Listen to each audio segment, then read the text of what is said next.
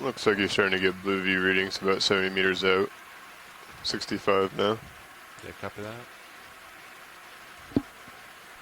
Good delta, 1920, looking good. Tether's blowing, say to the west. Looks good.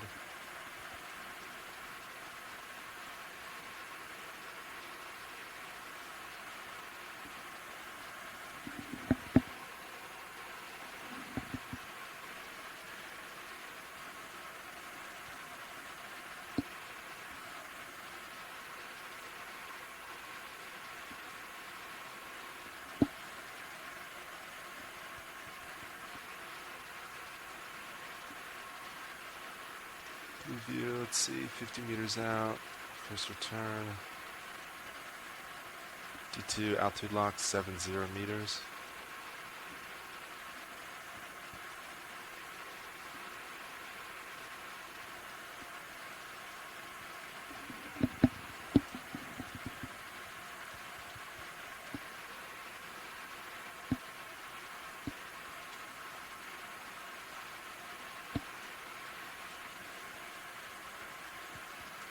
Delta about 23, looking good.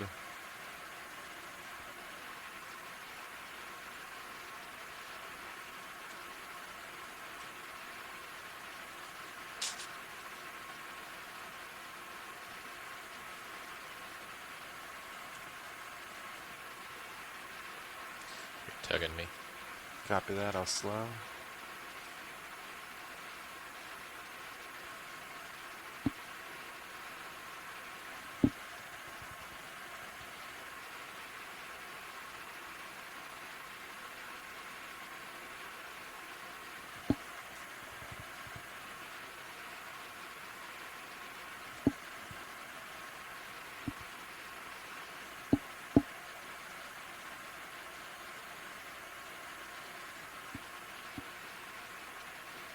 View, reading 30 meters out. D2 altitude 50.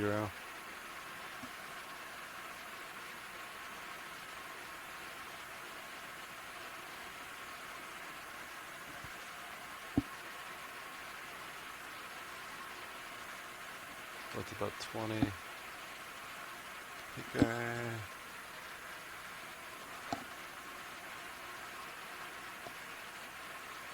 Nav, can you start to range in blue view for me? Will do. Maybe like 50 meters, please. Copy that. I think I'm starting to see bottom there, or what is ahead of us at least.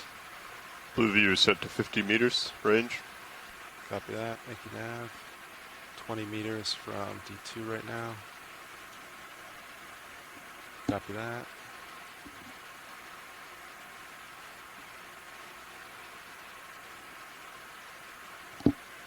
Delta 20 looking good.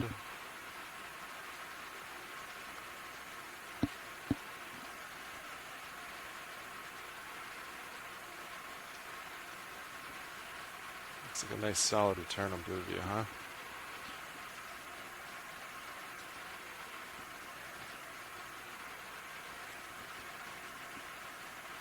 Meters altitude D2.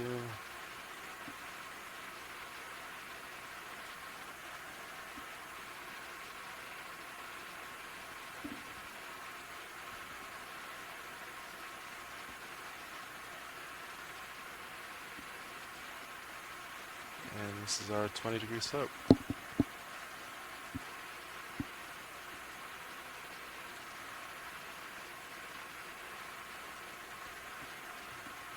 So we're right on the edge of that ridge, maybe.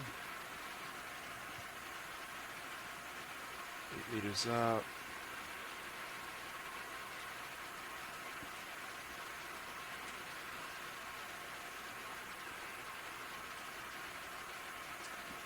All right, Copilot, I'm pretty much on bottom. Feel free to stop in a position you're happy with. Good morning, Deep Sea Explorers. Start setting up. I'd like to welcome you to Dive 13 of the North Atlantic Stepping Stones expedition through NOAA Ocean Exploration. We have just reached the bottom of an unnamed seamount near Hodgsen, and we're just going to give the pilot some time to set up here, and then we will start our dive. How do you want your swing arms? I think you can put them out for now. You can always bring them in.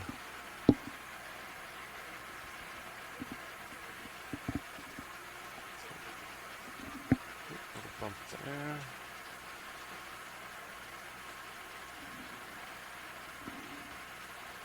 Some sea bison.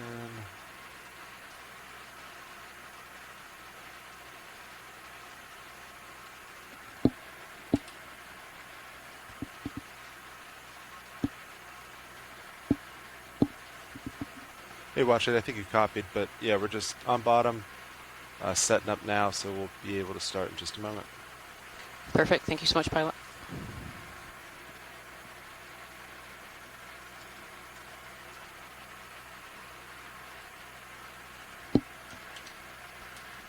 Bridge, this is RV Nav. I'd like to inform you that the vehicles are on the bottom, and I would like to discuss a bailout plan when you get a chance, as well as to verify that the center rotation is set to the A-frame at this time, please.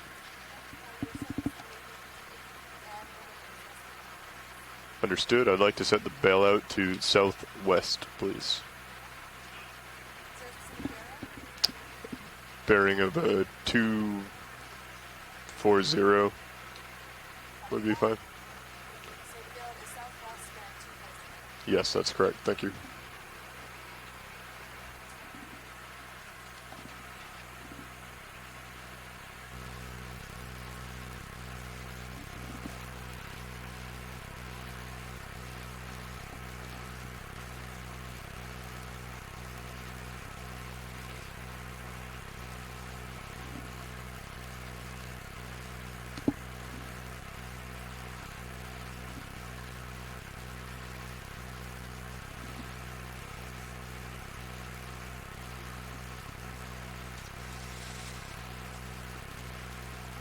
All good, Copilot? Okay. All right, watch it. I think we're all set. We're ready to start. So, per usual, we'll start our back and forth, just making our way up. If you see anything, just let me know. Absolutely. So as usual, too, one of the first things we look out for is a loose rock that looks like it's at least from this area. And I kind of see one right in the middle, though I'll let Kira potentially come on and let us know her thoughts about that particular that one dead center contender. there. Yeah, absolutely. Yep. Did you want to snap real quick? Hey, Brian. Yeah, it's a little hard to tell zoomed in right away on the first thing we see. The size looks good. The angularness of it looks good. If we could just quickly pan a little bit to see the context of where we are. Sorry, I just to see where the rock may have come from. I see a boulder next to it, and then a large platform off to our left. To your left also. Yeah. Watch it as we zoom in. This one might be a hair big. We might keep looking for something a little smaller, if that's all right. Oh, perfect. Then we'll do that. Great. All right, video. If you want to come wide for Yeah, me. that sounds good, Kira. That one apparently is a little bit large anyway, so we're going to have a bit of a pan around here and see if we can find a more suitable size rock to pick up.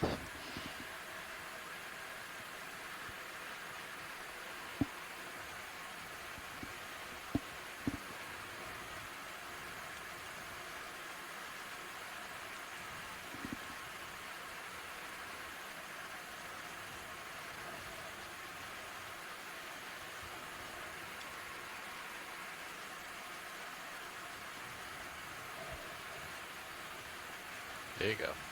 One of those might work.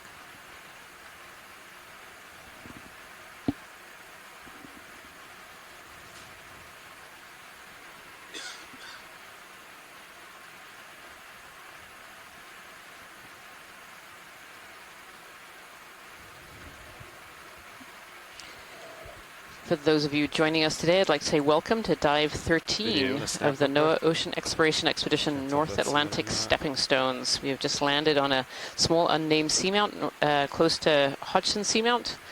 And we've just landed on the bottom. And so we're having kind of a look around to see what we can see and whether there is a suitable rock for us to pick up.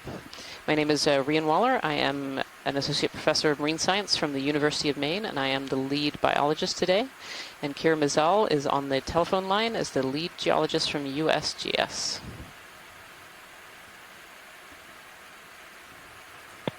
Good morning, everyone.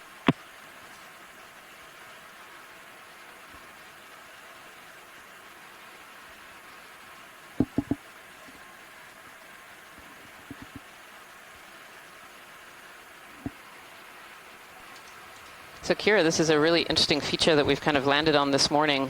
Almost looks like these slabs have kind of broken off and twisted and potentially fallen down slope, and then we have this sediment area. This is really, really interesting. Yeah, sorry for my silence as we panned over that. I'm just so excited taking a look, trying to figure out exactly what we're seeing here. We do have a large chute to the side of us that we are sort of diving on a ridge right next to it. So I expect we'll see a lot of material coming down slope from mass leaking or maybe some slope failure. The Seamount in general looks pretty lumpy topography, which is why I called it that briefly in the dive plan. But feel free to come 20 degrees to definitely seems starboard like it's experienced a lot of erosion over time, and we're seeing here that sediment that's slowed down. So yeah, I'm trying to wrap my head around what the geology here is and what would be the best rock sample to try to characterize what we're seeing here. It's a very slow-moving, quiet fish here. Lasers off. Kind of has the features a little bit of a halosaur, but it's very, very white.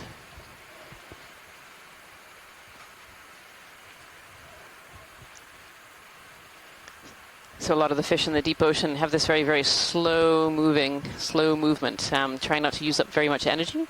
Down in the deep ocean, particularly where we are today, at just over 2,500 meters, there's not a huge amount of food, and so you don't want to expend energy if you don't have to. So a lot of the fish have this very slow, it's called sinusoidal swimming, this very slow back and forth of the tail.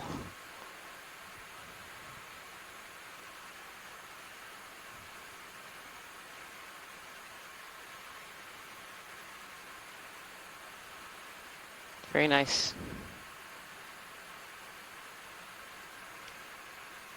Thank you so much, pilots. Interesting too, seeing the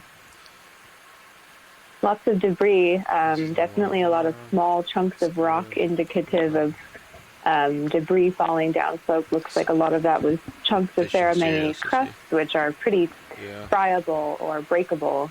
And so those can easily be broken off as this stuff is floating down the flanks of the seamount. Fish and Sirius is Definitely here seeing some really sedimented bottom material. Yeah, I wonder almost if there's some rocks kind of in this top right-hand corner. I see like a little rubble pile. And it's funny looking at that rock that we saw earlier that we zoomed in on. You can now see from this angle that it's really quite large, a bit larger than we were thinking it was.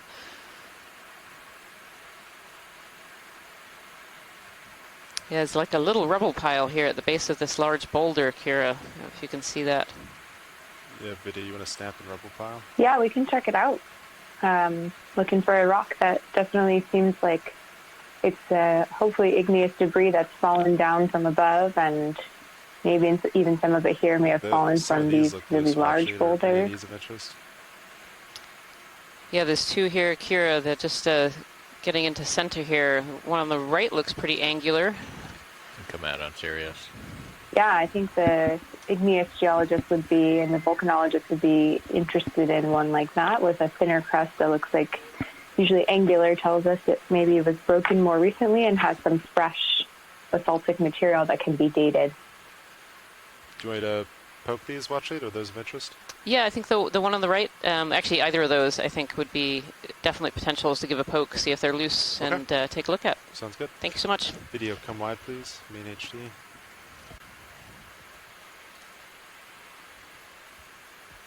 Kevin Conrad is mentioning it's worth giving the squeeze test on these rocks as well. Yeah, copy that. My lights are out. Looks good.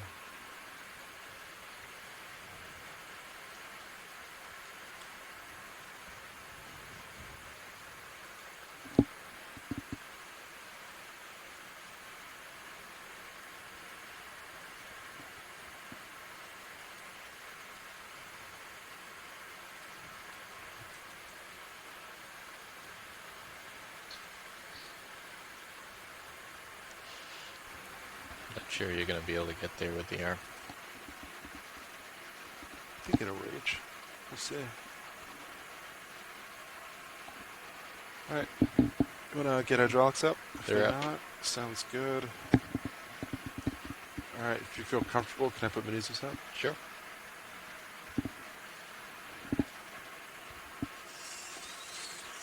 Alright, arm's coming live. 3, 2, 1. Arm is live. 4, 7. Go ahead, Bridge. And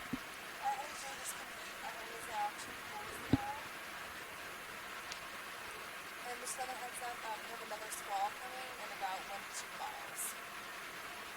Copy that. Sounds good. Thank you, Bridge.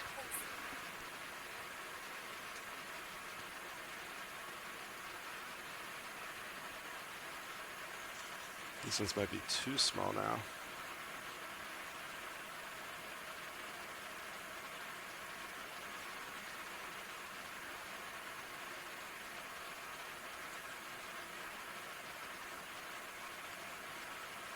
Yeah, watch it. Both these are loose. Are those the ones you were thinking of?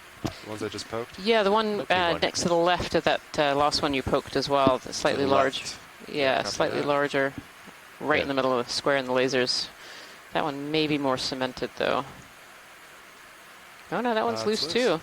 Is The, that the one vicious? to the left also. might be Let's loose. pick it up and give it the squeeze and see. I'm a bit worried. I think I saw one of them chip as you touched it there.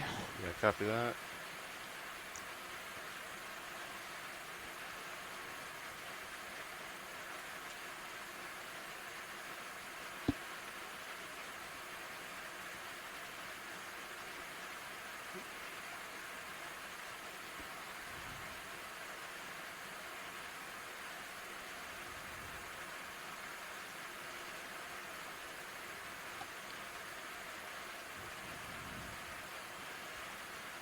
I don't know if I'm actually on it.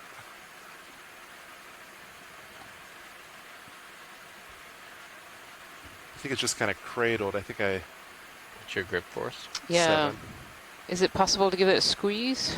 I Or can is drop it, it and try again. I think it's oh. just kind of sitting. Okay. Video, come on in real quick. Main HD, please. Hold that.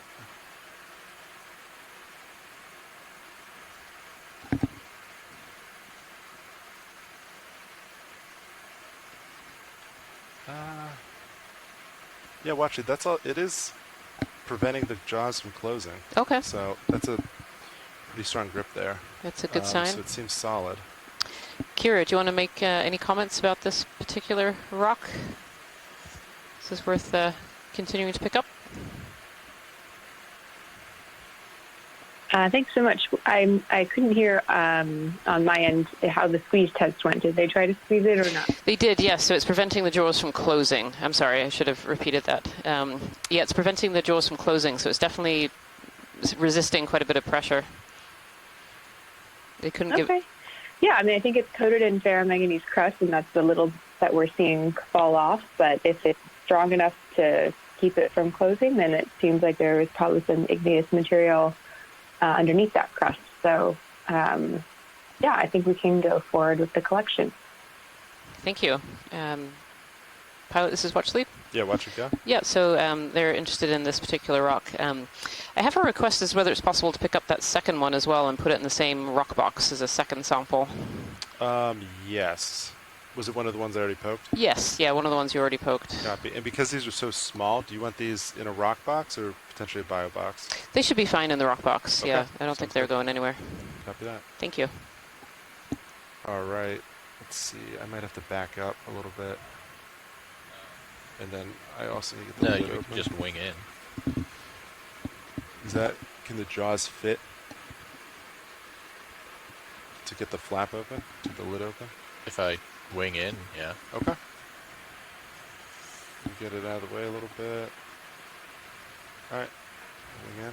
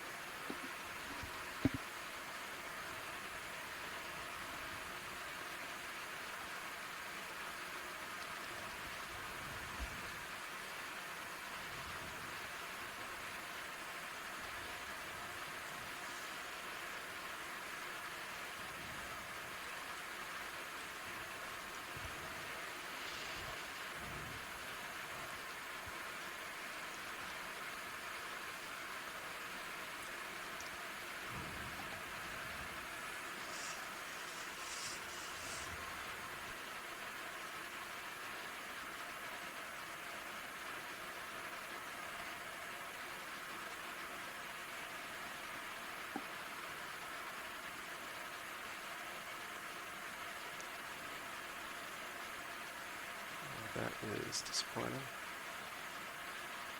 Hey, watch it. I think it's actually jammed within the fingers. I might have to wiggle the jaw a little bit. Oh no, okay. Just No, be a moment. no problem, no problem.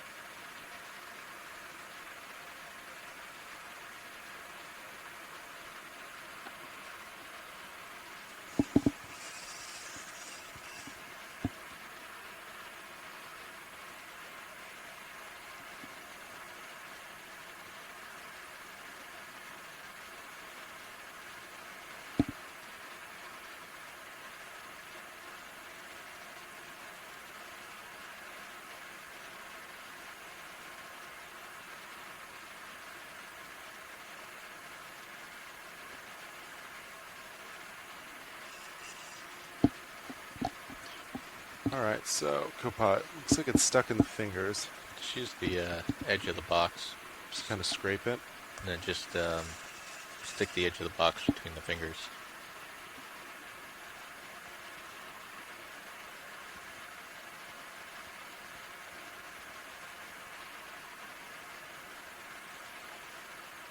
Just don't push down too hard. Carl's not watching.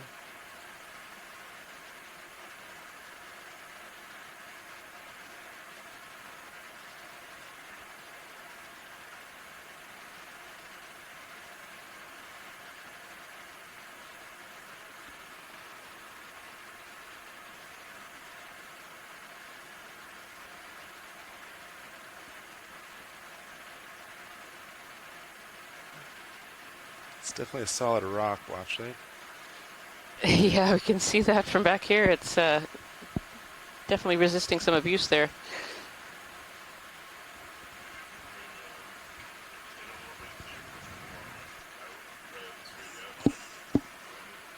Yeah, I was pressing it and then wrist to try to, but I don't really want to put any more pressure on the drawer like that.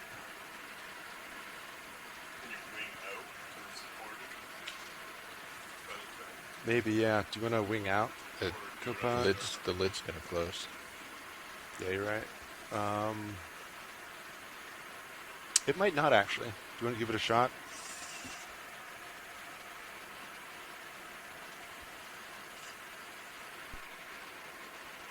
Hold that. Let's try it.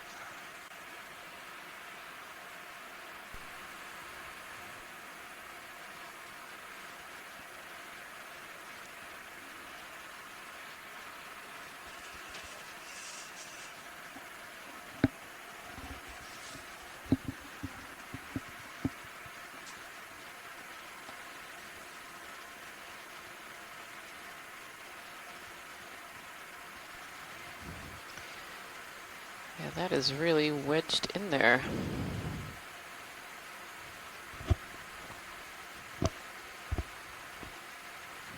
Yeah, watch it. I don't know if that's coming out. I can still sample, so I can go for the other one. Yeah. But I don't want to take up too much time trying Well, to loosen this up. Right. We're not gonna be able to snip anything. So there is, you know, another rock if to we do it. have to destroy it to get rid of it, that's totally fine. We can always pick up something different. But if you think that's not coming out, then yeah, let's try and pick up Okay. another one.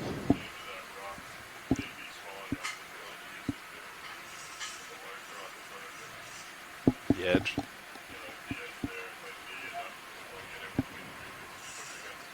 Yeah.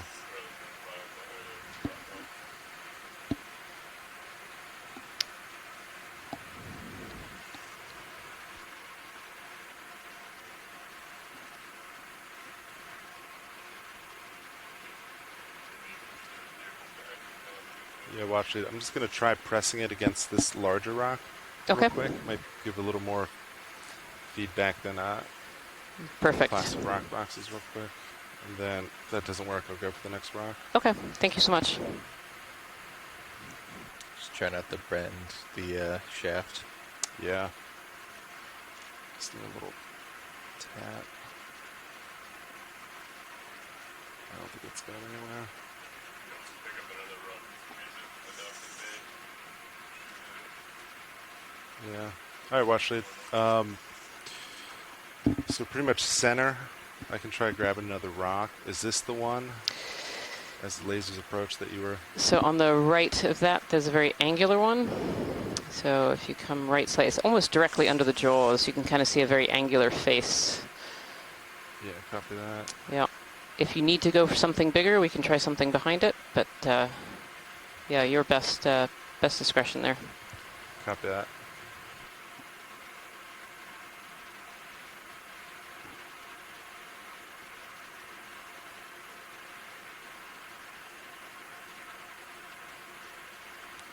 Yeah, one went right through the fingers. That one might be a little too small to grab, watch it. Okay. So let's try for something a bit bigger. We could try for the one in the lasers if you think that one is loose. That one's definitely bigger. Copy.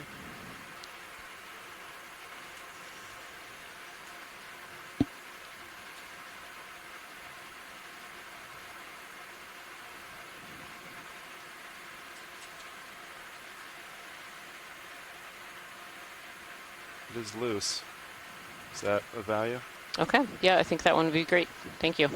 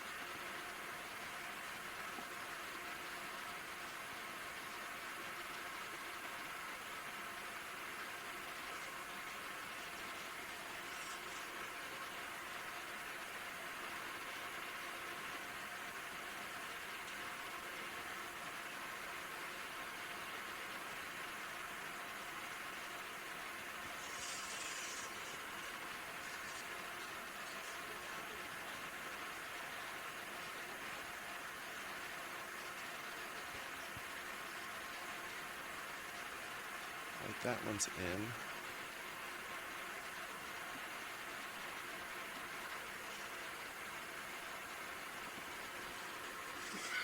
All right, watch lead. So that one's in. I think we can keep going like this. I don't want to spend too much time. Yep. I know we just started the dive, fiddling with the jaws. This could potentially notice how the blades cannot close. Yep. So that could prevent snipping further down. Yeah, it So looks I like could this either is... take time to keep adjusting this, or we could continue the dive knowing we might not be able to snip things later. Let's continue for the dive for a little bit. Copy that. We'd actually like some zooms on this rock right in front of us and this bamboo coral over to the right before we leave this area anyway. Yeah, of course. And we'll do some chatting back here as well.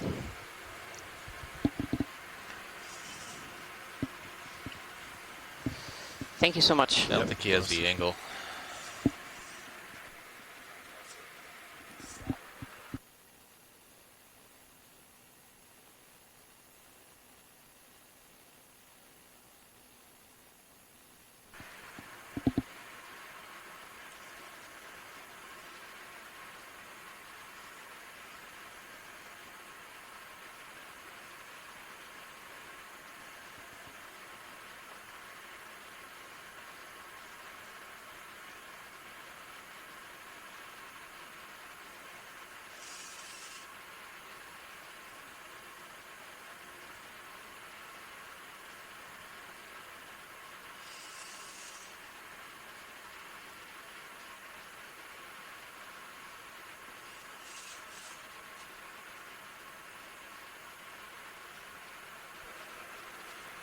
Does that controller reach all the way over here? Which one? This one? Yeah. Not as is. We'd have to. I think it's potentially zip tied. Yeah, it's kind of coiled up there.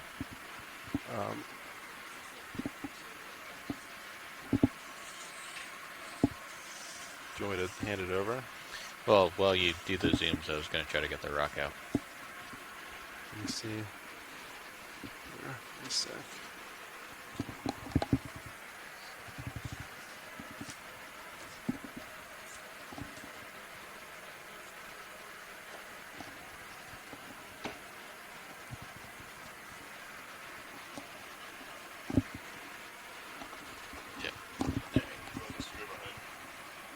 No, keep just lay it there. Yeah, Yeah. I think it works.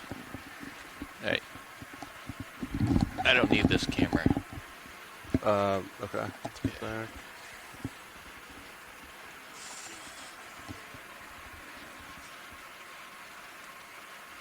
I watch it. So, what's the first item in view you want to look at? Yeah, so over to the right-hand side, there's kind of this brambly-looking white skeleton on the seafloor. Oh yeah, copy that. Thank you.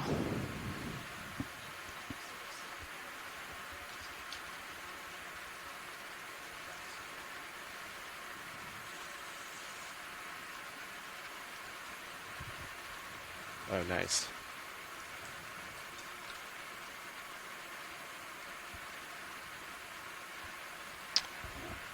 Yeah, it looks a little bit like this is one of those bramble-type bamboo corals, and it potentially actually is still alive. I think I see some polyps on it, which means it must have relatively recently fallen, most likely from this rock above, but we'll have a look at the rock as well and see if there's a holdfast stuck in there after we've had a look at this, these branches on the seafloor here.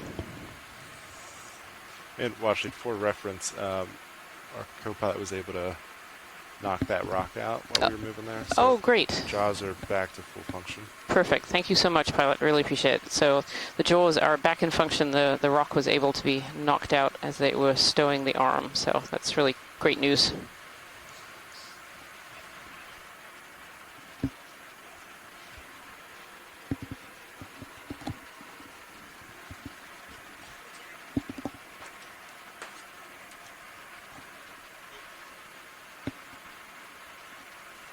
Video come wide, please. Is that all you need for that core right there, Wesley? Yeah, that's really great. Thank you. If we could have a look at the rock above it, I'm kind of wondering where this bramble has come from. I know it's not a great view, but if we could have just a quick peek. Underneath in the dark there? Yeah. Yeah. I suspect it's fallen from this this large rock above somehow. All right, video. Come in.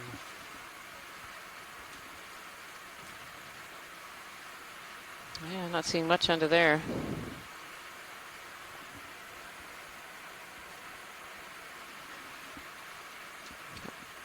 A barnacle under there, and yeah. Okay, thank you so much, pilot. I think we can start our dive trek. Thank you so much for that that collection. We appreciate it. Yeah, of course. Sorry it took an extra moment there. That's okay. It's no problem.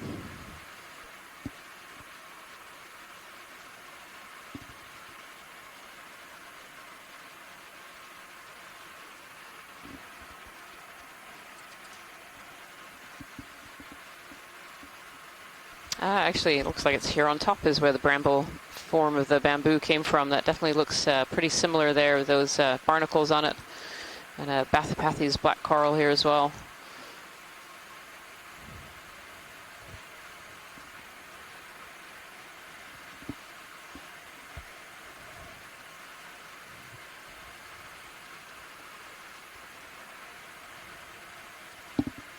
It was interesting on that large boulder, too. I noticed there were lots of sort of angular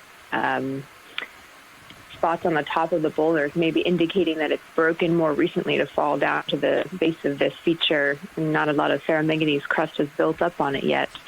Since they grow about 1 millimeter per million years, you can get some clues about where things come from.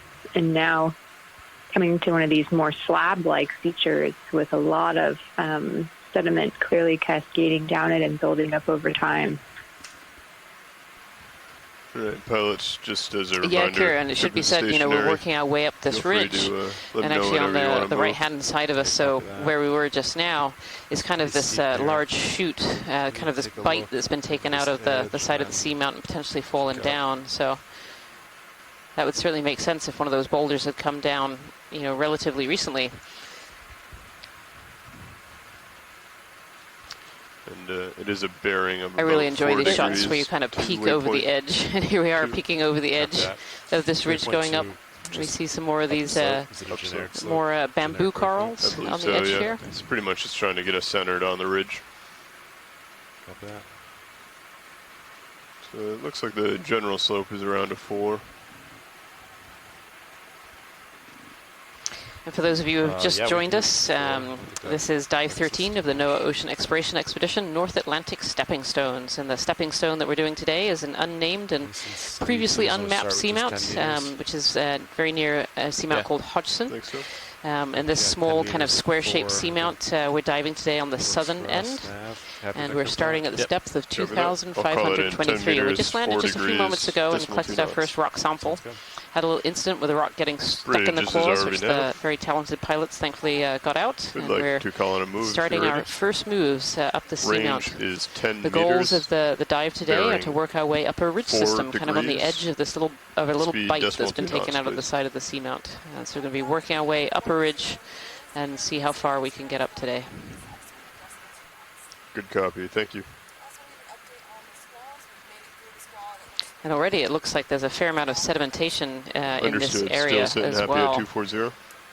Certainly compared to those corner Excellent, rise thank you. seamounts that we were diving on earlier in this Pilots, that expedition, moves this looks it. like quite a bit more sediment that we had Copy seen that, at thank these you. similar depths over on the corner rise. Kira, this just looks like a whole plateau has just come sliding sliding down the hill. I don't know whether that's true or whether it's been eroded around it, but it just looks like it's like cracked off the side and come sliding down. I totally agree. I think that's what we're seeing here is these, it's a little bit harder to erode igneous formations. And so when we see these really big features with a flat top and then these really jagged edges, this definitely seems like part of a flow that may have moved downslope. Although it's interesting too, the rock textures look a little bit like conglomerates. So there's a chance too, it could be carbonate underneath there. Part of that upper portion of the map in the dive plan, we saw this wave cut platform that looks like it may have failed and fallen down slope here too. So this could really just be a sort of a graveyard of sorts of rocks that have fallen from above.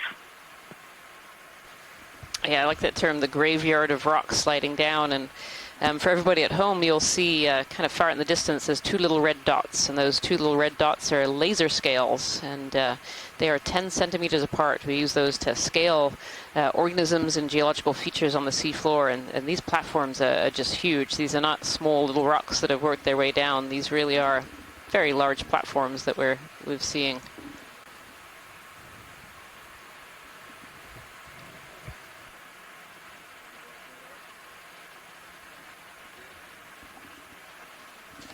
Yeah, Sean, let me know if you can hear my breathing again. Yeah, yeah, of course.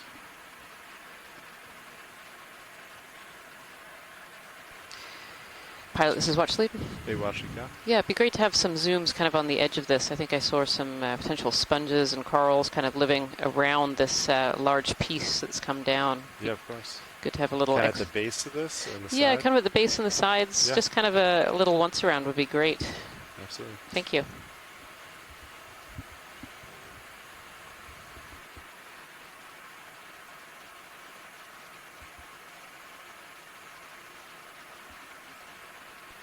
Go ahead, Bridge. moves complete. Good copy. Thank you. Pilots, that move is complete. Copy that. Alright, Beta, you want to start to come in?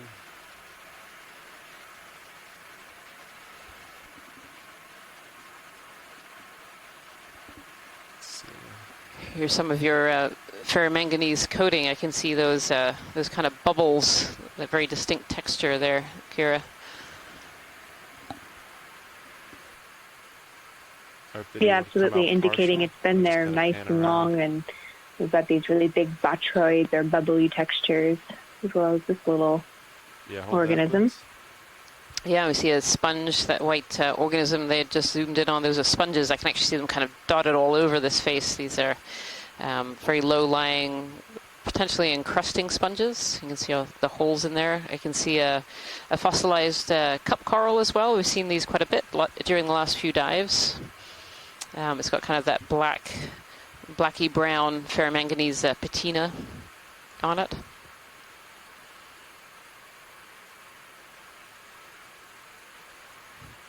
Almost these spider webs of biological material. These would be tentacles or mucus strings, all kinds of things that are on here. Yeah, now we're starting to see a few corals. If we could zoom in on the white, that's it. I think you got it. Thank you. All right, video, come on in. This one looks a little bit bamboo-like.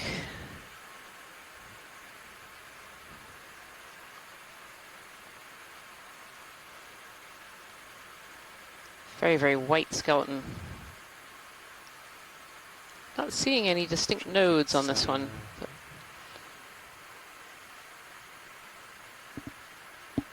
beautiful.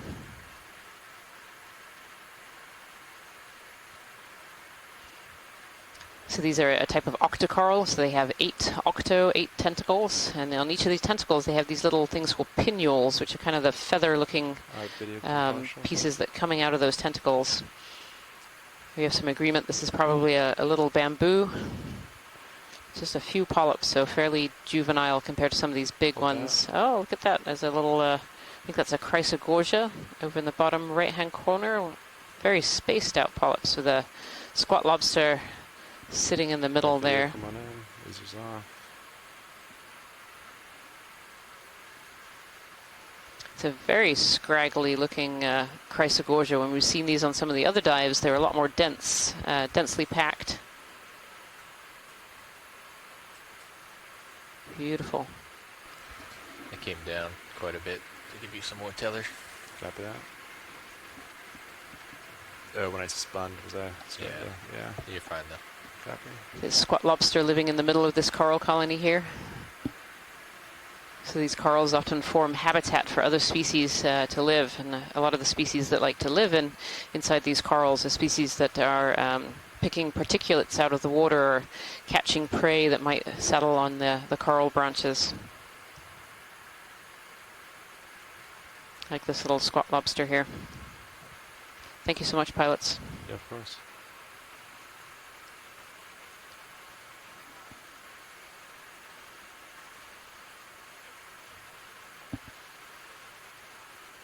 Yeah, lots of that botryoidal texture on this side here.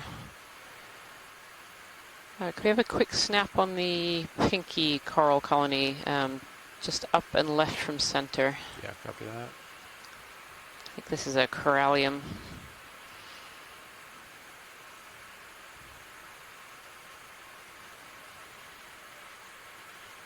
Oh. Sorry, I was going for the wrong one. Oh, if you saw another one. No, I think I was just looking at something wrong.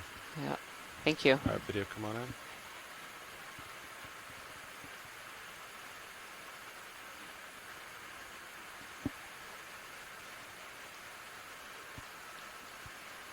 Yes, I think this is what we've been calling a hemicorallium, which is a relative of the red corals that are often found in shallow waters in the Mediterranean and in Hawaii. Beautiful open polyps there. Thank you so much, pilots. That's great. Yeah, of course.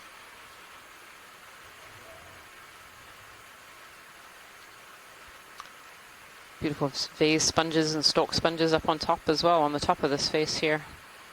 And you can really see the difference in that sedimentation. So there's a fair amount of sediment up here on top, a little kind of coating, but that can often be enough to really discourage larvae to settle and grow on these faces, and that's why we're seeing more of the filter feeders kind of on the side, on the edges there. Oh, beautiful bathypathes up in the top corner as well. This is a black coral.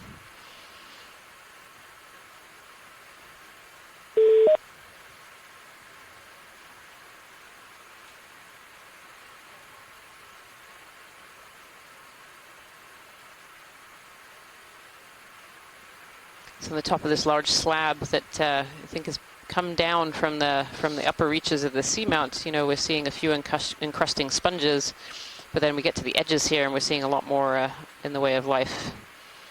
That preferred habitat, Les Watling is saying, definitely seems to be those kind of vertical surfaces. And these areas where you can get increased water current, there's also less sedimentation, kind of more nooks and crannies as well, especially in the slab. You can really see where it's almost kind of broken off. It's left kind of these jaggedy edges. And those can often be really good places for larvae to settle and get out of the way of predators, because predation is a really important factor in why we see species in some places and not in others. Time did that move And really in the half? factors that aid was larval completed at settlement in these areas 14:30, so are very about much 7 minutes unknown. ago. It's Yeah, we can kind of wait for another hypothesis, but it Really would be put some it in combination another- of, pull up a little of bit. finding the right Right, sorry, environment very away quiet from for a predators to be able to second. live and grow. So I'm looking. Let's see. Yeah, you can put in another 10. Yeah. Another 10, still 04 or 004. Siphonophore going by. Sounds good. Right. Bridge, this is RV nav. We're ready for another move if you are.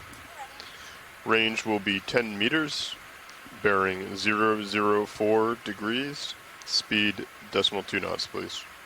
Copy that. Range of 10 meters, bearing 004 degrees, at a speed of decimal 2 knots. Good copy, thank you. Oh, I think I see a white, potentially a bamboo, almost dead center there, pilot. Yeah, copy that. Thank you. This one's quite tall. This one's probably about 50, 60 Pilot, centimeters, that not quite a move is meter underway. in height. Copy that. You can see those two red dots there. They're 10 centimeters apart, and those are harmless lasers that we use to scale things on the sea floor. From video, it can be very difficult to really understand the scale of things, and so we use these lasers as a tool for helping us being able to visualize how large things are. Very. Morning, Rian. Hey. Oh, good morning, Scott. And this looks to me like a Alright, video bramble and that's switch grown video. upwards, not in such a twisted tangle near the substrate. Yeah, it's definitely got the fine, fine branches and kind of jumbled up structure of those bramble bamboos, but I would say this is a pretty large one for a bramble. Would you say that, Scott? Yes, I would agree, and at least based on the genetics, it does look like they can get large. They can grow out of that sort of crumpled up bramble phase, which I interpret to be, you know, not a good attachment to the substrate, or maybe they've broken off and are regrowing in some area. But if they get a good hold on the substrate, you know, there's no reason they shouldn't be growing upwards into the current. So that's what I'm interpreting, what I'm seeing. Yeah. Again, not just like the last one we looked at that was, you know, tucked under that rock. I'm really not seeing nodes, and we do know of at least one species that appears to be nodeless or has very few nodes, which is really quite fascinating for this family. Yeah, I agree with you there, Scott. I don't really see any distinct nodes on this one, just like earlier. Yeah. Yeah. Is that one just... No, that's a tentacle. It's a tentacle sticking out. I saw the same one. Yeah. Yeah, A some, barnacle growing some- on one, at least one barnacle, maybe two. yeah, I think there's two little barnacles in there. I think over to the left of this colony too, I might have seen a little cup coral, quite low lying on the sediment. On the rock, and kind of surrounded by sediment. Let's pull out slowly here and see if we can see it. There it is, over in That's that. the left. Yeah, is that a little cup coral? Does look like it. Yeah, it's got that very distinct video coming pink and potentially bright white tentacles. Very round. I have an eye for the bamboos. You have an eye for the cup coral. I know. Spot a cup coral in 100 They're yards. on your radar. There we go. Oh yeah, look at this. This is a beautiful little cup coral. So these are what we call solitary corals. So where we were looking at that bamboo and you were seeing all those multiple polyps. So those are colonies. All of those polyps on that bamboo are genetically identical to one another. And this little one is just a solitary. So it's living by itself. It's genetically identical probably from others around it. You can just see those tentacles all kind of drooping over the edges. And very, very rounded. I'm not quite sure what species this would be. So these cup corals, and actually a lot of what we call the scleractinian hard corals, are really identified almost solely from their skeletons. And so you need to be able to look at the skeletons and the different rays and arrangement of those rays to be able to get a good idea of species. This being fairly low-lying and pretty round, it could be a type of Caryophyllidea. Could also be Good maybe a job, thank you. Volganella. All right. Yeah. Yeah. Pilots, Beautiful. that move is Is complete. that all you need, Watchley? Yes, that's great. Thank you so much, pilots. No problem. You can see it in the minute cam. See the little black. You can patch? see how small that little cup coral is, all by itself, probably just 2 to 3, maybe No. 2 centimeters Just across. the right side. Yes. Oh, okay. It's just like an edge with a. Oh, is that? Yeah. Yeah. It's just an edge with a sponge on it. I copy.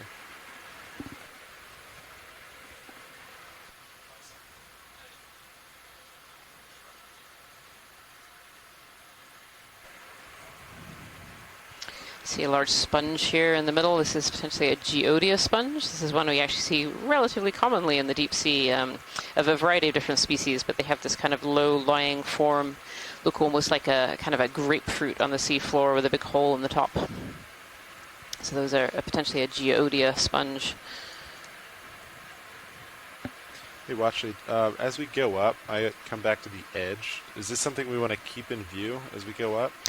It Or would, is this not? yeah, it would be nice to take a peek over the edge if that's possible with our track. Yeah. And if not, We can that's kind of follow it on the way up okay. if you want to keep it in view. Yeah, I think so. There are often And then just kinda interesting, come back to it. interesting things on the edge. Plus, we can see a little bit of what the geology looks like from those edges. Oh.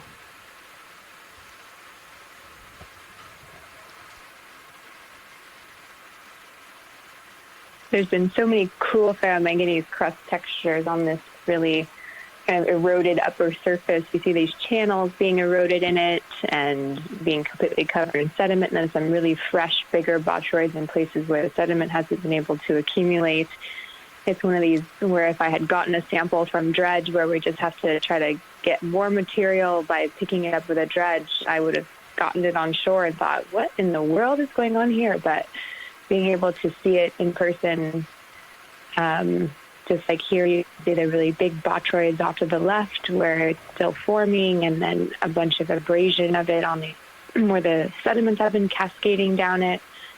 Definitely an interesting, highly erosive environment here.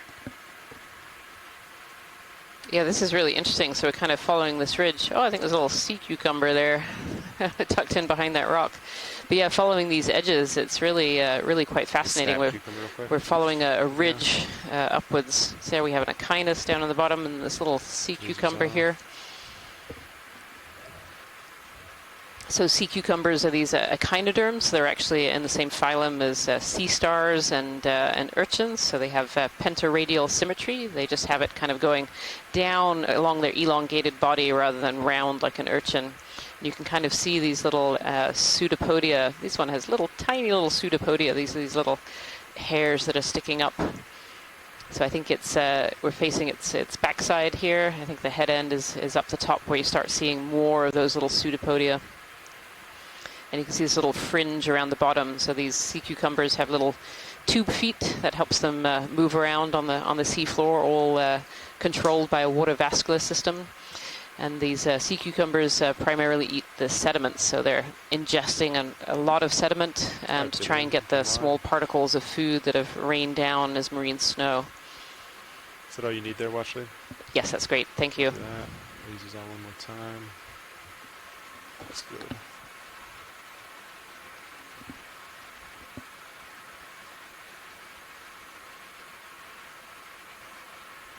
Yeah, just looking over kind of the edge of this this crust. This is a really great view looking up, and if you switch over to your camera number 2, you can actually see the view down from the Sirius cam. So this ROV is in 2 parts. We have the Sirius part, which is the part that's directly connected to the ship, and so takes a lot of the wave and the heave. Pretty far out on that And then side. connected to the Sirius is the D2 body, which is the main part here that we can collect and see right through. there. But it's just wonderful that we have this camera on the Sirius view, and we can really see and Yes, get I some think sense we of could- I scale, don't see especially any, with like- some of these geological Well, features. also looking, if you look at Sirius, right, you can see where it hits the edge. Oh, right there. Yeah. So if and it's pretty clear. So if I pull It's such a up, for contrast from the right-hand side here over to the left. So we're just looking over the side of a cliff on the left, and then here we are over the edge of this plateau that's kind of been undercut here, example, it keeps pushing and then onto out, this right? more sediment Yeah. plain. So where I am now, we could do another 10 meters. Yeah. Nav. When did move end? Last move was completed at 14:41, so about Yeah. 6 minutes ago. Yeah, We so can we're go good ahead and for get another another- 10 yeah, meters. Yep. Sounds great. 004. Yeah. Yeah. Copy thanks. that. Bridge, this is RV Nav. Ready for another move when you are. Will be the same as the last two. Range 10 meters, bearing 004. Speed decimal 2 knots, please. Another one of these large plates that potentially has come downhill. copy, So thank you. we're diving today right on a ridge, kind of on the edge of Pilots, a that move is feature in. that looks like it's kind of fallen in. It looks like someone came and take a bite out of the seamount itself. And so we're seeing these really large platforms that must have slid downhill at some point in history. Thanks, Nav. Almost looks like the seafloor has kind of been cracked and pieces flung downhill. And we can see all kinds of organisms kind of living on the edges of these pieces. So the pieces have been here for a very long time. And that, of course, that ferromanganese crust, those botryoidal texture, showing that it's been there.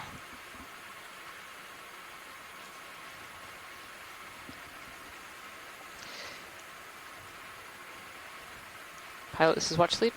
Hey, watch it go. If it's possible to get some close-ups of kind of the edges of these large features, that would be great. If we're already by it, that's totally fine. No, I could do that real quick.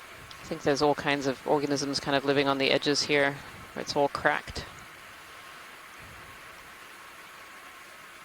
All right, video, you want to start to come in partial, please? This one's Plenty really of interesting. tele- There's like a whole little cave underneath it. It's really this little pillar Yeah, that's hold that, sticking out. please. Oh, we can see some really fine, fine corals on the right. I think that looks almost a primnode of some kind. Be great to get a zoom in on the really fine coral on the right-hand side, if that's possible, pilot. Yeah, the one sticking out. Yep. Yep. Yeah, right on the right-hand laser there. Video, come on in. So we have a bramble bamboo very much on the This is nose, all. and then we have this little one here.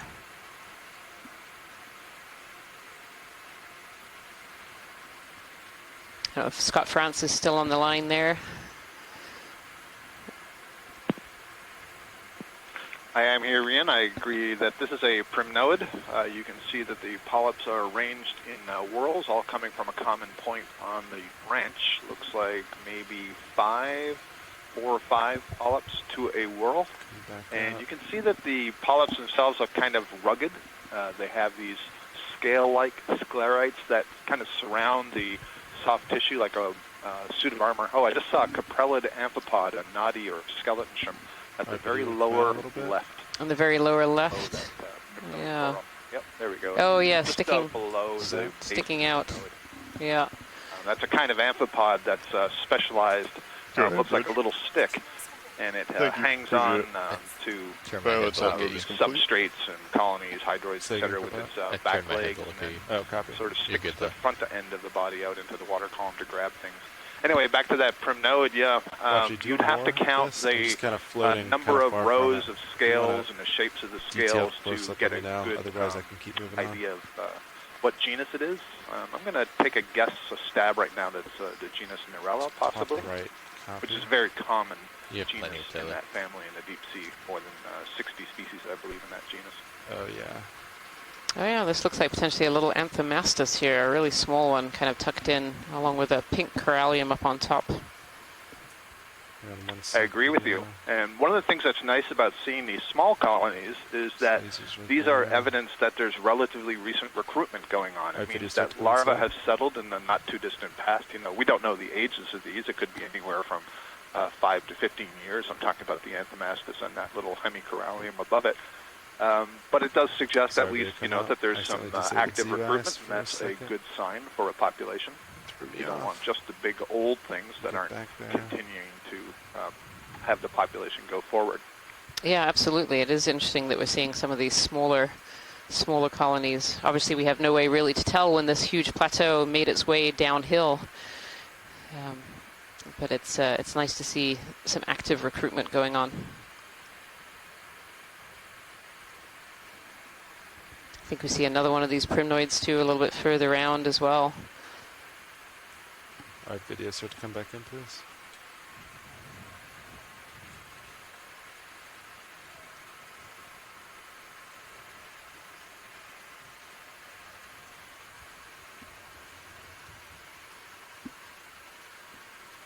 Yeah, this is what we call anthomastus. This is a little type of soft coral, and often distinguished by these really bright colors, bright red. And most of its polyps are sucked up or partially sucked up there. You can just about see some tentacles on the one on the left. And these are really interesting octocorals. They have two different kinds of polyps. They have these really large polyps, and then they have much smaller. You can just see them as kind of little bumps on the surface there. And those little secondary polyps are usually responsible for other things around the colony. So it can be water flow. Sometimes it can be reproduction. Really pretty. Very, very small colony in there. Tina Moltsova, who's an expert in these soft corals here. Pseudoanthomastus is her guess for this particular one. All right, video, come wide, please. Thank you so much, pilots. That was great. Yeah. Is this edge? Do you want more views, or should we keep moving? I think that we can keep moving. Yeah, Okay. These edges are definitely really interesting. If we can get that little bit closer as we go by them, that would be great. Yeah, of course. If I pass them up and don't, just let me know. Thank you so much, pilot. Among the many interesting questions, that we have been proposing over the last couple of days are what are the rates of these community developments? So we're seeing here the edges of these, relatively barren rock faces right now. There's certainly not a large community. Maybe there was in the past, but we were just talking about recruitment and, how long does it take these communities to redevelop? Any one recruiting polyp, what we just saw there, maybe it's 5 years, a decade, whatever. There have to be techniques to age that or to be able to follow through time any particular area. But what are the various factors that go into determining whether any one particular area is good? Obviously, the current flow is going to be important, and the amount of food that's being delivered. So something about the overlying water column, the ability to keep it free of sediment. But then I wonder also, as the community itself develops, that's providing more substrate for other organisms to land on, predators and grazers and so on. So a lot of interesting questions about how these communities develop. Yeah, absolutely, Scott. Those are some really, really good points there. And over the last few dives, both on Corner Rise and then the dive we had yesterday here on the New England Seamounts, we're seeing kind of these fossilized, these paleo reef structures that can create all this little habitat for other organisms to settle on. And I think as we come up to this edge here, I think I'm seeing some of those fossil cup corals kind of tucked underneath this edge. And these are corals that lived here a very, very long time ago, but today, they form those great areas for other organisms to be able to settle on and grow. Kind of those nooks and crannies to protect those larvae from predation or from too much sedimentation. Yeah, you can just see those cup corals hanging out at the bottom of this ledge here. Rian, from my perspective, it doesn't look like these cup corals have much of a manganese coating, which suggests that perhaps they're not all that old. Is that your perspective, or is it just I'm fooled from the distance? I think from a distance. We've just zoomed in, so it should be catching up with your screen right now. But these ones here definitely have that patina, that ferromanganese coating. They're quite black. Seeing a little polychaete worm sitting on top. Now. So they've been in place for a long time. Yes, these ones have definitely been in place for quite a while. I think I'm seeing, is it a little amphipod or a little polychaete up on top? I think it's a scale worm. So yeah. Scale worm, family Polynoidae. Looks like it's just moving for slowly over the surface. Is that it? Yeah, it doesn't seem at all bothered by us there. Oh, just gone out of shot. There we are. Oh yes, now you can really see those scales. These are called scale worms, and you can see that distinct scale pattern on the back there. And these scales offer these worms a little bit of protection. Go ahead, Scott. No, you were doing fine. That's okay. Yeah, so these scales offer a little bit of protection. No, go ahead. Nope, I'm be quiet now. So for those of you at home, there's a little bit of a delay between what you're seeing at home and on the telephone compared to us here on the ship on the Okeanos Explorer. And so sometimes we struggle a little bit with that delay when we have exciting things to say about the organisms that we're seeing. Oh, you can really see the scale plates there just moved. You kind of tuck them in.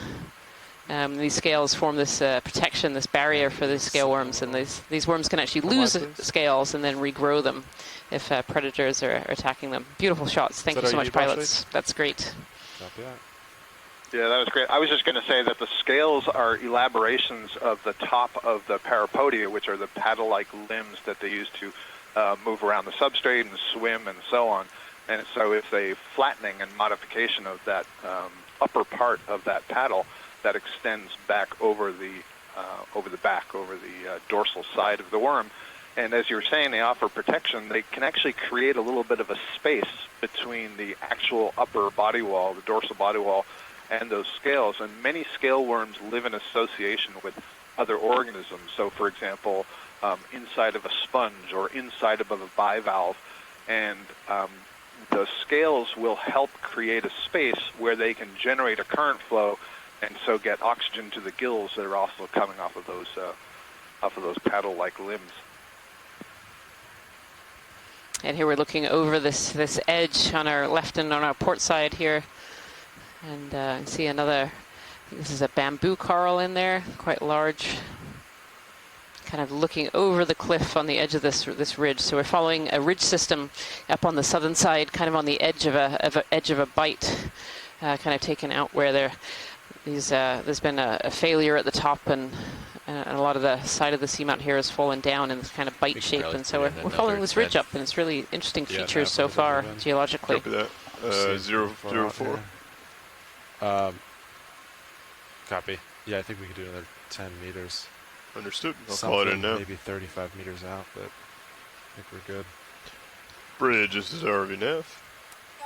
We have another move. If Yeah, you're we were ready. making some Range some 10 folks meters. in the chat were saying bearing we keep calling these rock 004 falls, and degrees. it looks Speed like these are decimal 2 knots, such a please. huge scale. We might be talking more on the scale of a flank fall, an entire flank falling Good copy. down. Thank you. Yeah.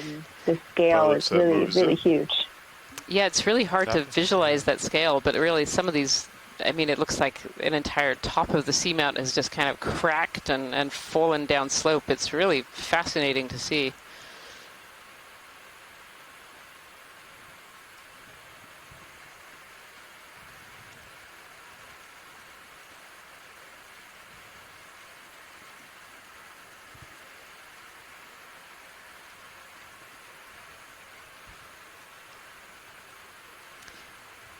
Pilot, this is watch lead. Watch it go. Yeah, whenever it's convenient, it'd be good to get a little shot of this sediment too, just so we can look at the composition of the sediment. Just Yeah, whenever absolutely. is a good time to do that. Yeah, I can get close now. Get a nice shot.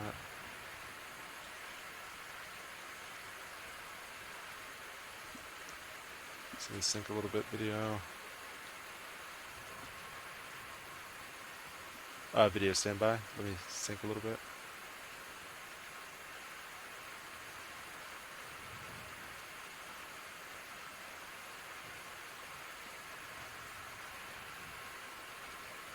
Seems to be a lot of texture in this sediment here, Kira.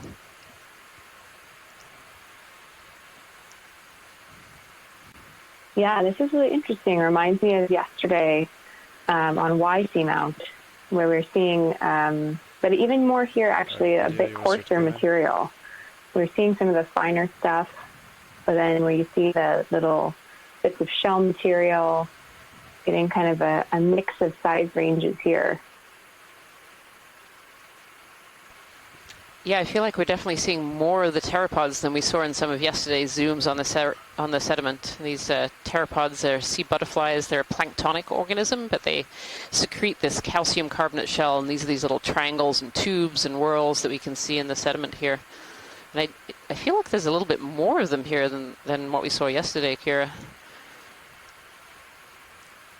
Yeah, I think so. I think that's probably indicative of how much is falling down slope here. This huge failure of the summit plateau that we're thinking is what's going on in this region means that even more of the debris from above has been transported down, and so we could have had some of these planktonic organisms being even more concentrated higher up and falling down slope. Whereas yesterday, although we had some little sediment cascades, there might have been more in-place sediment that was actually accumulating there. Definitely always getting clues about where everything came from by what you can see in the composition of the sediments. Go ahead, Bridge. Thanks so much, Pilot. That's Thank great. you much. Appreciate it. Pilots, that move is complete. It's always fascinating to get a close look at these sediments too, because as a biologist, my eyes are looking all over and looking for that infauna that we see. So infauna are animals that live kind of inside the sediment. And although you may look here at this picture and see, oh, there's no, big corals and sponges in this particular image, but actually inside the sediments, there's a lot of organisms that live there, from worms and different crustaceans, even larger organisms such as urchins and sea stars and brittle stars can actually dig themselves into the sediments and get some protection from predators that way. So where we see these vast plains of sediment, they are far from lifeless. There are a lot of organisms that live inside the sediment that are really fascinating and very much understudied as well, because it's so hard just to be able to see them. Oh, a fish here. This might be that halosaur. Looks. Do you want to snap real quick? We saw a very white halosaur earlier.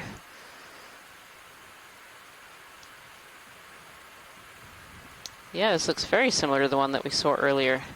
To scroll back up here, because I know that there were some names that were put forward by some of our fish biologists who are on the line here. Potentially a species of Aldroved. There we go, my pronunciation. Aldrovandia, possibly A. rostrata at this depth. The horizontal position is a searching and feeding posture just above the soft sediments. These halosaurs often ingest mouthfuls of sediment, and they have a little array of sensors under the long snout that help them detect those buried, that infauna that we were just talking about, those animals that live in there. Is that all you need, Watchley? That is great. Thank you so much. Video when you're happy. So one of the exciting things about our dive today and this expedition as a whole is that we're using telepresence technology. So that telepresence is bringing this live feed video to you just a few seconds before what we're seeing out here on the ship. But it also helps us bring in other scientists from around the world as well to help us identify organisms that are in the seafloor or different seafloor features of the geology as well. Though we have myself as biology lead and Kira as the geology lead, our expertise are with very specialized things, and so it's great to be able to tap into scientists from around the globe. And right now we have 10 to 15 scientists who are on what we call the scientific chat room, who are helping us to identify organisms, identify species, and then identify what might be going on with the geological features that we're seeing as well. This is one of the great joys of a research cruise and exploration expedition like this.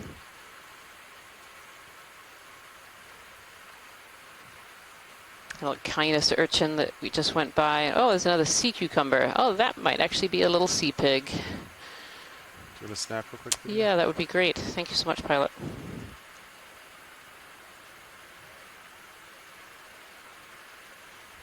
Yeah, I'm not sure actually if this one would be classed as a sea pig. I think it might. So there's a class of these sea cucumbers that have these really long, distinct pseudopodia, these headpieces. Yeah, you can just about see it. They're kind of hiding a little bit. It's well camouflaged on the sediment, being this kind of white and transparent color here. And these have been nicknamed the sea pigs. Some of them are very rounded and actually have kind of more of a pig-type shape. This one is a bit more elongated.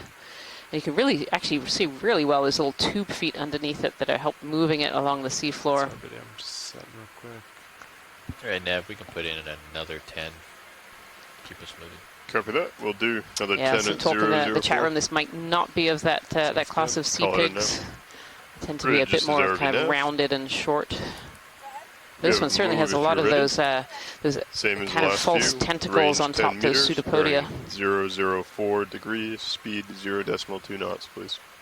Copy that. Range of 10 meters, bearing 004 degrees, at a speed of 2 knots. Good copy. Thank you. So these holothurians, or sea cucumbers, are members of the Echinodermata. So they're in the same phylum as the sea urchins that we just saw, and also the sea stars and brittle stars. So they have what's called pentaradial symmetry. But unlike being rounded with 5 arms, these are more elongated. So they actually have kind of 5 strips of muscle that go on the inside. And these holothurians, these sea cucumbers eat sediment, so they're ingesting sediments to be able to pull out all of the good particles and nutrition out of the sediments, and so they often leave quite long tracks on the seafloor, both of where they've eaten the sediment and also where they're pooping out the sediment on the other end as well, leaving these tracks and trails. Beautiful shot. Thank you so much, pilots. Copy that. Yeah, you might actually be able to see a little trail there just above it. And we obviously don't know whether that's the trail of this particular sea cucumber, but it's definitely a trail of some organisms that are on the seafloor there. Let's keep moving.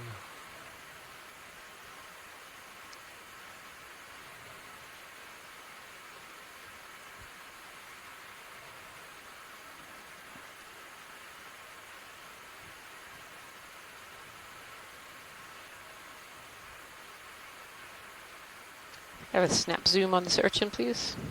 Yeah, of course. Thank you. And these are Okeanos urchins, we think. We're just going to have a quick snap zoom as we haven't looked closely at any of them as we've gone by, but we've seen 3 or 4 of these already in this area. All right, video, go for snap. So those lasers on the seafloor, they're harmless scaling lasers. They help us tell the size of things that are on the ocean floor. And they're 10 centimeters apart, so this urchin is a good 10 centimeters with its spines and maybe 5 or 6 centimeters, just the central area. Beautiful.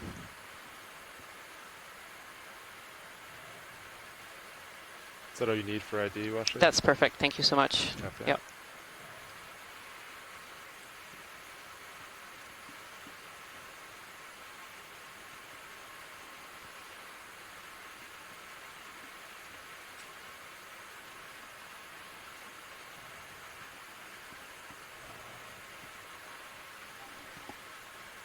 Go ahead, Bridge. Position is complete. Good copy. Thank you. Pilot's move is complete. Copy that. Thank you, Nav. So Kira, this ridge that we're following here, do we think that this is potentially a plateau that has come down as well, just a really, really large piece? Or do we think that this ridge is an original feature that has kind of withstood and then pieces have cracked off of the side of it? Yeah, that's a really good question. I'm trying to get some context with you. I was actually just looking at the blue view of the radar to sort of get a little bit of a larger view of how big this feature is. Definitely seems like it's still the jagged edges along the sides that we keep seeing on these really big broken off flanks definitely make it seem like it's broken from far above and not an erosive feature. You know, when we have long-term slow erosion of geologic features, you can sort of imagine just like water running down rock, you'll get some more smooth features. You know, when we were looking several days ago on the carbonate platforms that have been eroded, yeah, you get some small-scale breakages, but also in general this kind of more smooth topography when it happens slowly over time. Or when you have these big events, these big failures, you'll see these more jagged edges along the sides. So it's still the clues that I'm seeing so far. It's really hard to tell from the zoomed in, the way we're looking super zoomed in with the ROV now. But every time we get to like here is a great example of these really kind of jagged edges. It definitely makes it feel like it's a broken off and displaced block of material from above.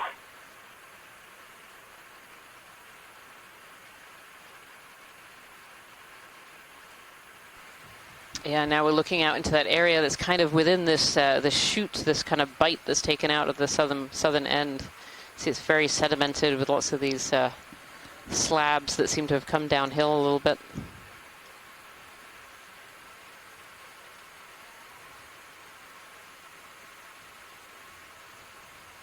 Take a peek up slope real quick.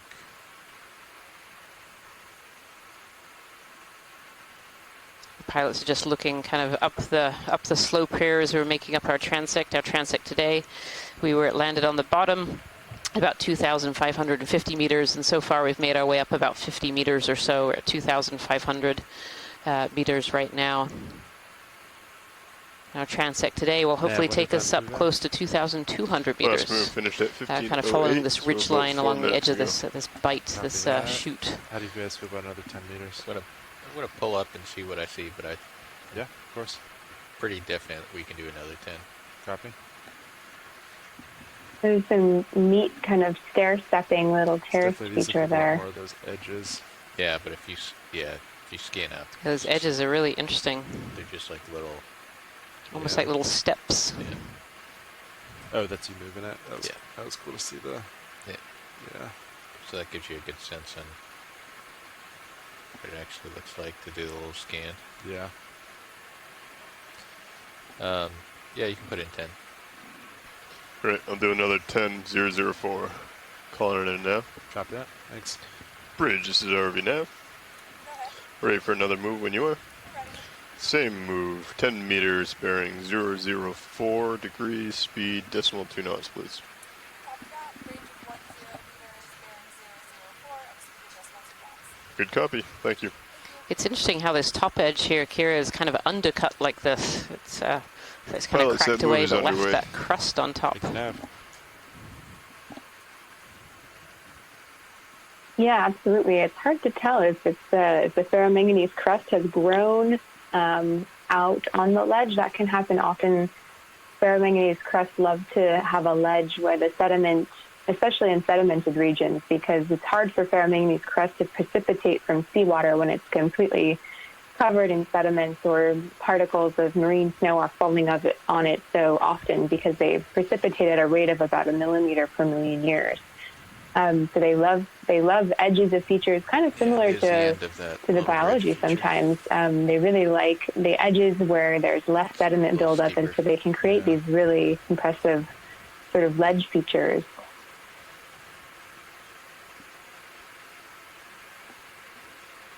Yeah, on the edge here too, you can kind of see that rounded, almost pillow-like structure on the side there, Kira.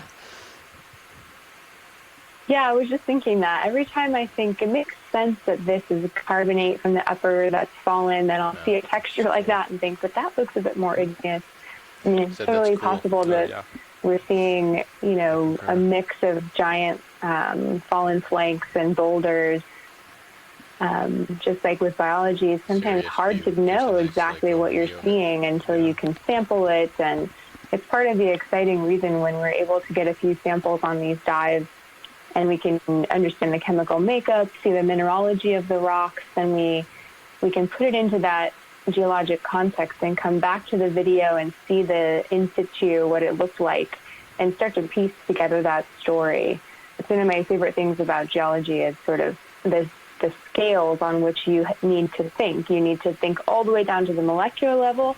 How do these chemicals and different metals and molecules get inside of that rock during the formation process? And we can learn so much about the temperature of formation and lots of different clues. And then you can zoom way back out onto the scale of an entire seamount and think about mapping and think about faulting and igneous geology. And so that's really fun to get to constantly zoom in and out on those very, very different scales. Go ahead, Bridge.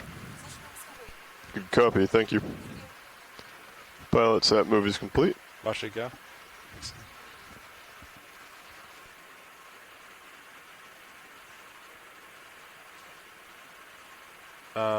Right.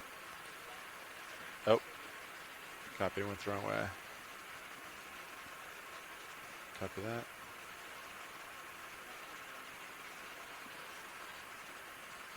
Yeah, copy that.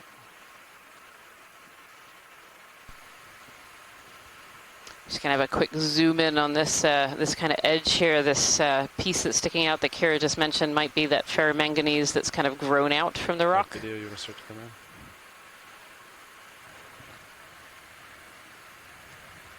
Is this general area? Yeah, that general area. This is interesting. It looks like a left behind stalk of a coral, but relatively recent. We've seen those ones that have the ferromanganese patina that are kind of a dark brown to black, and this one is still obviously relatively fresh. It's still got the red color. It was potentially one of these hemicorallium, I wonder. Yeah, nice. Thank you so much, pilot. Yeah. Anything else? Yeah, if we could just kind of have a kind of search around, we can- you know, course. back out, and then kind of look up this ledge, that would be great. See Sounds see what's hiding.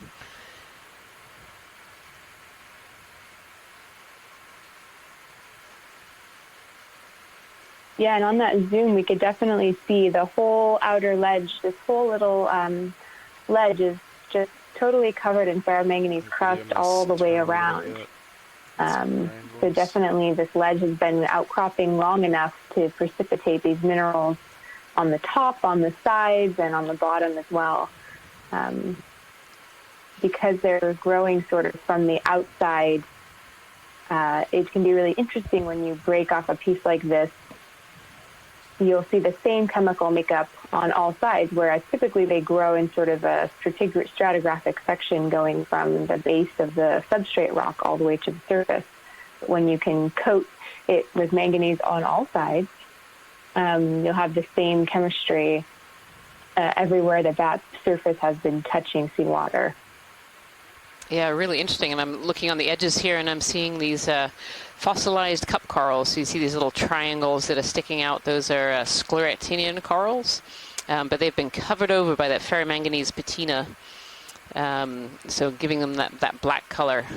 And these are not recent. These are corals that lived here a very long time ago. Some of these fossil corals have been dated from this area at 10, 20,000 years. Last glacial maxima, about 20,000 years, was a really popular time for these corals to have grown here.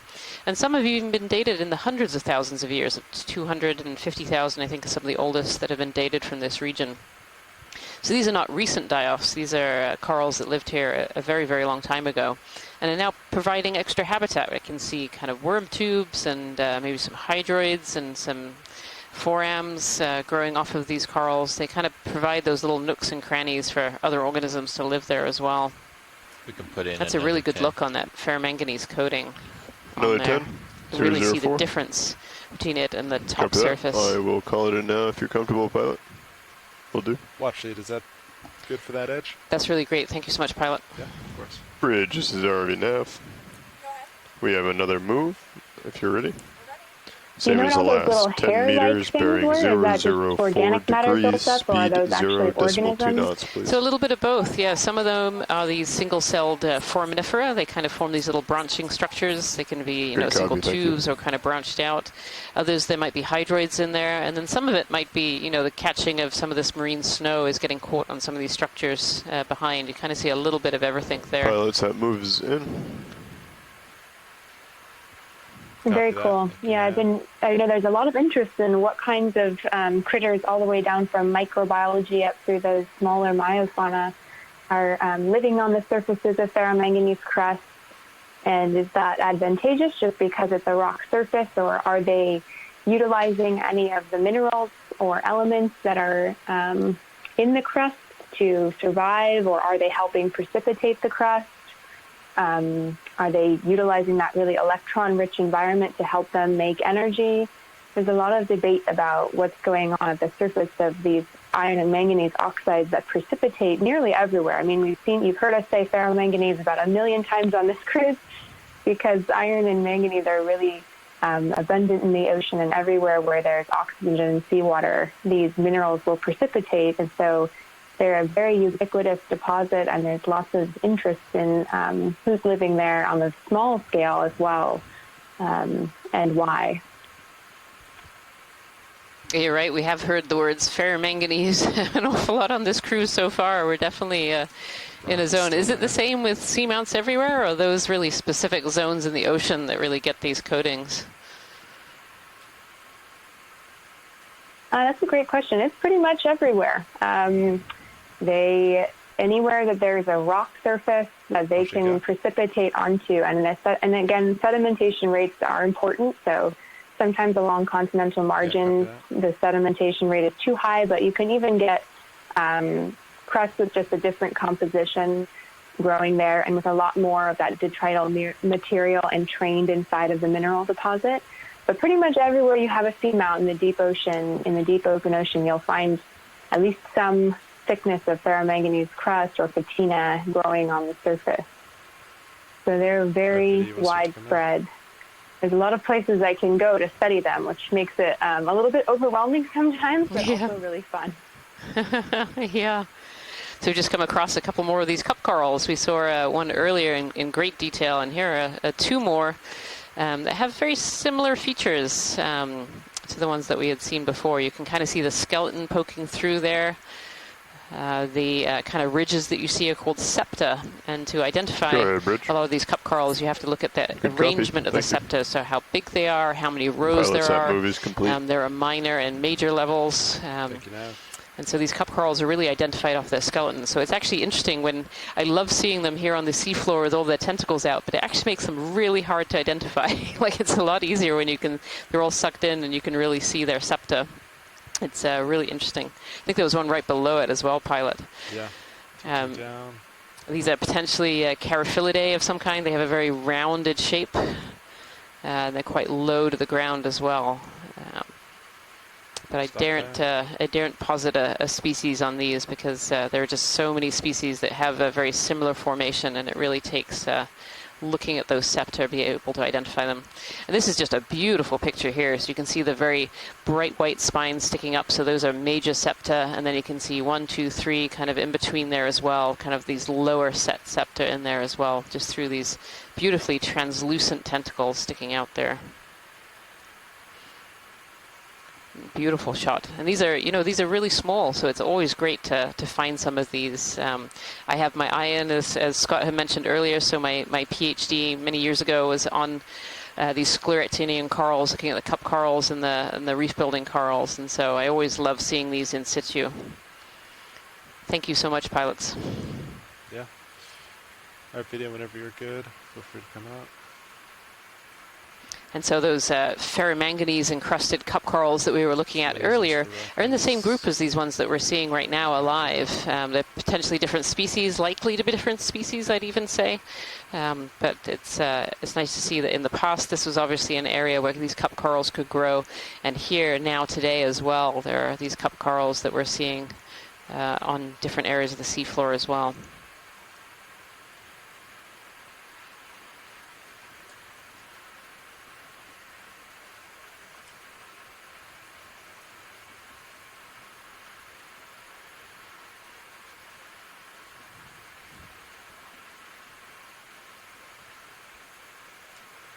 It's like another one of these Okeanos urchins on top of the sediment earlier, on the top of the rock earlier that we zoomed in on a little bit earlier. Is that of interest, Watchley, or? No, we can keep going. Thank you. And there's almost a little bit of sediment waves in here too, and as we've learned from the last couple of dives that we've had where we've seen extensive sediment waves, these are caused by some of these bottom currents going along the bottom. Different speeds and velocities can create different levels of these waves, these sediment waves. And just in that little area in between the rocks here, we're seeing some sediment waves. You can see another one of these little cup corals and some sponges, and now we're coming up towards the left-hand edge of this ridge that we're making our way up during this dive. It's actually a really great view. If you switch over to your live stream number 3, in the bottom right-hand corner, you can see this little screen called the blue view. And this is a sonar that the pilots are using to be able to see what's up ahead, see what kind of terrain is coming up. And you can kind of see this ridge as we come up. So the brighter white is this hard bottom return. So these are rocks and things that are sticking up from the seafloor. And so you can really see that ridge there. And then on this screen as well, if you go over to the left side, you can see the view from the Sirius cam. So this is the second part of the ROV system that we're using that's looking down onto the D2. And you can kind of see us working around this edge, this ridge. Beautiful. Yeah, and this Bathypathes black coral that just went out of view. We've seen a couple of those so far on this dive. And actually they've been relatively abundant throughout each of our dives, both on the Corner Rise Seamount and also here in the New England Seamounts. This is our second dive so far in the New England Seamount chain, and today we're diving on a small, previously unmapped and unnamed seamount that's close to a Hodgsen Seamount, which is just slightly west of here. All right, I'm looking about 10 degrees. Nothing looks too dangerous up ahead. Nav, when did the last move in? Last move ended at 15:21, so about 5 minutes ago. Copy that. Goodbye. You could probably do like 15 meters. Let's do it. I mean, there's a little Yeah, bit it's of just a amazing rock panning there, over but, this I mean, big we can sediment see behind deposit. it, so. Yeah. We knew when we saw the maps 15. for the dive that we were Yes. next to Okay, this that big is 004. failure Copy. part of the I'll call it in platform now. up above, and Bridge, this is so RV far we've nav. been treated to lots of rock We have a debris new and move if you're ready. now just this huge Range is field of sediment that's falling 15 down slope. meters. It's interesting Bearing to imagine 004, speed 0.2 knots. what kind of food did it bring to organisms at this deeper levels. Sediment can sometimes seem Good copy. just Thank very you. uniform or uninteresting, Pilots, but that move really is it. sediment is carrying Copy. nutrients and animals from above down to below, and so it's always an interesting thought process on how it's moved things, what has it moved, and how is it affecting the things where it's settled now.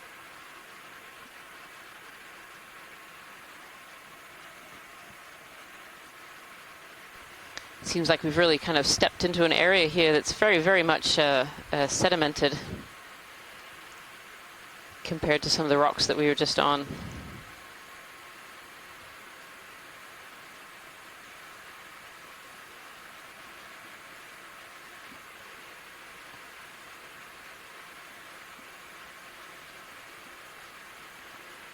Yeah. Might be something to look at. 20 meters out. Right there. It's pretty sandy otherwise, except for this side. As we were talking about a little bit earlier, you know, we're looking at these large sediment plains as we come up here. Although you might not see any of the big corals and sponges that we are used to seeing on some of the rockier habitats, there are an awful lot of organisms that live within the sediment here, and they're called infauna. They live inside the sediment. And there are small organisms such as worms and sea stars and brittle stars. All kinds of animals live inside the sediments there.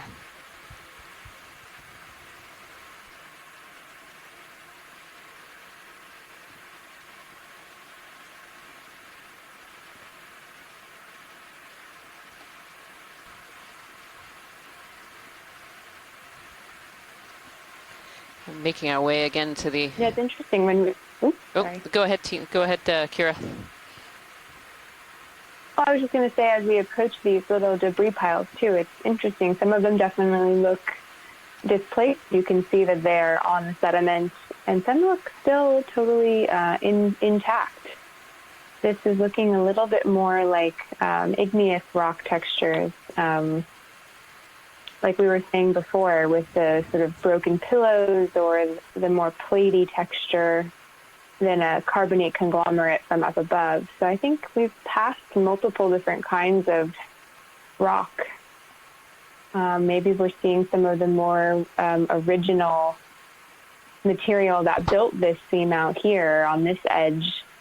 As we pan back over, this is looking a lot more like the igneous flows we were seeing yesterday, whereas some of the more smooth, flat ledges maybe were the carbonate platform from up above.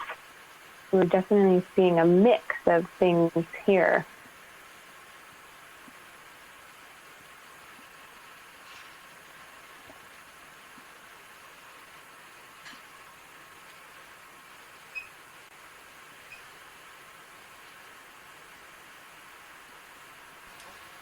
Cover that bridge. Thank you. Pilots, move is complete. Copy that. Thank you now.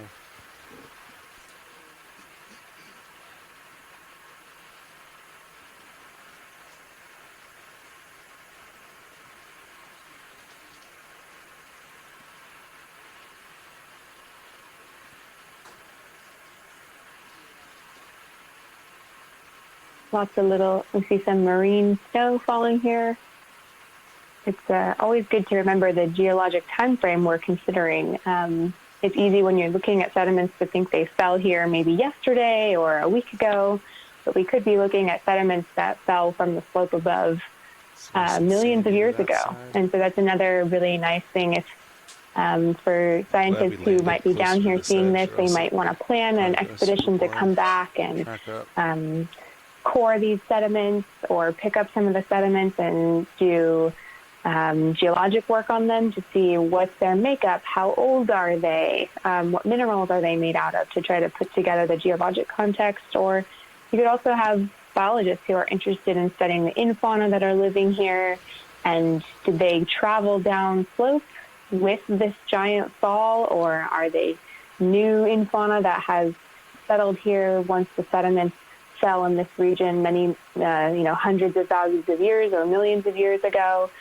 So there's a lot of interesting information that can be gleaned from sediment falls like this.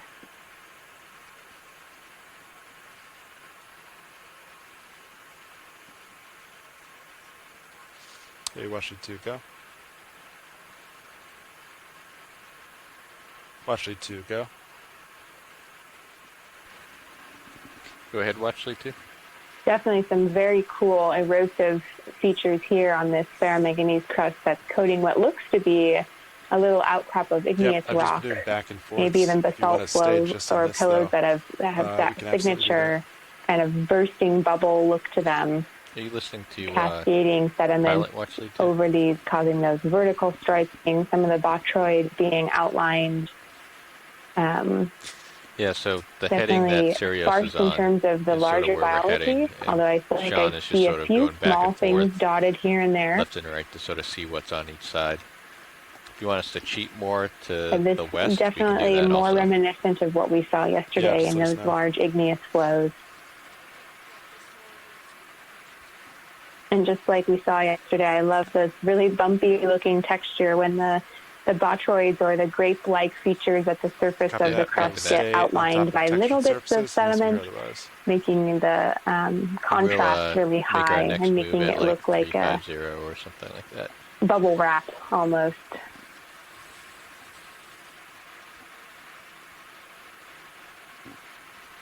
Really big crack at the top of this feature, creating a nice little ridge. And then off into the abyss, just sort of staring out at the edge of this ledge. Speaking about that next move, we've been stationary for about 4 minutes now. We ready for another one?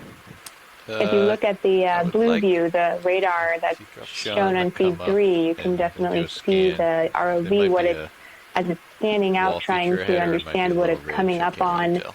make sure that we're not Hey, coming Roger, to we're an gonna overhang, and come how up, get a hard the better view of the substrate blue is view in real front of quick. it. The Back brighter close to the colors bottom, just a moment. mean harder material, so you can see how large this Looking feature north is that we're there. seeing in front of us. Yeah, that's just a little Definitely Nothing looking. there. step. Yeah, see how you can see the top of it now, Yeah. I think, right? Yeah, Just seeing Kira, back here, right? that's actually a great point, because looking at the Blue View system, because the pilots are currently using that to help see them what this next ledge will look like, or where they can get their bearings on where to go next for this transect. It's a really great view that they're using, so they're slightly coming off the total bottom just to kind of get a perspective on what's to come here, Did we because as you wanna can see from the screen on stream 1, change the we bearing a can't little see bit? that We far have been ahead going as at far as 004. the blue Yeah, we're view gonna would do show like that you can see in the 350. quad view on stream 3. So it's a great way to get the 15 bearings, meters. and they'll Plenty in be able to Sirius. pick out what more is feasible I'll or call not in a feasible and 15-meter safe for the move, ROV, bearing as well as 350. Does that biologically or work with the two of geologically you? interesting. I'll call it in now. Video, go. I'm going to do some color recalls because I've got like no black level adjustments. I'm going to try to recall some of our saved presets. Copy that. Is that going to affect cameras like that? The colors of Copy. your main camera. Sounds good. Bridge, this is RV nav. We have a move if you're ready. Range 15 meters, that's 15 meters, bearing 350, 350 degrees. Speed decimal 2 knots, please. Hi, team. So sorry, my audio Good cut out copy, there. thank you. I lost the call on the Pilots conference have line, moves in. but I'm back. Sorry to have cut out Copy, thank you, Nav. mid-explanation.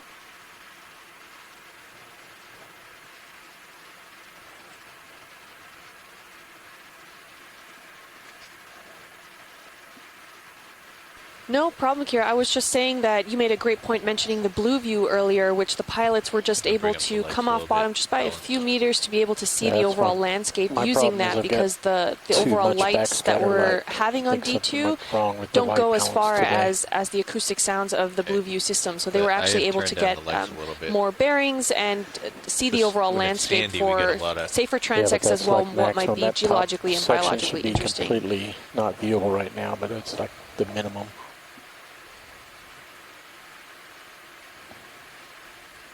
Yeah, thanks so much, Kim. Definitely seeing this sort of circular shape here in front of us of the what looks like a broken pillow, if I could, pilot, or some other broken lava flow. That'll make your main camera go dark. Get those signature circular breaks in the rock. We're going to cap the camera for just a second.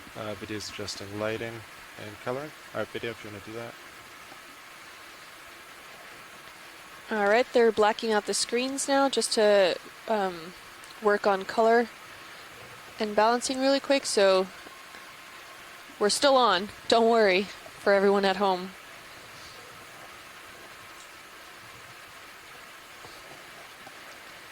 Fly by manip. Yeah, just kind of. That's better. That's what it should look like. Copy that.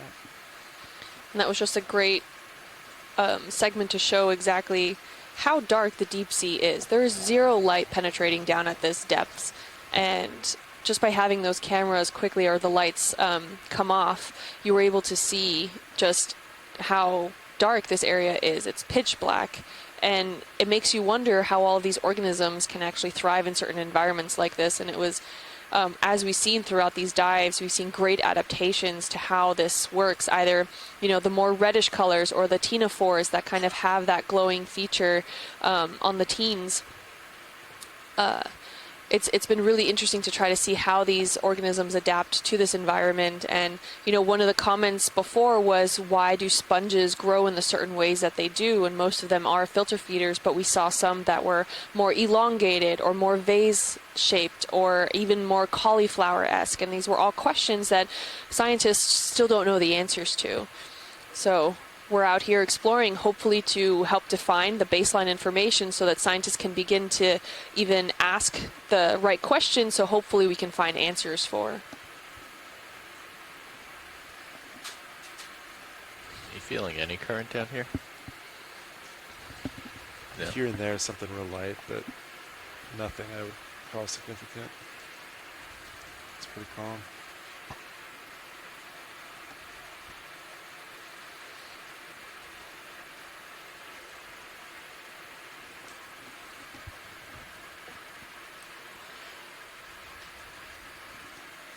Kira, it looks really interesting to have all these kind of pillow lava flows coming down what looks like in more of like a sheet-like layer, but still with a pillow texture, and then all of a sudden it cuts off and breaks off. Is this partly because the cooling lava was too heavy for it and it broke off, or do we have any theories as to why it kind of drops off and looks like a sheer cutoff from that point?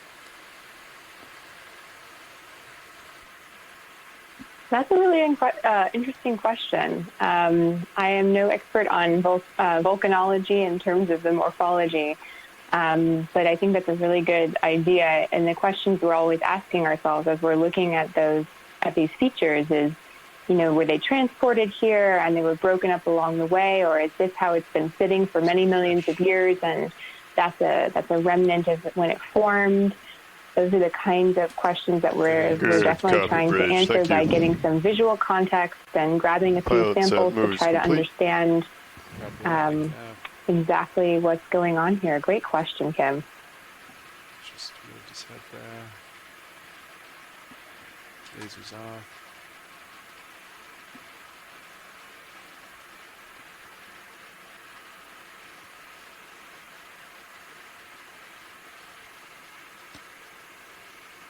Zooming in on a fish here, hoping to get an ID.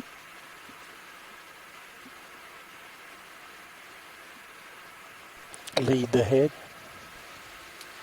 You don't want the back? Wow. That's an interesting fish. It's kind of tannish gray in color.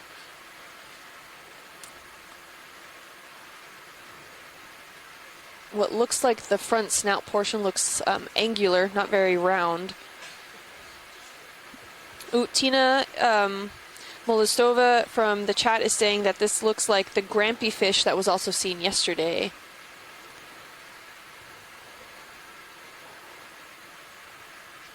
Oh, it looks very eel-like. Oh.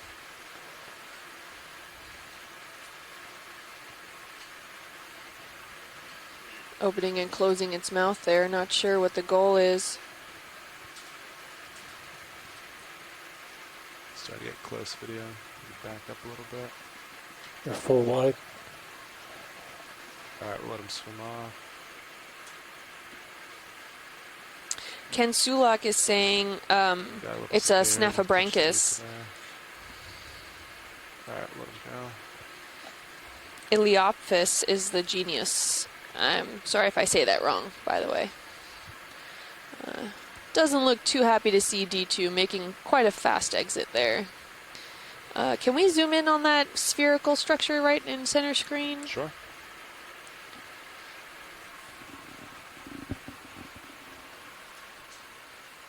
Looks like a sponge, maybe a geoidea, but I'm not a sponge expert if anyone wants to chime in on the chat.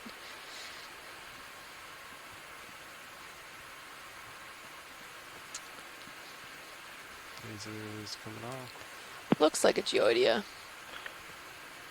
I would agree with that assessment, Kim. Thanks, Scott. I mean, there are several species of Geodia, but in general, they have this sort of very solid barrel-like shape with the that tight opening in the center. They're really heavy and thick when you collect them. Watch it say again. Okay, copy that. Alright, video. Looks like there's a couple other little things sticking up in the upper right corner. I don't know if those are thing above that oh, spot yeah. right there. dead or still living. It looks almost like a cup coral right above that dead stalk. That's that small spherical disc-shaped thing.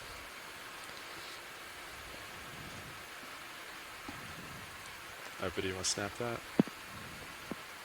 Yes, absolutely. We've seen several of them today, actually. These today. Yep. Nice, healthy, live cup coral. Looks great. At this depth, we're... Go ahead. Oh, I was just going to say we're at a depth about 2,473 meters deep. So, Scott, I'm not sure if there's anything particular about this depth range and maybe these solitary cup corals. Were we potentially expecting to see them, or is this a special occasion? Well, we certainly know they're out here, and out here in a range of depth. Obviously, this depth and going shallower. I don't know the circumstances under which, they'd be more common on this side of the slope. Versus Last move ended at 15:39. I wouldn't say that we were ready for another one. Do you still want it at 350, or do we want to switch back to the 004? How's that? Look, let's see. That's 350 there. Sounds I think that's good. Where we want to be. I don't think they have any interest in the sediment section. All right, we'll do another 15:350. Sounds good. It was really fun on one of those zooms too. We saw Bridge almost is like already individual ferromanganese boctroids sticking up. They We have really another truly move, look if you're like ready. grapes in that view. Range And 15 like a little meters, ball bearing of 350 degrees, speed They're 0.2 definitely knots, please. maybe geologically more recently, which can still mean tens or hundreds Good of copy, thousands thank of you. years less sedimented, where the ferromanganese crusts that were move able is to in. form more actively, and now we're seeing them totally coated and in many places eroded. And it looks like maybe another sea cucumber coming into view. Get a little bit closer video and we'll get some views. Yeah, bright pink. Did we see one of these before? Yes, I think it's the second one of the dive. Oh. Alright, video, can we start to come Yeah, we have. We saw one a little bit deeper. I think it's the family Synallactidae. I'm not 100% certain. I'm not really good in the taxonomy of sea cucumbers, but I think the second or third type of sea cucumber that we've seen today. They're all echinoderms. They look quite soft-bodied, and they are, but they all have embedded in the tissue ossicles. These are very small calcium carbonate structures that give quite a lot of toughness to the body wall, and gives the name to the group, Echinodermata, spiny skin. And they're deposit feeders, so they will sort of roam around the sea floor and ingest what's the name of the pockets seamount? of sediment and extract whatever organics they can from those sediments. Got that. They tend to move around pretty slowly. What's the name of the seamount? Kind of like a grazing cow or pig. The dive name is Hence the term lumpy. sea pig. Thanks. And keep moving. oh, were you about to say something, Scott? Nope, I had no comment there. Okay. Chris Ma says that it does look like a synallactid.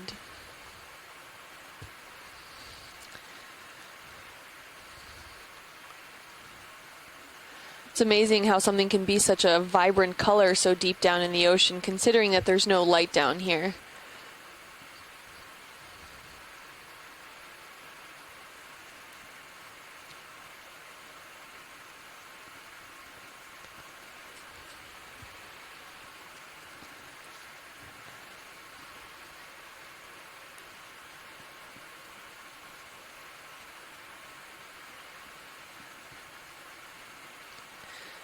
And it's really interesting how we're seeing all of these kind of more pillow lava flows coming down, but it looks highly sedimented. And I'm not seeing, I mean, there is some marine snow on the features, but from some of the other areas that we have visited, at least I think that we had seen more marine snow in areas that didn't really look all that covered in sediment. I don't know, Kira, if you have mentioned something else, or if you observed something different. Oh, what is that? Looks like a sea anemone. Anemone in a hole.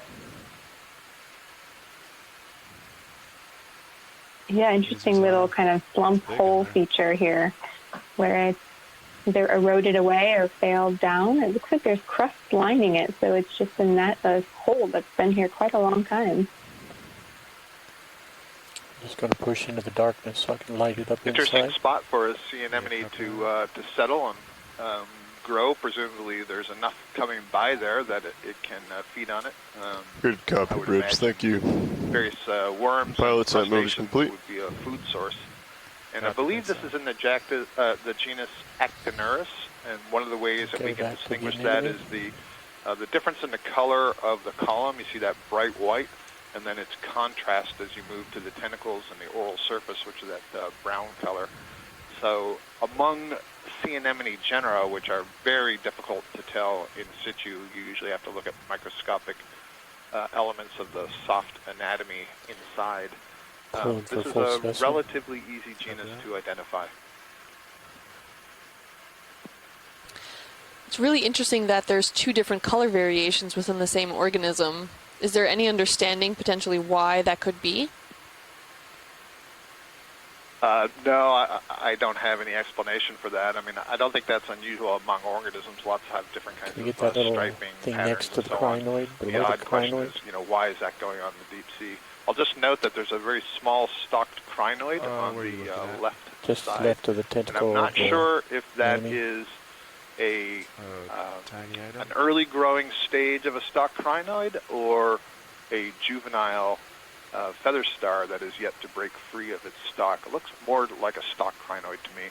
And then these, I think, are little tiny sponges. Is that where you're looking? Oh, no, maybe they're little hydroids. So bounce a little bit there. And there's a bunch of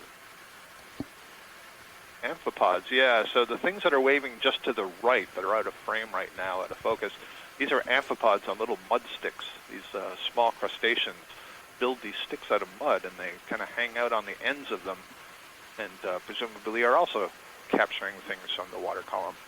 Just all kinds of interesting small biology when you get down to it. With the D2 ROV, it's remarkable. It's like we're traveling with a microscope down at the bottom of the seafloor and getting to see this exquisite detail, beautifully lit. Just a great team, great imagery. Thank you. One more time as we leave. Let's Pretty large in there. Yeah, looks good.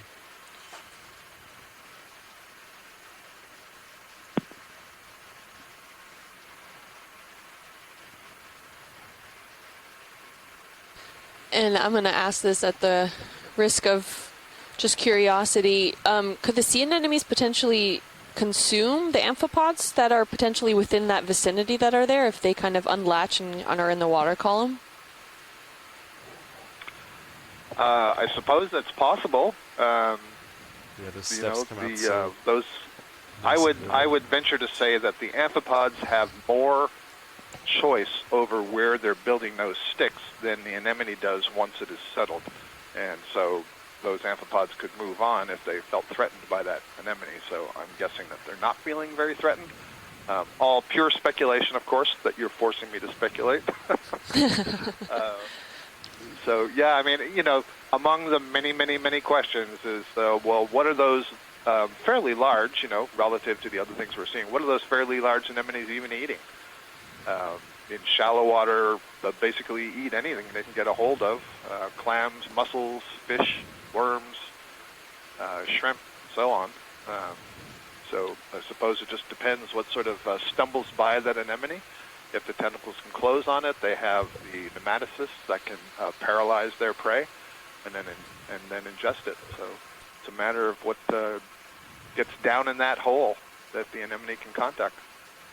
It could also be, you know, things that are falling through the water column. Doesn't necessarily have to be alive. Maybe some plankton or fish that has died, and that hole may be well positioned that it sort of acts as kind of like a little funnel.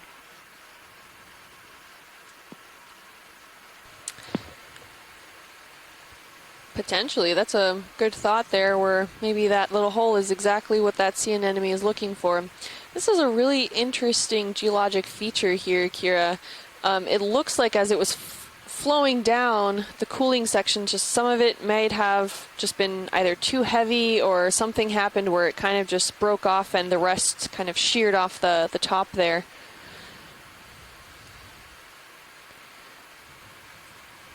Yeah, it's hard to tell. It also could be that this is a whole big chunk that has fallen and had crust on it, and then as the sediments have been cascading over it over, you know, hundreds of thousands or millions of years, it's created that sort of the texture. That's one interpretation that I had been thinking. It's giving us a clue that the sediments have been not just falling here as marine snow, but they've been actually sliding down slope and creating those vertical aversive features.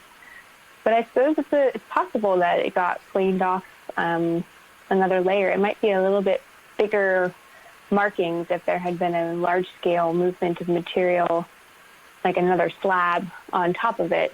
But these are really interesting. When we keep getting these ledges and this thin material, hard to tell if it's likely igneous. But there have been some rocks we've seen that I thought might have been carbonate transported from above as well. Yeah, and it looks like we may even have a little hole or covering. I'm not sure if that's basalt or if that is a hole. Can we get a quick snap zoom? Sure. Video snap, please. Thank you for knowing exactly what I meant. It looks like more just a slightly larger rock on top of another one. Not exactly a hole. Any overhang? Yep, no overhang. Small overhang, which is probably has some various smaller organisms, maybe hydroids, those amphipods that Scott was talking about earlier. Yeah. 2-0. I'm seeing some occasional crusty sponges that are more of those disc types that are hanging on to stay with a 350 any or sort go of back hard to substrate that's visible. 4. Waypoint 2 is now around 8 degrees. I don't think it's a hard waypoint, though. It's not. We're just climbing up the This is feature. one of the first places we've seen a little bit more marked bioturbation. Those light-colored circles that you see in the sediment is usually in fauna and sediment stirring things up and moving some of the material from below up into the surface and creating those bridge. This is kind of splotchy-looking features in these sediment ponds that have range accumulated 0 meters. That's 20 meters, bearing 350 degrees. Speed decimal 2 knots, please. Depressions at the top.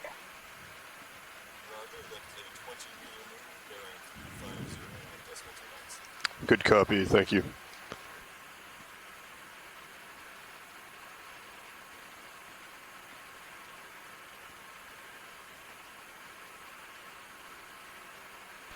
Kind of makes you wonder, though, if some of these did break off and slide off, or if there was more sediment slides or things like that. I wonder what the base of this seamount looks like.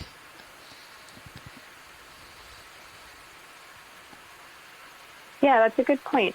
It's always good to remember exactly where we are. It's hard as far as how far we are along the seamount. We're currently at about 2,450 meters, which I think the peak of this seamount, I have that written down somewhere.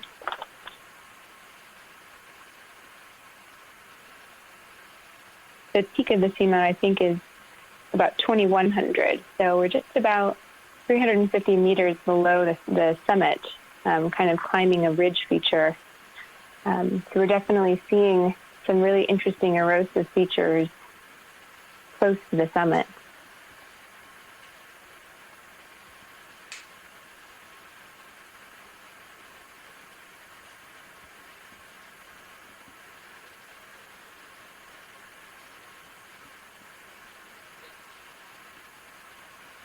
Got some very interesting thoughts from Kevin Conrad, a volcanologist who's in the scientific chat. And he's saying it looks like this really steep ridge may be the result of either fluid flow or gravitational instability that's caused these really large slumps, which is interesting because it can indicate that if these mass wasting deposits and events that we've seen yesterday and today occur throughout the history of the seamount, instead of just when it's actively forming and experiencing the more rapid subsidence, which is subsidence is a phenomenon that occurs when these when these igneous features that form from magma, the material is really hot, and then as it cools over time, it densifies and sinks, and these seamounts actually, their depth changes over millions of years as they sink to their final locations. And so it's interesting to consider when are these mass wasting events happening during that seamount building phase, or later on throughout its history are we seeing these failures that are causing these big cascading mass wasting deposits falling down slope. Here on this boulder here, I think we can see some more of that bramble form of the bamboo coral that we saw quite early on during this dive. As well as some sponges, some encrusting sponges and other organisms.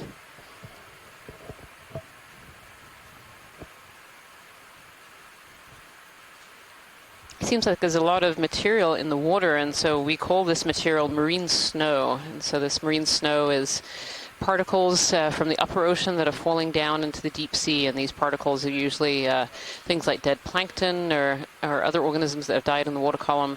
And it's really this marine snow that feeds the deep ocean. So a lot of these organisms that we talk about as they're filter feeding or suspension feeding, picking particulates out of the water column, so they're feeding on this marine snow. But also the infauna as well is also feeding on this marine snow. So as it lands on the seafloor, it can form deposits. And then these infauna animals living inside the sediment, as they come and they turn sediment over, they're bringing that food down.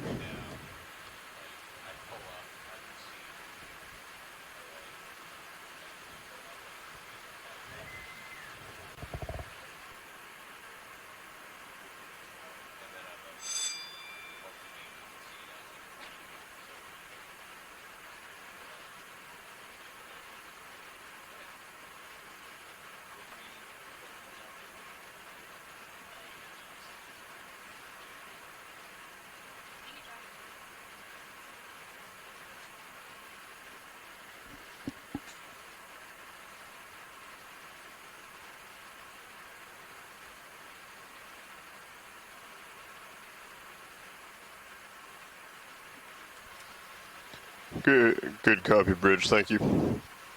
Pilot sat move is complete. Copy that. Thank you, Nav.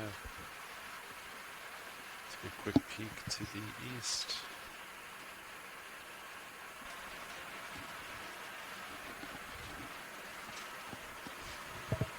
Looking out over the slope, it looks very, very sedimented. A little bit further down our track, we were in an area where we were seeing these large, large plateaus that had seemed to have slipped down the seamount at some point in time.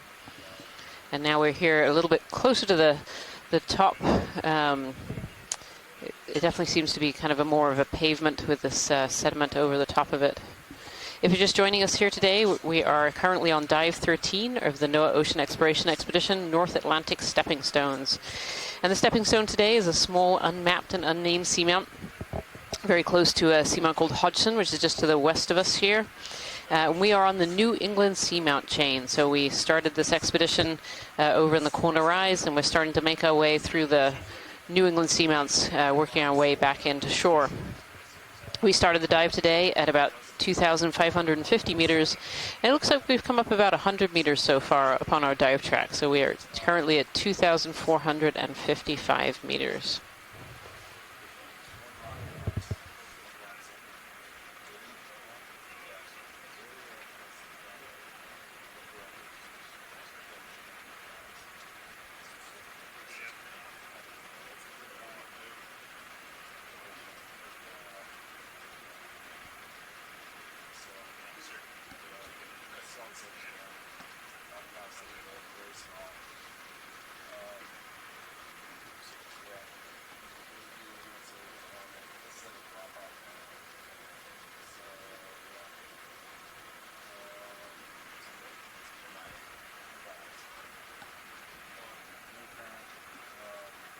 Definitely still seeing a lot of clues. My eye sort of picks up on this sediment field on these, a little bit of vertical striping, which to me shows this sediment has been, over time slowly flowing down slope or being delivered here by downslope movement. Likely why we don't see a lot of larger fauna. I don't think this is a very stable plain of sediment.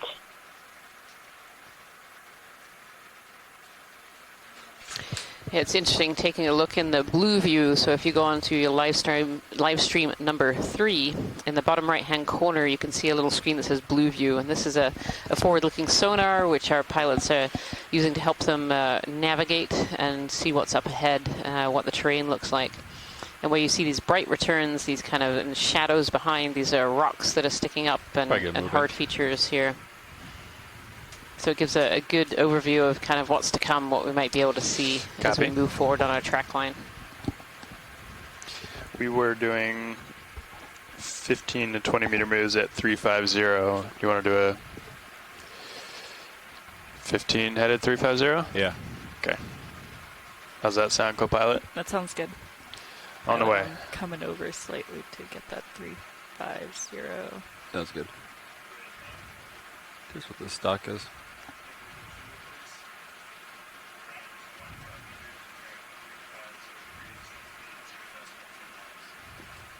Could come in partial video. Let's see what this.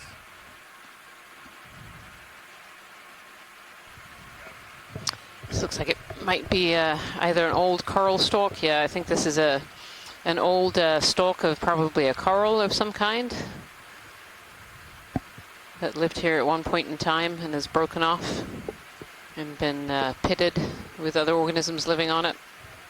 It's got that little bit of that ferromanganese patina, kind of the black and brown. It suggests it's been here for really quite a long time. That ferromanganese precipitates at a rate of about 1 millimeter per 1,000 years. And we can really see the holes and pits, and these are other organisms that are boring into the skeleton that's left behind here.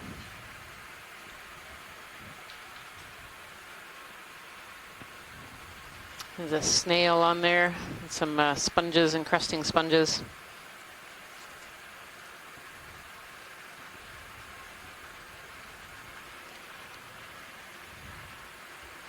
Yeah, that's true. At a rate of about a millimeter per million years, it definitely looks like that could have been there for several, tens of thousands, if maybe thousands of years. Yeah, for sure, for sure. Some of these stalks have been here for a very long time, and some of those fossilized cup corals that we saw, these aren't recently dead organisms. These are organisms that lived quite a long time ago, when conditions on the seamount were probably very different from what we're experiencing today.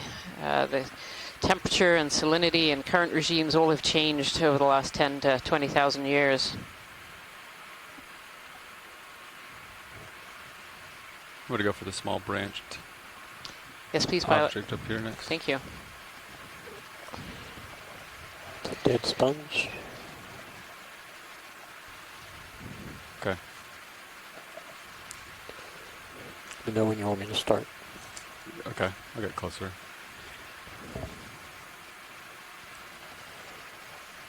You can take it rolling.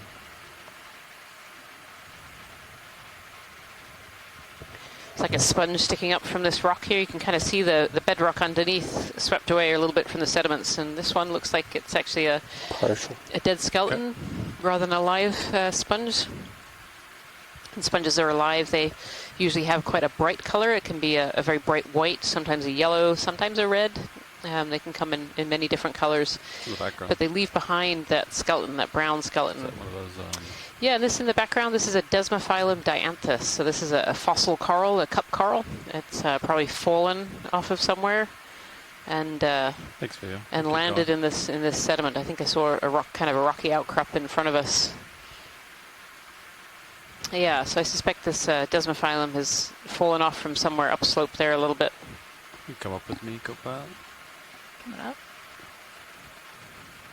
Look at these cracks in this in this piece here, Kira. As we go up, these big cracks in the rock. Take a look under the crack to the left of your laser. Yeah, that's a really impressive, really giving those clues of igneous formation. That looks like a flow that's been totally broken up, a fragmented lobate flow. Kevin Conrad adds in the chat. Really nice. You can see some big botrytes surrounding crust. You can see this broken up igneous material. Definitely a fun sight, and it seems to be sort of outcropping above the sedimented ridge. So this might have been a big flow that's high enough it hasn't been completely covered like some of the regions to the left and right of this feature. Yeah, it's definitely quite a bit of relief compared to both sides of it around it. It's really interesting. Copy. Yeah, and even just beyond it, starting to get into these really ferromanganese-coated pillows and bumps. It's one of my favorite textures. It just bubbles on bubbles on bubbles. So I'll be happy if we continue forward towards that. Yeah, what's interesting to me too is despite the high relief on this little area, we're not seeing any big corals or big sponges. I see some encrusting forms on there and some older stalks, but I'm not seeing much in the way of live corals and sponges in this area, which suggests potentially that there's some other things going on that are preventing the growth of these larger forms here. Yeah, here's some encrusting sponges. You can see how they've kind of almost mimic the bubble pattern of the botryoidal texture below it. Interesting. Thank you, pilot. Yeah, you can come out video. Keep going. Oh, look at those big, thick botroids too. Nice zoom on the rock texture. Yeah, and some brittle. Yeah, like you were saying, it's when you see those thick crusts like that, it definitely means it's been here a long time. So this is stable ground. It just maybe the sedimentation is just a bit too high, or interesting imagining what's not favorable here. Yeah, it's really, really fascinating. You know, usually where we see these high spots, we often see more of those kind of organisms. Now we're at quite a deep depth. We're at 2,447 meters. So that could be a factor here. The amount of sedimentation is certainly a factor as well. I'm not seeing a lot of predators, but that doesn't mean there aren't mobile predators around that might be cropping off any new growth.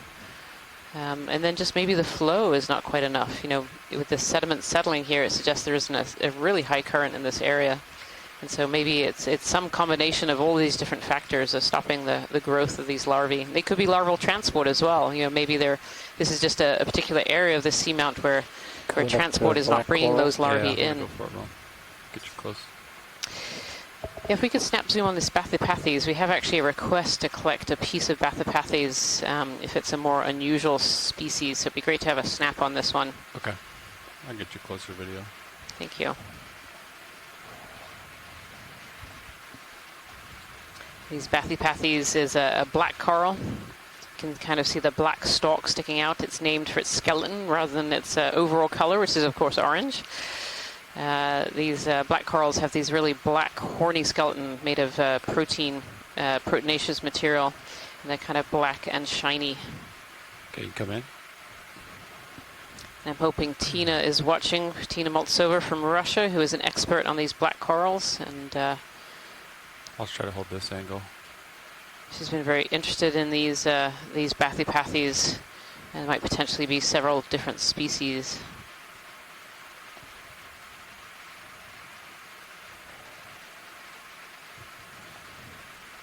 That's a really great shot. Thank you, pilot. I'm just waiting on the chat room here. Go tilt down. Okay. It's good. Hold there.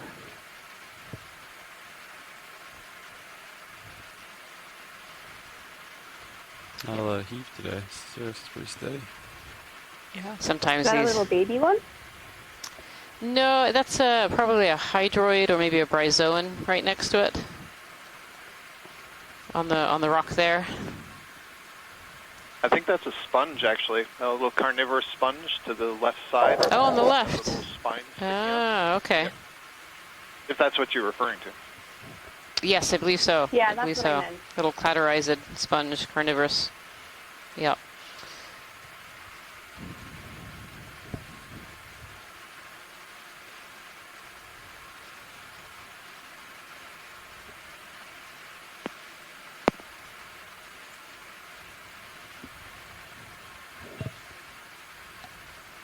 A beautiful shot of these long, long tentacles. And it's one of the features of these black corals. They have these long tentacles, kind of almost drippy looking.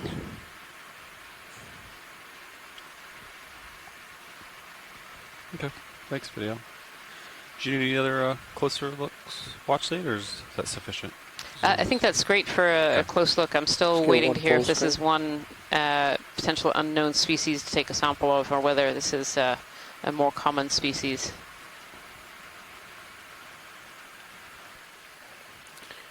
You know, look at the sponge in the background while we wait. I was just thinking we could snap that sponge. Yeah, a sponge in the background here with a crinoid on it. Okay, so we can move on from here. This is a species that's potentially unknown. Thank you so much for the imagery there. It's beautiful. Yep.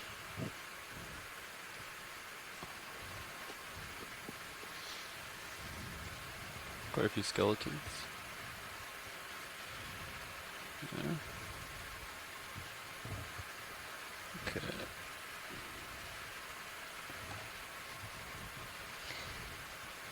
Oh, actually, on the right-hand side here, I think there might be... Oh, one of those suspended balls with anchors? Yeah. A deep-sea dandelion, potentially, here. Should I want to roll? How close can you get? They're stable. Okay. Give me a second, roll. Yeah, I certainly don't see it moving, and it's definitely suspended from the shadow that you can see there.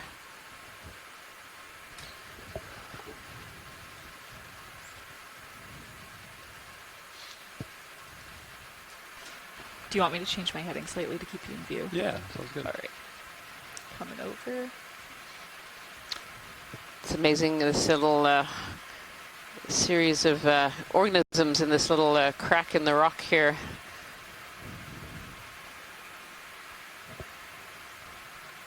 Yeah, I believe this is a Coming partial, I land. a deep sea dandelion, which is a type of siphonophore.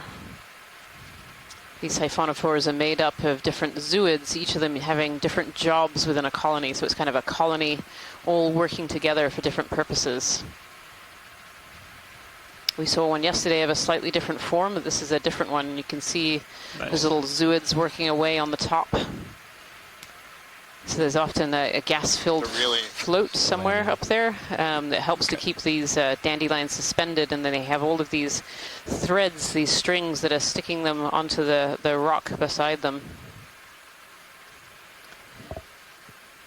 It's a beautiful example of this colony. The one that we saw the other day wasn't quite so... easy to see the different polyps, and those threads that you're referring to, those are basically the tentacles, and they use those tentacles kind of like anchors to the substrate, and periodically they can release them and then move to a different area to feed. Yeah, it's truly beautiful. These are really beautiful creatures, and all the different colors that you can see in there, those are probably all different different zooids. And each of these zooids is... I'm wondering, I'm sitting here wondering if that is gametes that are being released. I feel like I just saw some being expelled. So each of these zooids in here, you know, there's different... something with tails. Yeah, different parts of this colony are doing different jobs, and so we have some that are helping to maintain position, some that are feeding, and then some that are for reproduction as well. We're not quite sure what it is that's being spread out by this this dandelion here, but it could well be gametes or larvae. They're absolutely shedding. That's really incredible. Yeah. Science, I think that's actually some of their streamers.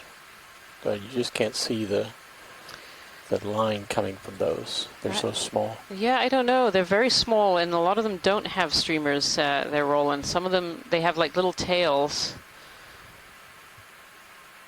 It is true that some of these siphonophores have tentacles that have little side tentilla, and they're just packed with nematocysts, the stinging cells, almost like little lures. And so I suppose that's an alternate hypothesis. Yeah, it could be. I mean, some of them have little threads. They just are very small. Maybe they have to release a lot of them to get some that grab. Nice background. Would never underestimate Roland's eyes. Yeah. Looks like Sirius is stable, so I think you got plenty of time here. Okay. So you said that these are siphonophores, these colonies of zooids, and a more common one that people might relate to is the Portuguese man of war, and so that's something we see up on the surface ocean. But that's one of these colonies, all different zooids, all kind of working together for different jobs within the colony. And this is a deep sea alternative to that. These are these deep sea dandelions. Really beautiful, and all those different colors are different zooids. Are different zooids, each with a different job. Really spectacular. The first ones I remember encountering and reading about were associated with hydrothermal vent fields or approaches to hydrothermal vent fields, and so at that time I thought they were some kind of specialists that dealt with the specialized waters that were coming out of these cracks at the bottom of the seafloor. But I've since seen them all over the world in seamounts and other deep sea environments, and so it's just another example of being able to have enough observations of the seafloor to understand what is truly rare and what is something that we just haven't had the opportunity to see very often before. Absolutely, Scott. So these deep sea dandelions were actually discovered at about the same time as those hydrothermal vents in the 1970s. And yeah, as you said, with more observations, we're seeing them in different ecosystems. They were first really seen around those hydrothermal vent ecosystems, and now we know them to be in these other locations. But they're very, very difficult to study as well. When we collect these deep sea dandelions, they actually break up all into their individual pieces. It's very, very difficult to get one of these to the surface intact to be able to study. And so when they were first collected back in the 1970s, they would collect them on the seafloor and then bring them up to the surface, and they would just be this mass of different zooids all broken up in different pieces. You couldn't really piece them back together to look at. And so being able to bring down these incredibly high quality cameras and be able to observe them on the seafloor, and whatever this ecological behavior is that we're seeing with these release is just a fantastic video for researchers around the globe. Just beautiful. Thank you so much, pilots. This is just great video. Okay, thanks, video. Slowly pull out for full.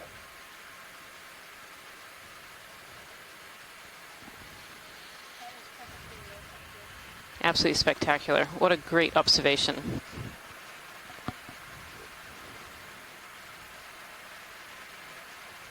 You can lift off and take off.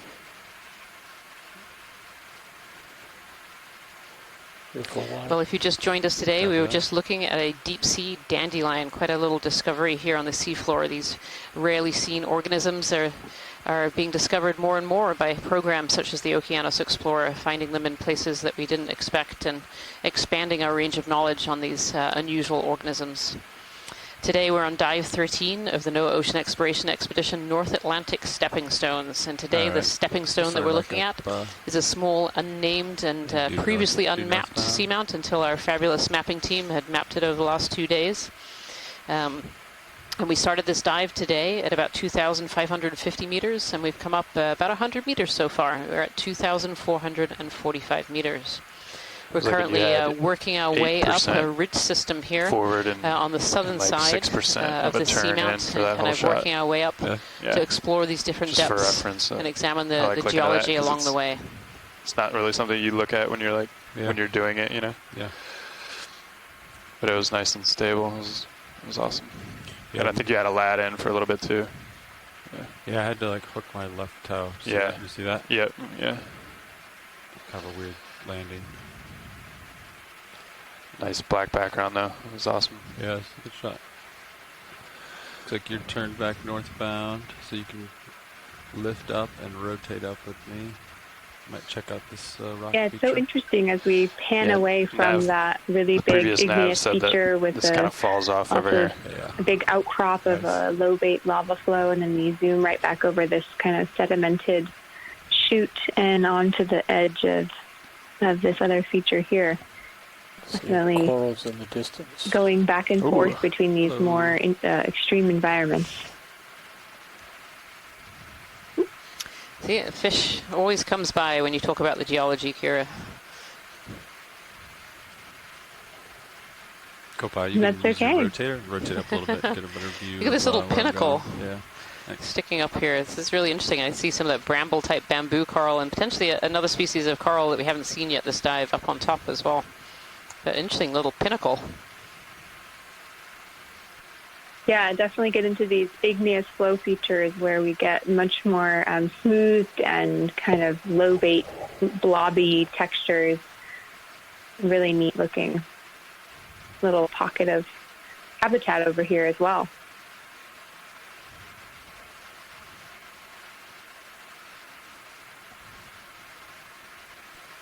Yeah, between this little pinnacle and the main rock, you have this channel, and these can often be areas where we find a lot of these deep-sea corals and other organisms that like a bit of an enhanced water flow. These channels can kind of squeeze the water. You can imagine the water being squeezed in between these two rocks and creating a little bit more current. And where there's more current, that can bring in food a little faster for these organisms that are picking particles out of the water like these corals do.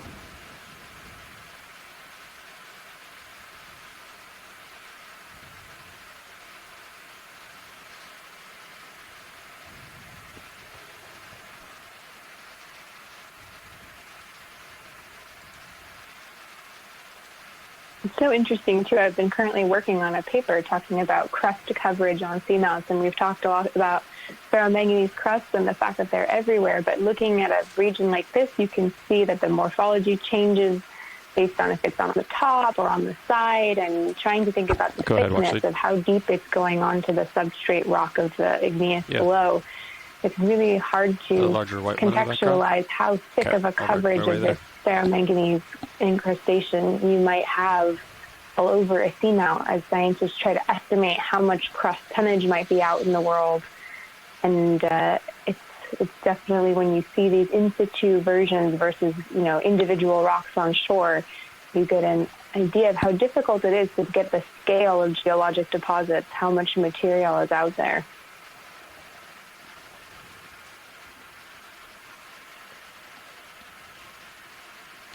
Yeah, definitely on this side, as we're going up this ridge, there's been a few more of these larger colonies as we've gone up this ridge. We often see more organisms living kind of on the very edges, the very top of these features, where it kind of curls around. And these can be areas with a bit of enhanced water flow that potentially take away that sediment and just create a better habitat for larvae to be able to settle and grow. This looks potentially like a bamboo coral here. I'm going to get you closer, Roland. Yep. Adjusting as you go. Quite angular looking. Got a little east to west current there. Yep, just a little bit. Coming over this rock. Alright, well, I'm going to try to settle you in here. Set the e-brake. Okay, coming partial. Let I settle. A little slippery yet.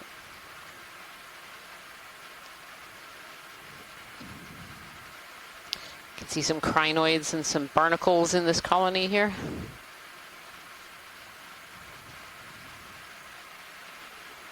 Those barnacles in the top left corner all have their filtering legs out. That's a good shot of the polyps there and the branches. See the barnacles, these stalked barnacles. Actually, this is a really great view. You can actually see those little stalks sticking out. There's actually a little tiny baby one too on the bottom of that stalk. These barnacles are crustaceans, and so they're actually related to things like crabs. And they actually, as they settle head down. So it's their head that actually sticks onto the branches when they're juvenile larvae, and then they grow up backwards. And what you're seeing, these little filter feeding apparatus, are actually their legs, and so they're actively feeding. So sometimes they pulse their legs to capture particles. Other times they're just sitting like they are now, very, very still with their legs out. Just gonna work my way to starboard. You can see where they connect to the skeleton there. That sort of fleshy lobe. These are related to the gooseneck barnacles that you see in shallow water. So this bamboo coral we're looking at, Rian, is similar to the ones we were seeing yesterday, where it's got the really opaque, milky tissue, reminiscent of all the very small scale-like sclerites that are in the tissue that are reflecting the light. And that kind of hides the nodes from us somewhat, but you could see what that was exposed. So I would venture to say that this is probably in the J3 clade, the Jasonisis type of bamboo coral. Thank you, Scott. I was just going to say those nodes are very, very hard to see on this particular bamboo. Oh, it's being overgrown by some zoanthids. Yeah, oh yeah, right up ahead. You can see this bare branch, and what we're talking about is these clear, larger polyps kind of in the foreground here. And this is a zoanthid, which is a colonal, kind of a colonal anemone.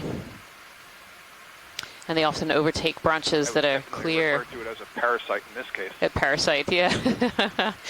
Yeah, actually on the right-hand side, you can really see where the tissue of the zoanthid is butted right up against the live tissue of the coral itself. There's almost like a little ring where it's attacking.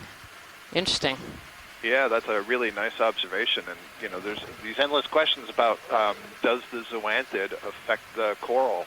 Is there a battle that goes on? Can the zoanthid advance over that coral? So that's kind of interesting.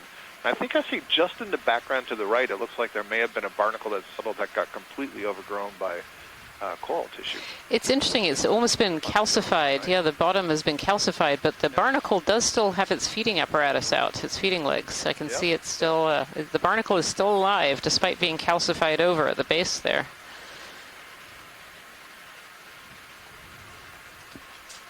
So Tina is noting something here in the chat room, and it's a good observation in general about zoanthids. So one of the ways we can recognize these zoanthid polyps, you may have heard me say this before, is that they can incorporate foreign material from their environment into their body wall. And it's one of the things that makes them so rough appearing. The body walls appear so rough.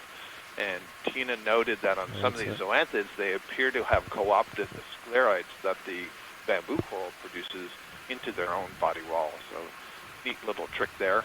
They do the same sort of thing with sponges. Next video. That's really interesting, Scott. I didn't know that zoanthids could do that. Thanks. Fascinating. Yep. Sediment grains, foram shells, you know, whatever's handy. Yep.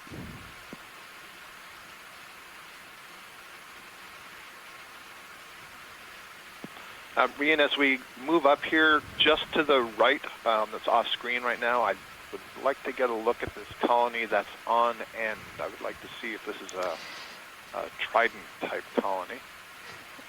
Just coming into the screen or just out of the screen at the bottom? Yeah.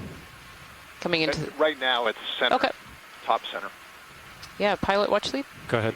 Yeah, if we could zoom in on this colony that's just kind of right of center right now. The foreground or the background? Very large. It's not light. Yep, almost in line with the lasers. Yep.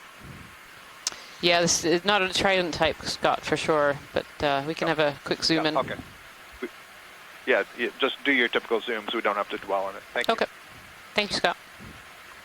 You want to move that way? I think this might be the same one. Yeah, it looks a little like the same colony that we just looked at, but we can have a quick snap in and take a quick peek.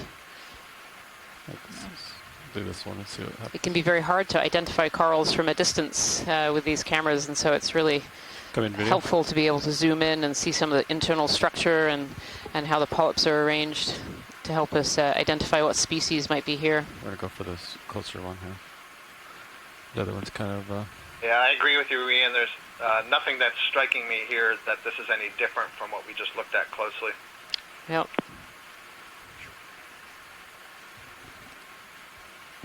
Let's look at it. It has one of those cages, though, on the right side. Yeah, I think if we pan slightly right, come over.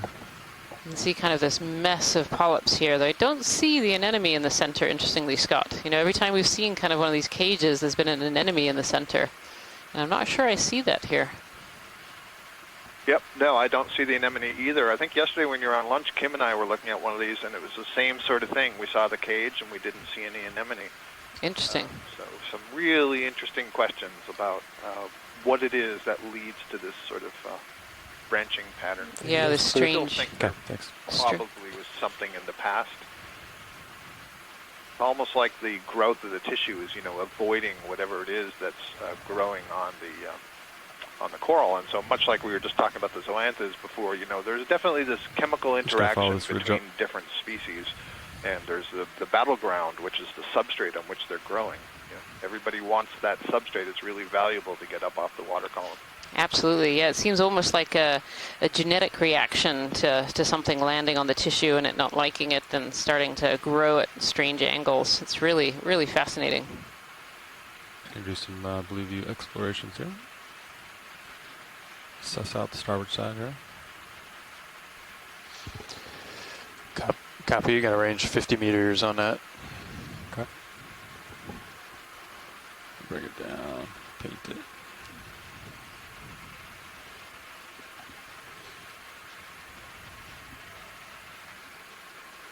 My sonar's looking. Have quite a nice view on the live stream number 2 right now from the Sirius camera. That gives you a little bit of the sense of scale. So Sirius is looking down on us. This is the second part to this 2-part ROV system. And it's looking down on the D2, and you can see how we're kind of on the edge of this ridge. 10 meters northbound. And this is quite a slope that we're working on right now. Yep. I'll just work my way up this rock feature. North or 350? You want to do 000? Yeah, zeros. Yeah. Okay. Yeah, it's nice that the ridge is offering us these really nice big outcrops of igneous flows covered in ferromanganese crust. This guy hanging out here. Distracted by a sea cucumber, Kira. I'm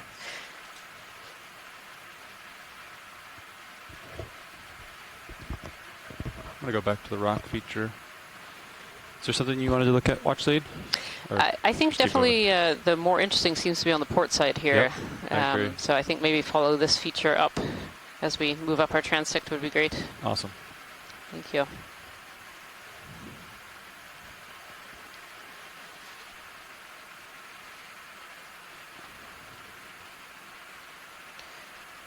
I love Seamount in the distance. You can just barely see it.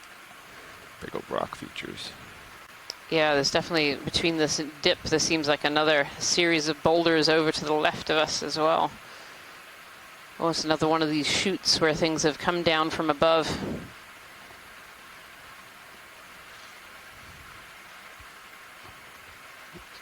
Check it out.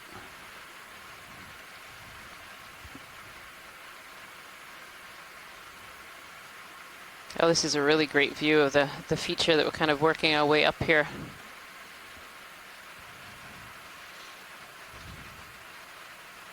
Yeah, it's awesome to put it into context. You know, in some of the other views, it felt like we were on the edge of a giant cliff, but we're definitely still in this big, like a big flow that's raised up out of the seafloor, and there's still there's a whole another field of it down below. Okay. A large, maybe even a large erosional channel there off to the left of the screen. Getting pulled away from view of you. You can, co-pilot, you can probably come down a little. Just to give him a little bit more tether, but I don't think we want to go that way anyway. Yeah. I'll settle back in front of you, co-pilot.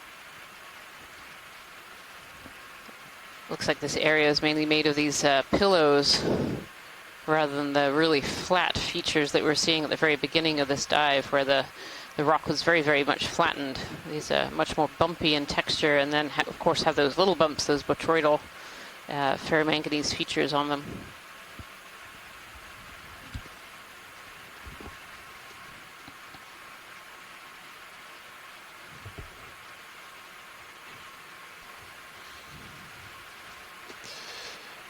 Video.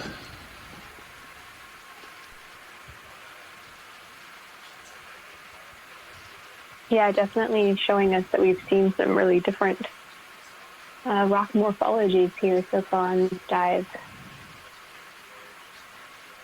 And definitely interesting that however this seamount has eroded or formed, at this depth we're not seeing a ton of carbonate rock, although I guess we are a bit shallower than we were seeing the carbonate cap over on the corner ice seamount. Just waiting for some more tether.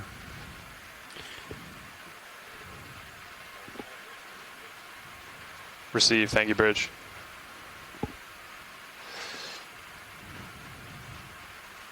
Just gonna zoom in on this small sponge while I wait for some more tether. Absolutely, yeah. Some zooms on some of these edges if we're sat here waiting for tether would be great. Okay.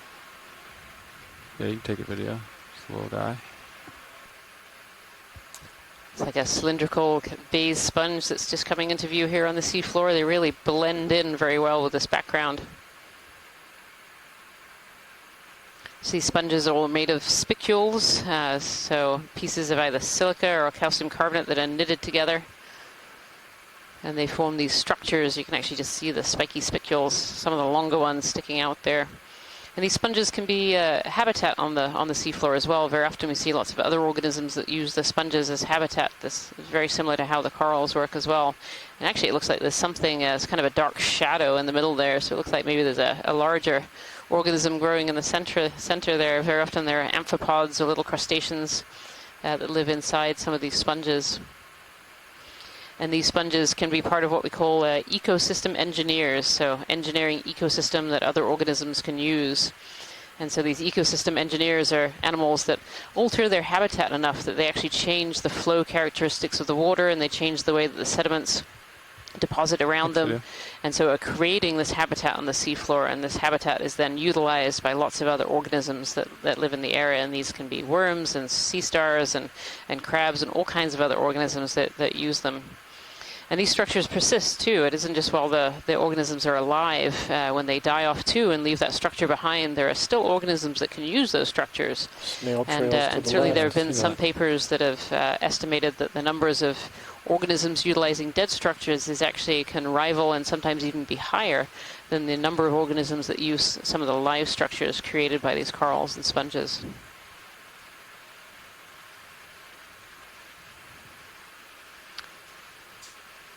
Oh, there's a little feeding track here. I wonder if we can figure out what's been feeding on the rock. You can just see these dark, wiggly lines moving their way up. In these, we saw yesterday a beautiful slit-shelled limpet that we managed to collect and will hopefully be ID'd in the future. That one there is a polychaete. I don't think the polychaete made those tracks, but it's really fun to see little polychaetes on the seafloor. That one's teeny tiny. I could not find the track maker. Yeah, well, it might have been eaten by something, pilot. Okay. The track maker might not be there anymore. But these tracks are made by organisms that have, mouths that are scraping away at the rock, and so they're getting all the bacteria and food that might have persisted on this rock face and have kind of scraped it away. Oh, those are hollow. Another interesting thing to consider is, tracks that are left in the desert can persist for a very long period of time because there's really relative quiescent conditions, and so here, if something cleared this track, how long would it take to fill back in? So maybe a track that we're seeing that was made quite a long time ago in the past. That's a really good point, Scott. Yeah, that's very, very true. This could be quite an old track that was left here. I saw an interesting kind of yellowish structure over to the left of this rock pilot. Yeah. Kind of tucked under that pillow there. Can head that way. Whatever made it was pretty small. You can see those 10-centimeter lasers. The width of that track certainly less than a centimeter. It's very, very tiny. That's right. I'm sure this is a sponge, I think, that we're going to come across here. Slightly different color, very much blending into the background. It might just be a sponge skeleton that's left behind. Could take it. I think there's going to be an interesting. Yeah, we'd seen some geodia earlier. Those like barrel sponges that were clearly alive. I'm not so sure about this one. Yeah, this one seems very covered over by sediment. Looks like it kind of anchored with some skeletons to hold it there. Yeah, it's grown up around this coral skeleton that's left behind. I mean, I see some tissue that suggests it might still be alive, but it certainly doesn't look very happy, covered over with all that sediment. These sponges are filter feeders. They have these pores all over the outside there are specialized cells inside those pores that have these things called flagella, these little wiggly structures that wiggle and create water flow through them. And so when you see a sponge that's covered over by sediment like that, you consider that all those pores are probably blocked, and so it's probably not getting a lot of food, even if it is still alive.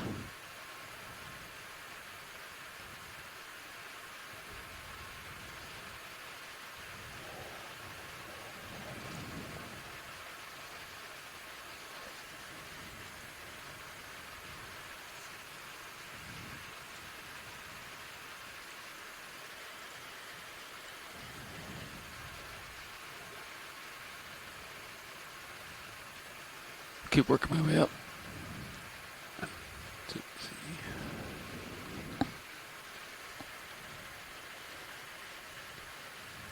guys good within 10 meters? Definitely still seeing a few of these pillow collapses that have been rounded out and filled with sediment over time. Really impressive flows here. Got something interesting there in the upper left. Yeah, I'll get there, Ron.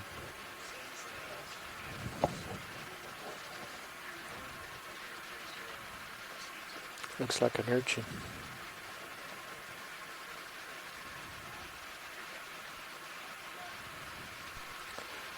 Moves in. That's what looks suspended like a sponge.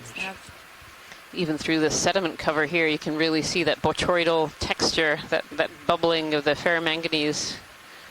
I don't think I've seen it stick through sediment quite like that. That's really, really interesting. There's an Okeanos urchin. Is that yeah, it's like a... Oh, I'm sorry, Kira. I was just saying this Okeanos urchin, I think, is on a sponge, if we could do a snap zoom on that one. Absolutely. And some of these urchins are do eat sponges.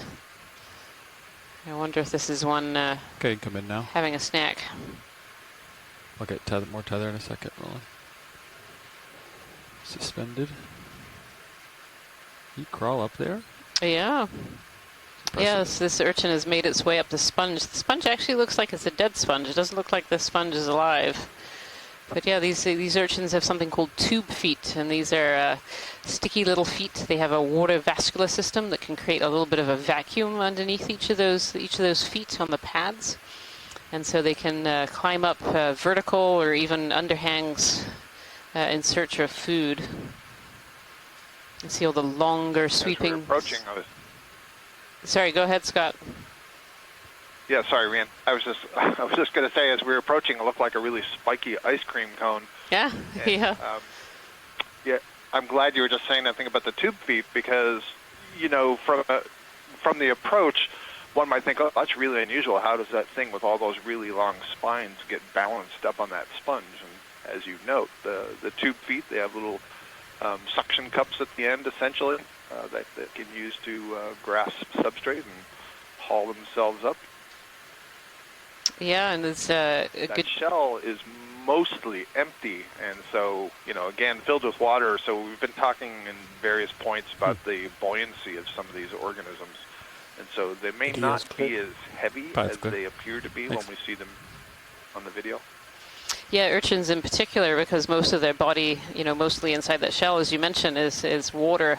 So they can be quite large, but they're not heavy at all.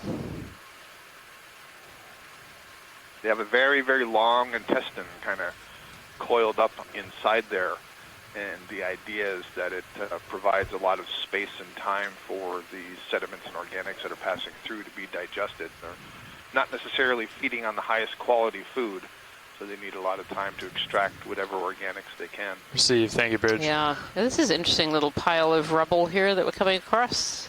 We haven't really seen these piles of fossilized corals like we've seen in some of the other dives. Frame it up video. A quick zoom on this and have a look. Yeah, so this is, I see Desmophyllum dianthus aggregations here, these cup corals. Almost look like little flowers, really dark black color from that ferromanganese patina. Oh, a squat lobster hanging out on there as well. Oh, yeah.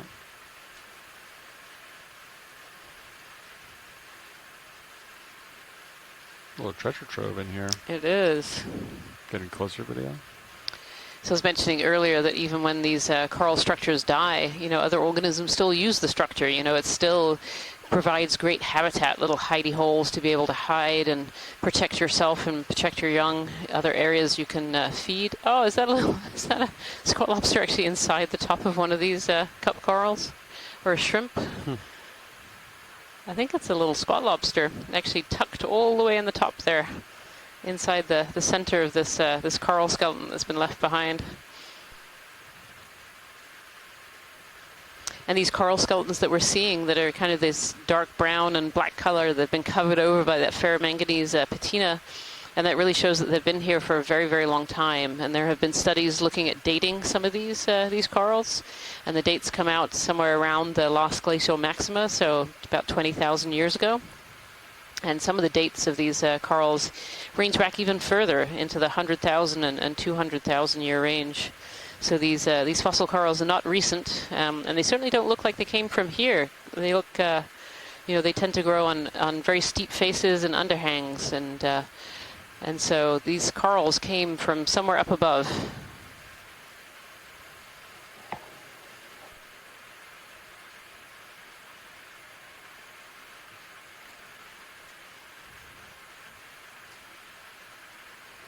And certainly during this dive, we're actually looking at our dive track right now. We're coming relatively close to the steepest part of our transect today. And so maybe these fossil coral deposit that we were just having a look at fell quite a distance from above. I just want to get a pitch test. It's been negative a little bit.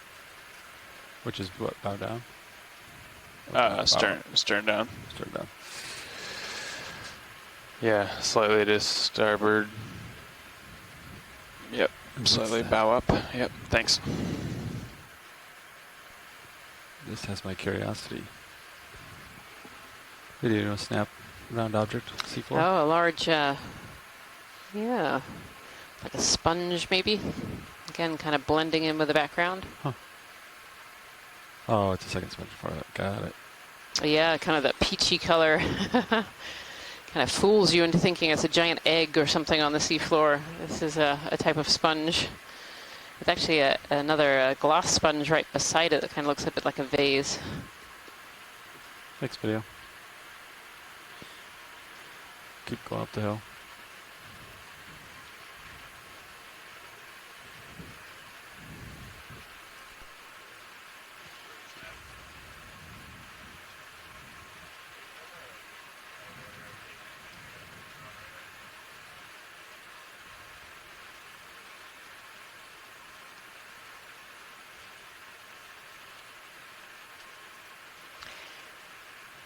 Pilot, I can see there's a white object just north of the lasers to the left, going in the right direction.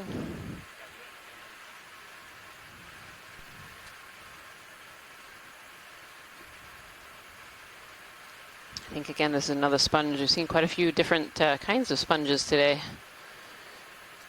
These sponges are filter feeders, picking particles out of the water column, so seamounts are generally a great area to find these sponges.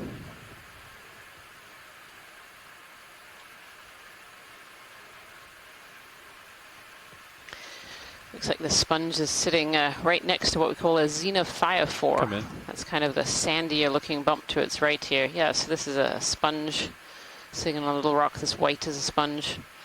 And over to the right-hand side there, that's what we call it xenophyrophore, and that's a single-celled organism that's actually created this this mucus house, and this mucus attracts all these sand grains, and they pull in sand grains to make their little home.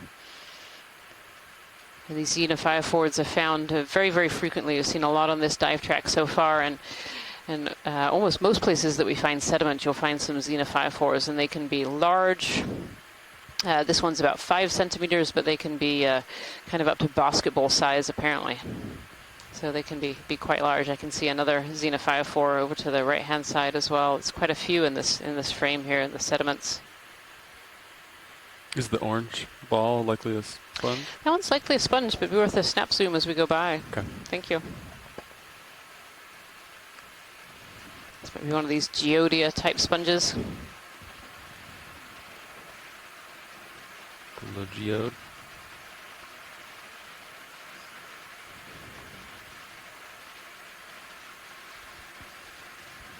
We'll probably get another small movement at some point. Okay. Yeah, you can do 10, probably. Good with that? Okay. Yeah. There was also just below us kind of a clear-looking thing sticking up. It was really the same color as the background. Oh, where did you see that, Kira? It's sort of below of where we are now. Probably should still be in sight once we zoom on this guy.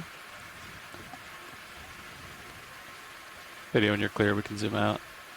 I think there's a translucent object that they're looking for. A couple of sponges. Is it out of frame? Yes, off right. Maybe the sponges here? Is that what you're looking at, lasers. Kira? Okay. Waving. The small wavy one? Yeah, I guess so. It looks bigger from when we went by. Yeah, right by the lasers now that I can see from a little behind you guys. Yeah, actually there's two kinds of sponges. There's this one that we're zooming on here. This one looks very much like a hexactinellid, a glass sponge. And then just behind it there's a little sponge on a stalk, a little tiny one. Oh, and also these pteropod shells in the sediment as well, these little triangular shells. Okay, that's good. Thanks. Watch it. If you need, do you need a closer look at any of those, or keep moving? I think that's good. Think about it. No sediment. Got a nice big fish hanging out with you. Oh, where? See it to your starboard. It's just been like wiggling around. Oh, down. Got it. Got a visual on starboard rail cam. Happy? Lower starboard. You still there? Still there. Ooh, hello. Oh, look at this fish. You can take it rolling. So sitting on the back row here on the Okeanos Explorer, I knew something exciting was going on because all the pilots just started oohing and ahhing and looking in different directions. And here's this beautiful, really large fish. Try to get the full subject. Antimora is what came to my mind, and Tina Maltsover has put a potential with that as well. But if there are any of the fish biologists on the line, it would be great to parasites on have some confirmation. Very, very pointy snout, very large eye. It's not too sure about you. He's on the move. And definitely on the move. Maybe going with the current. Doesn't like D2 all that much, trying to get away from us. Very, very large eye there on that black, very dark fish.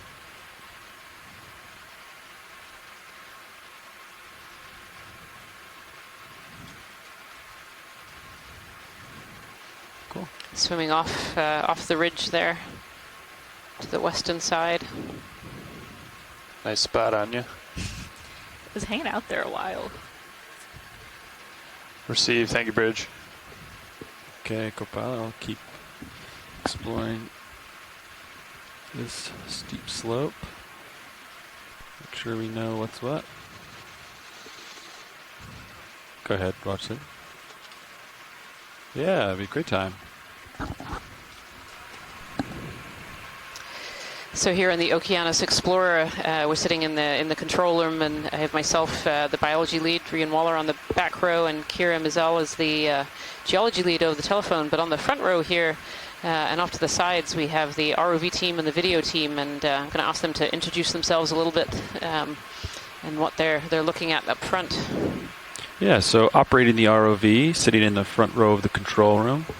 My name is Levi Unima, and I am sitting pilot. And to my left, Chris Ritter, sitting navigator. And to my right, Anya Jensen, sitting co-pilot. And we're in the far right, it's Roland Bryan doing video. And in the back row, I'm Emily Narrow in the video clipping chair. I forgot to do OKEX. and we're all with the Global Foundation for Ocean Exploration. Thank you so much from the front row. So I was going to ask you, pilot, so what is your favorite thing to see on some of these dives? What are the organisms that make you most excited to see? Levi's favorites are jellyfish. Ah. Big fan of jellyfish. Big jellyfish guy. Chrysogorgia. Oh. Chrysogorgia. Yeah. Arutagorgia. Okay, those are very good too. Those are good species. And Roland likes the ctenophores and the bubblegum corals. Ah, the bubblegum corals. Yeah, that's one of my favorite too. Chris likes the fish and sharks. Yep. This is a shark guy. Emily likes the octopi and the cephalopods. There you go. I was going to say Yep. octopus, so definitely. Yeah, they're always fun to see. Those are, everybody likes those. Thank you, everyone. Yep. When's the last move finished, you think? Or is it still coming? Did notice a pretty large colony to our starboard. I can't reach it. Video, you want to snap it? It's way off dive track, but just so you know it's there. Oh, through the distance, Yeah. yes. Possibly a bamboo. Hard to tell from this distance, but good to know that there is some more large colonies. We haven't seen one of those in a while. Yeah. They're out there. We'll probably come across them once we get some rocks on our path. Thank you so much. Yep. Yeah, pilots, it looks like we should expect increase in slope here coming up. Yeah. Yeah, so we're getting into the tighter. And the contours actually are matching up pretty well so far. I don't think it'll stay like that, but yeah, so we're at right now they match. Oh, nice. More or less, yep. Awesome. Nice work, morning nav. Thank you. Awesome. So we'll keep an eye out in Blue View and Sirius sonar. Could we zoom in on the purple? Yeah, I just caught my eye as well. Purple mound. I'm headed that way. Video. Looks like potentially an anemone or a sponge, but we're going to have a little zoom in. Actually, it could be a very large sea cucumber.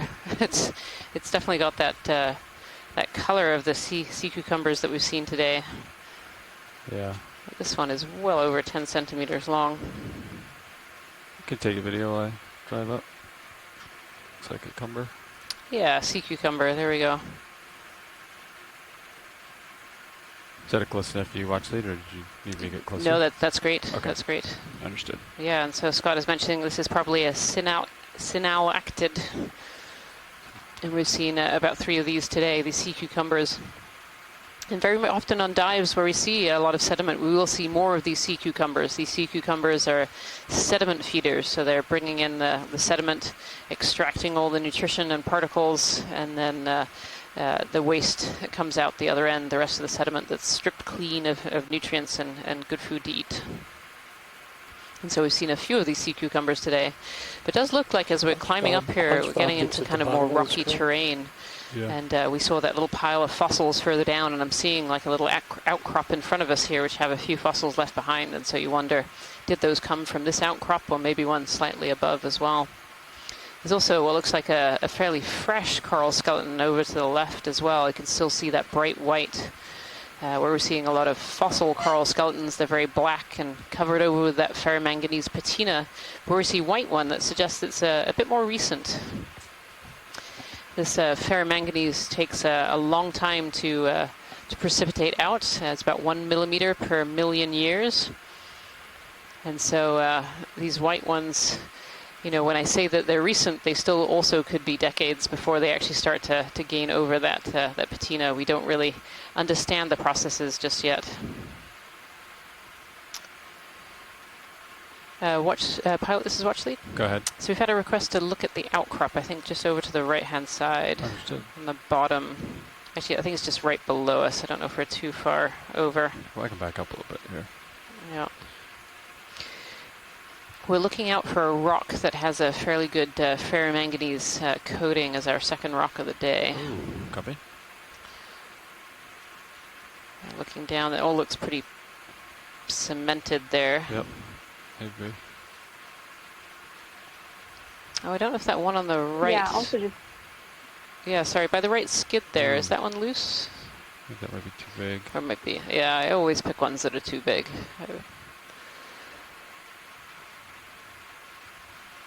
Yeah, those are two. Yeah, thank you. I also just wanted to get a look at it, try to see how thick the ferromanganese crusts are. It looks like some of these might be 20 centimeters thick, which is many millions of years of geologic history built up.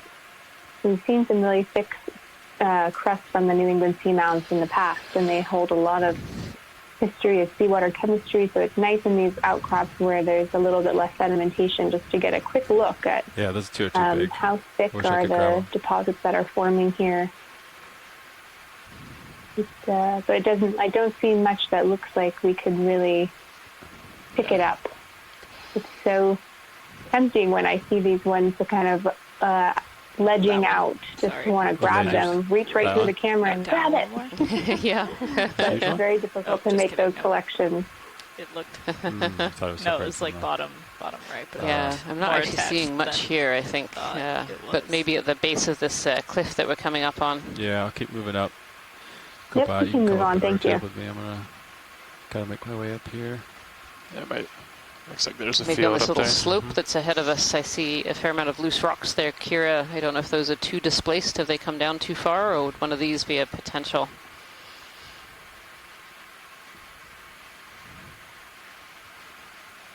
Yeah, we can poke around here, especially places that look like they're a little bit, like with the nice botryoidal texture and a little bit swept free of sediment, like they might still be forming.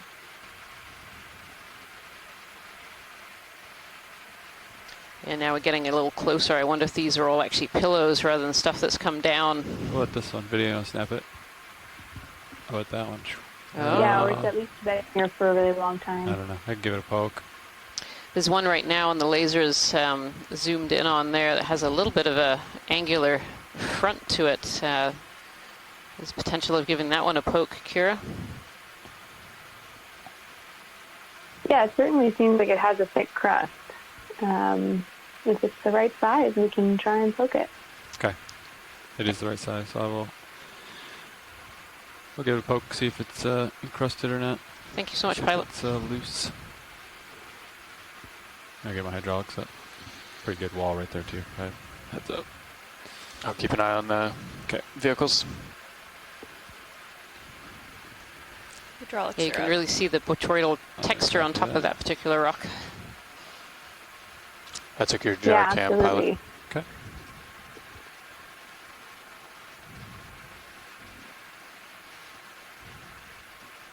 If you want, you're in a good spot. I can put the mini Zeus. Yeah, you can get mini Zeus centered up. Sounds good.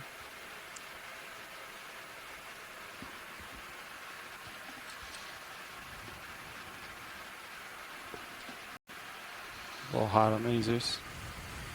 Thanks, video.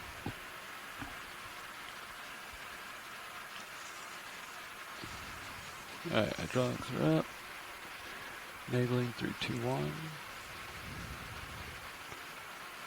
Quick force 7. It's pretty serious.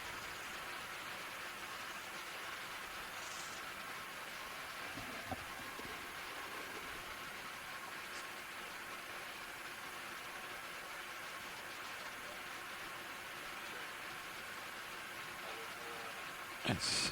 Ah, that one is loose.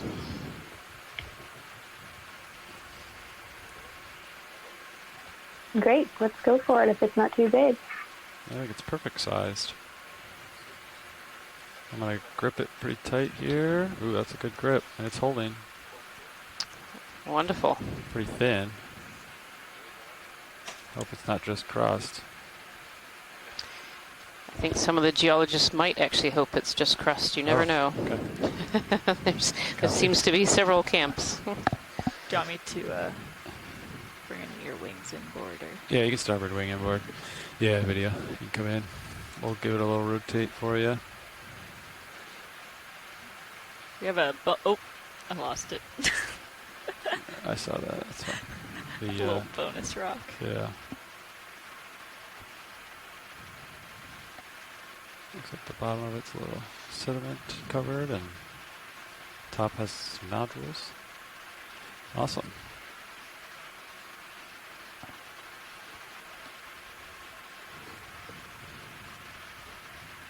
Okay. I want to go ahead and put it in the box. That's great. Thank you. Yeah, it almost looks like it's hard to tell if there's just sediment sitting on it or if it's crust growing on sediment, but I guess when we get it on board ship, we'll find out.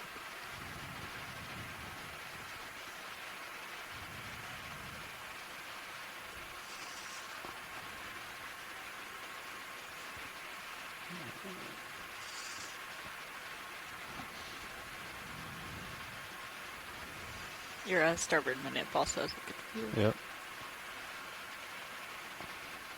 Awesome.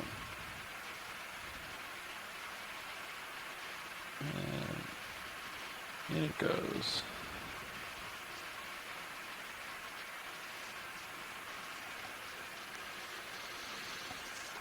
Back.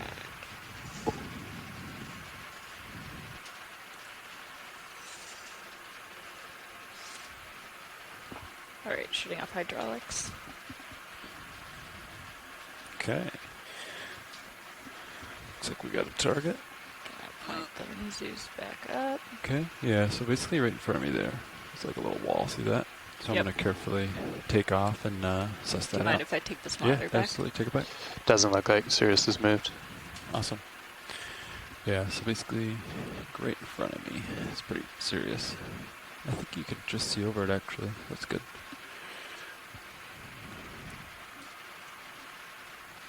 Check it out. This guy.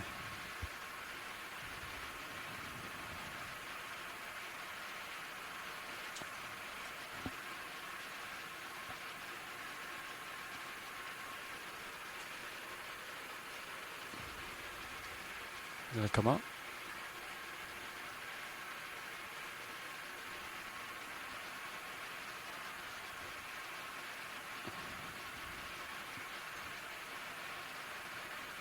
Thanks for that great collection, pilots. Hopefully that rock will help us give some clues onto the age and the seawater chemistry that the crusts here have been accumulating over years. Absolutely. Our pleasure. We could have some zoom-ins on these corals as we go up. That would be great, just for confirmation of species. Yeah. Thank you. Okay, I'll get you closer to rolling.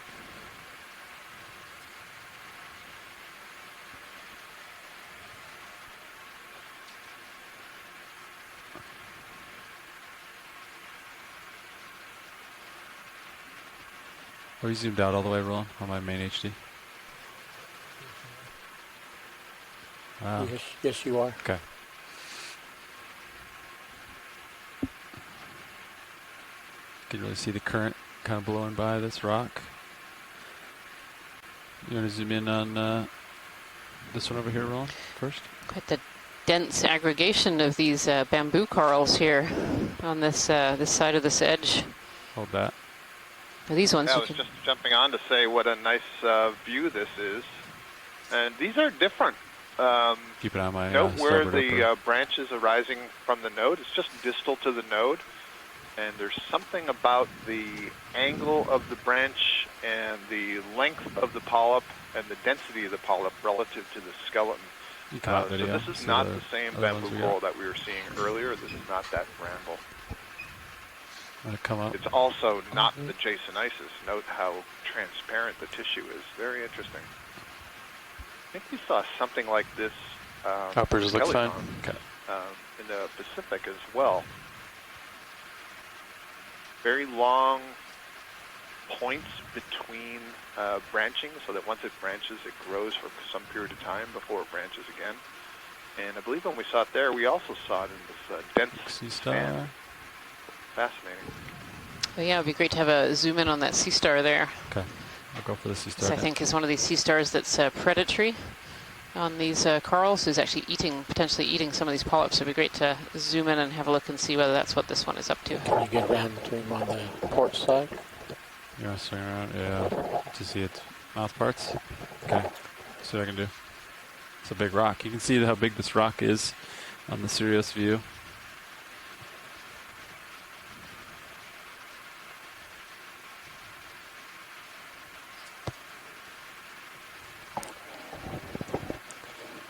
Permission to push it on Sirius?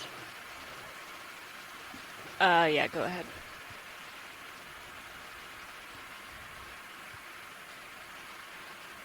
You can turn your head in if you Yeah, I'm wanted gonna to. frame up on you a for little this bit. shot. Yeah.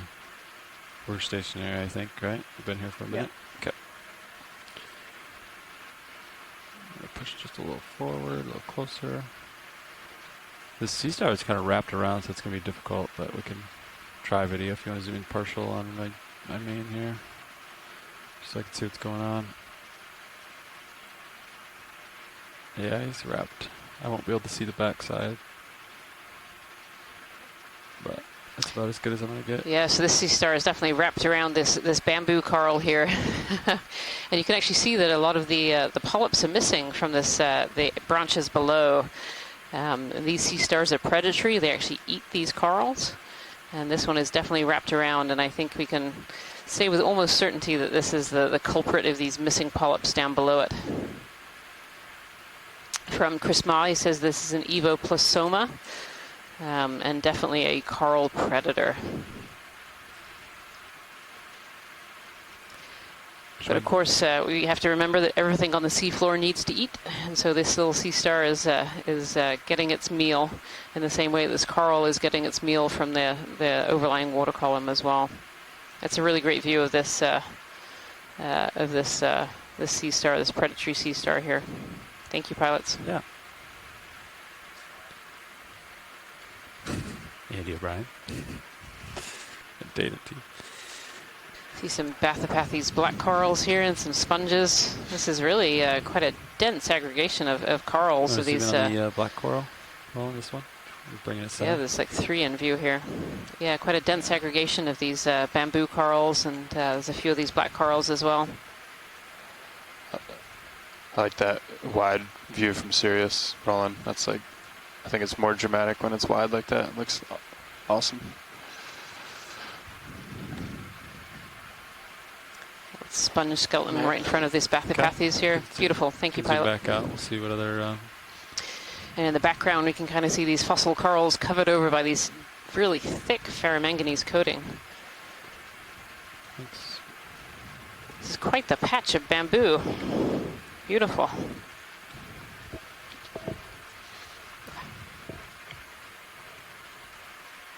It's interesting too, even though it is ferromanganese coated like we've been seeing, this is a lot more chaotic rock texture.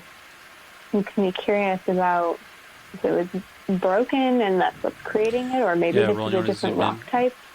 Here, just kind of hold that. Look at the But two different faces. bamboo corals seem to enjoy living here. Rock.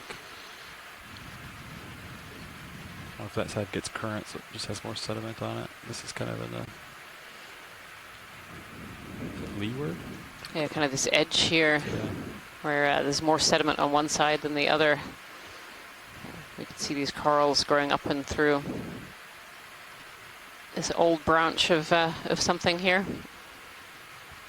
You know, fairly old because we can see it's pitted and covered over with other organisms, but it's not yet coated in that ferromanganese patina, that kind of dark brown and black crust. It's perfect. Pilot, this is watch lead. Yeah. Go ahead, watch lead. So they're kind of rusty marks on here. Can we zoom in on one of these rusty marks? Staining, sure. Thank you. I think there's some staining below here that I might have a better Yeah, I think Is there that was the same as this, or is that different? Oh, I think that one might be different, Okay, actually. We'll go with yeah. the more bronze colored. There we go.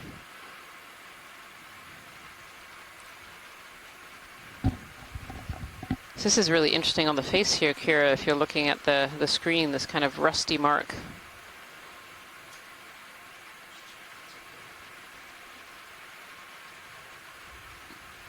I'm not sure that's biologically made. Yeah. Go ahead, Kira. Yeah, I mean, there's certainly iron in ferromanganese crust that can get oxidized and start to look like that, but it almost looks like a coating. There's lots of interesting stuff going on there. Maybe an organism living on the surface, creating this like a bacterial coating or something. It's not something I'm super familiar with in terms of crusts themselves. Interesting. Yeah. And the fact that it's patchy. Very interesting.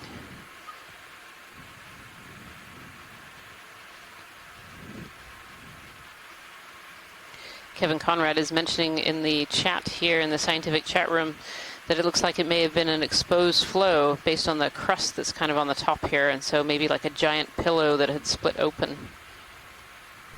Pilot permission to adjust your scanning sonar? Yeah, go for it.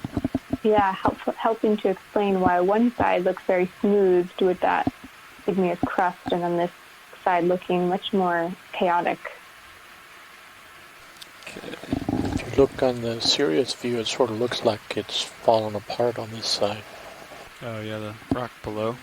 Yeah, that's a good point, Roland. So if you go into your live stream number 2, you can kind of see the Sirius view, and this is actually a really good way to scale the D2. So we're looking down on D2 ROV, looking at this boulder that's kind of has this split in it. That's a really beautiful view. Gives a good sense of the scale of this. This isn't just a little boulder that's covered in corals. This is really quite a massive feature that we're looking at right now.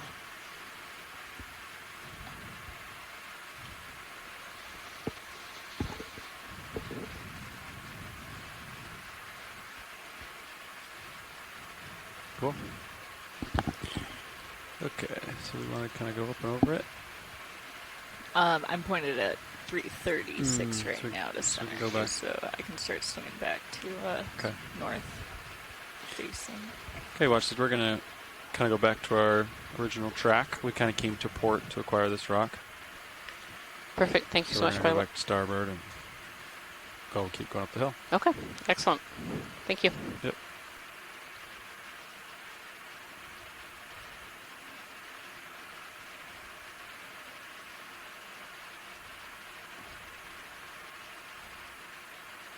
Now I got 10 meters in. Let's see. How's blue view look? Looks good.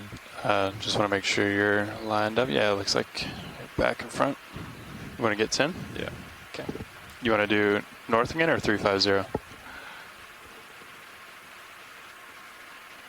I'm North. facing north right now. I'm north. That looks pretty good. I think so, yeah. Understood. 10 meters due north. On the way.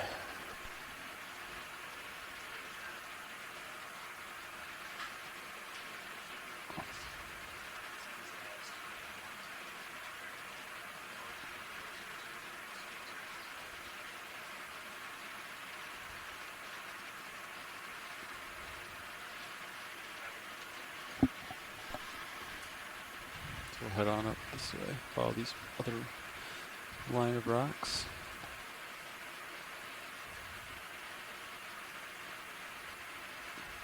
Maybe while we wait, I can look at the other side of this rock a little bit better.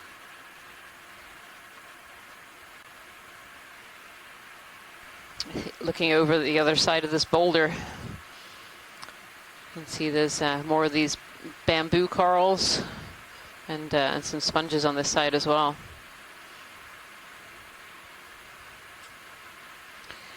So we often see corals and sponges living on these features that are slightly up off of the seafloor. So they're where these features come up off the seafloor a little bit. It helps to enhance flow and increase water flow, and that's what these kind of organisms like. They filter feed or they suspension feed, so they're getting particles out of the water column. And so to be able to do that, being in slightly faster water is definitely helpful to those organisms.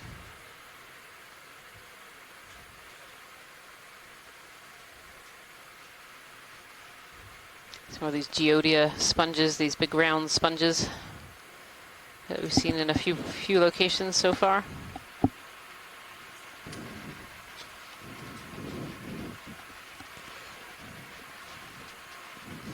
Repeat your last, Roland. I was wondering if that the top of the rock there, is that a white resinged? It just looks like a... Oh, I see. Way up there. Yeah.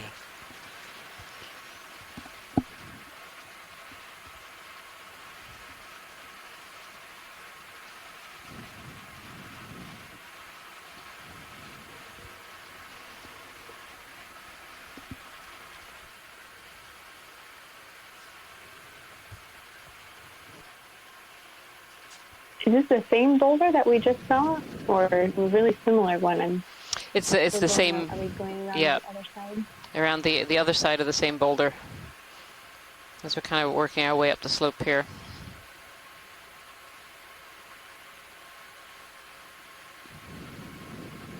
I was thinking, wow, it's a very similar morphology, but the same one.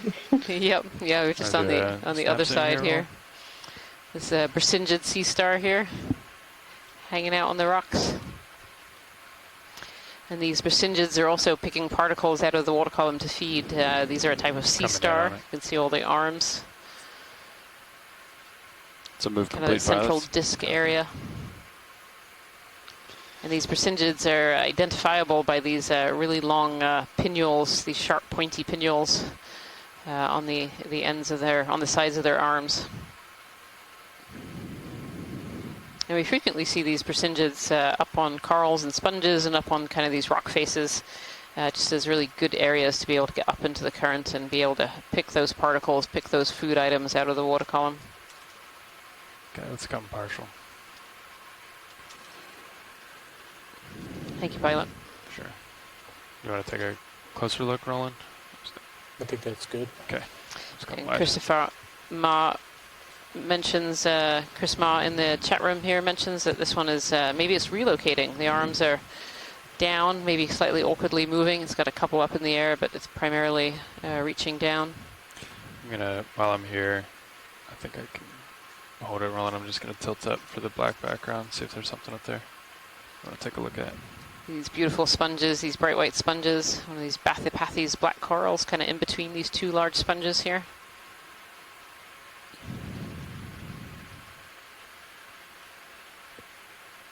Okay. Get it back out.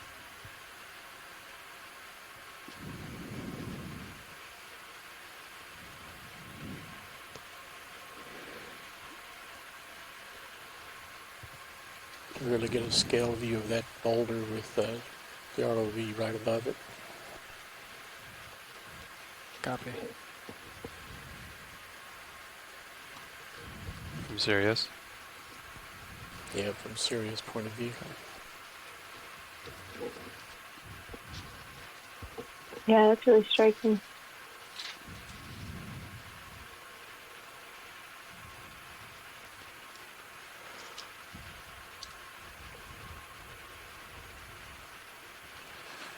Looks like Sirius is moving. Christopher Kelly has confirmed that these two large sponges are probably hexactinellids. So these are glass sponges, so they have silica spicules making up their kind of matrix, making their structure. Gotta wonder what kind of extreme geological activity would cause such a large piece of stone to be out here by itself. I can just imagine this thing got blown out or rolled from a distance or something.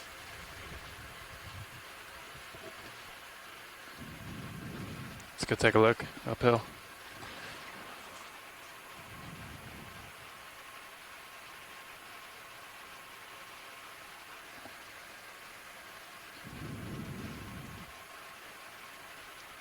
I left the blue view pretty high up.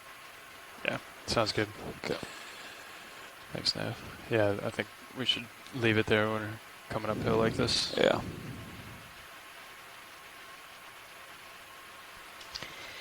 Then turning back to our dive track here, so we started this dive at about 2,550 meters, and we're presently at 2,410 meters. So we're working our way up this dive track, kind of following this ridge up this little bight region in the very south of this small, unnamed and previously unmapped mapped Seamount area.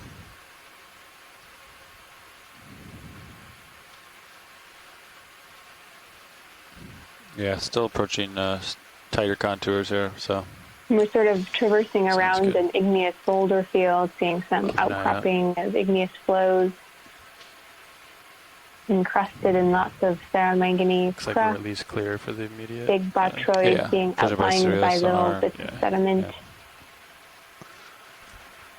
And definitely showing some of the crust of the basalt pillows, not the ferromanganese crust, but the other crust, too many crusts. Failing and falling down below, creating kind of a rubble field of that popped basalt pillow on the left there.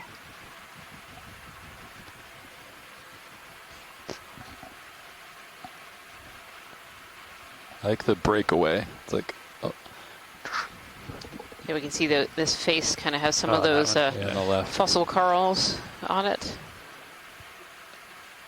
And then up on top, there's one of these big, large vase-shaped sponges and a type of coral that I actually can't quite identify from this distance. Maybe we'll have a snap zoom on that as we get a bit closer. Yeah, we can do that. Thank you. Come on in, Roland. Try to get an ID here. Looks like there's an associate. Yeah, there's a little brittle star wrapped around one of the legs there. I don't know if Scott is still in the line, but this seems to be one of those forked corals here, Scott. Yep, still here. This looks like a primnoid, I think. Yeah, it's got an interesting fork at the bottom. I think it's hard to see from this this angle here. There we go. Coming around. Yeah, deep bifurcation. I'm wondering if it is a colony of the genus Narella.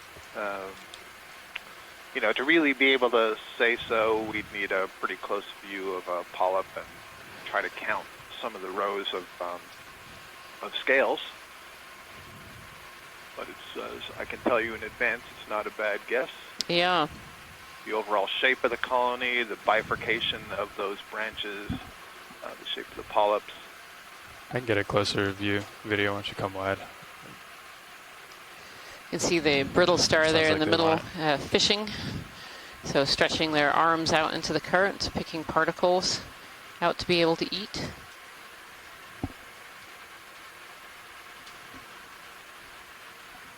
Okay. You can see if they can get a closer shot here, Scott. With the, how many wiggle you in? 10 more? Sure. Okay, come on in video.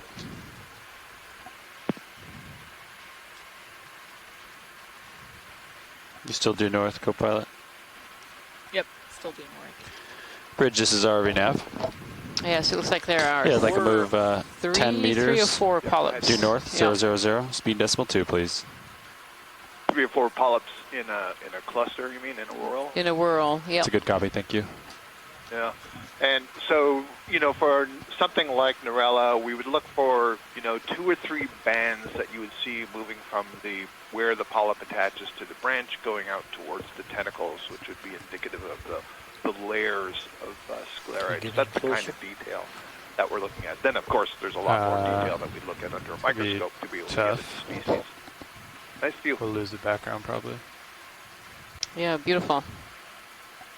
Thank you so much, pilots. These primnoids, this family Primnoidae, they have an axial skeleton that is largely proteinaceous, but it's embedded with kind of an amorphous calcite that gives it a lot of strength. So it's a pretty hard skeleton. You know, when you hold it in your hand and you try to snap it near the base, it would give a whole lot of resistance, and that would be compared to Ship is on the move, pilots. Copy. Plexauridae, or the Paragorgia, which would be a lot softer and easier to break. Yeah. So when Christopher Ma thinks this is an Ophiocanthid ophiuroid, and these are a type of ophiuroid that we do often see in these coral colonies. A really interesting sponge behind it too. Some very different sponge texture on that white sponge. Maybe slightly different from the species that we've seen so far.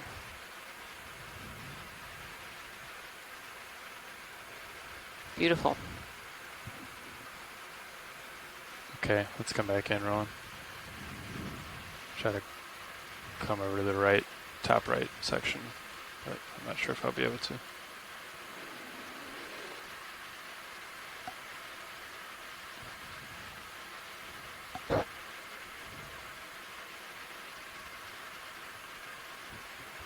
You see the ophiuroid arm sweeping up at the bottom there. And the arms quite blend in quite well with the corals. They're a very, very similar color. Was that Max? Yes, it is. Copy. Just can't quite bring those scales out. I think that's about as close as we're going to get. Sorry, Rowan.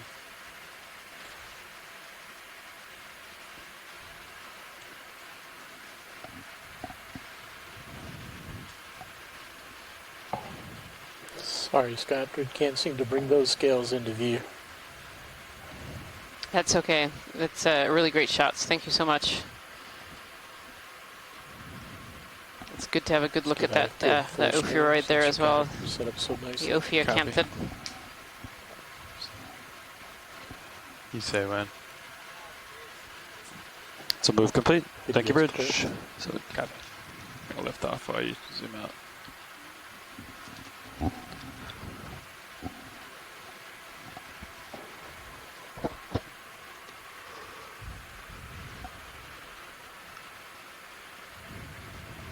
All right, onward.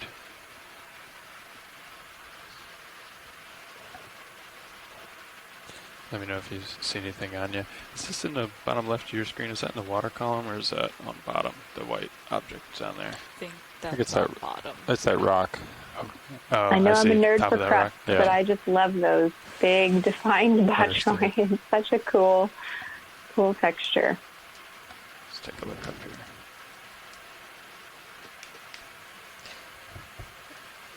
And so defined and so distinct on this dive today so far, Kira. There's just been a lot of those botroidals on these larger rock faces. Yeah.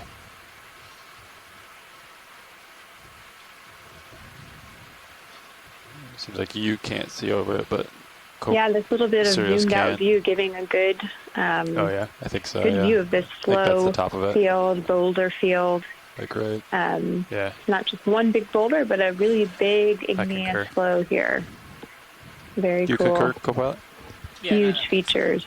This is what's Copilot concurs. making up the Seamount. It reminds me of when you're hiking on a mountain. You think of it as being one big feature when you look at it from afar, but then once you start hiking, you see different cliff faces and giant rocks, and it's a huge landscape of many different topographies. The last move in here, was just seeing complete these 2 minutes awesome, ago. almost So I like think that might ridge-like still features swing. in the flow, Yeah, all so totally covered with these thick ferromanganese think once we're crust, giving it confident that that we're done smaller swinging, scale, we get another bubbly one in. texture. I agree. Pretty large black coral straight ahead.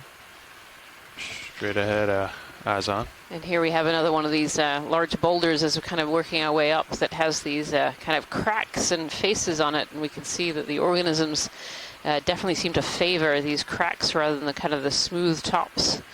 And this could be for a variety of different reasons. We don't truly understand why larvae settle in some places and don't settle in others in the deep sea yet. But it's probably a combination of having the right habitat to be able to settle, so nothing too sedimented for a lot of these species. They really require that hard bottom to be able to settle. A little bit of combination of how much other sediment is coming down, what kind of predators are in the area, what other organisms in the area as well, and what kind of food resources they might get in some of these areas. And so you can imagine with these suspension feeders that really need those particles in the water column to be able to survive. If you land on some of these flat faces, you know, the water current might not be quite as much, and you might have a little bit more sediment, and so not really being a favorable place to settle compared to kind of these cracked edges that we see on some of these larger boulders.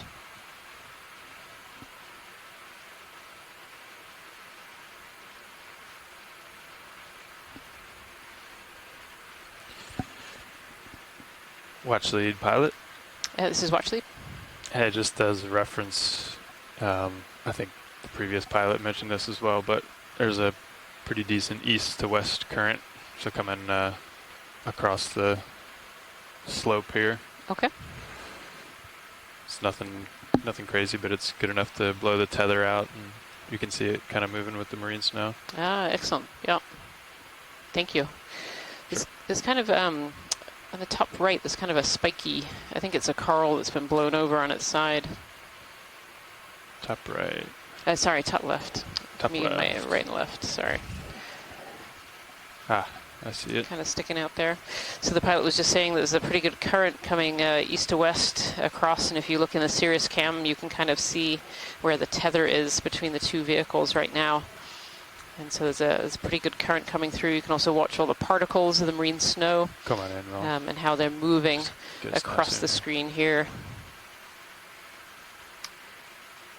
Yeah, this is one of these little bamboo corals, potentially one of the bramble type, though it seems a bit regular for a bramble type.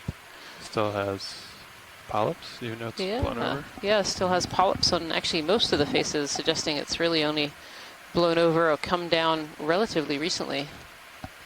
There's polyps even down by the sediment, and you can't imagine that that would be a great place for those polyps to be.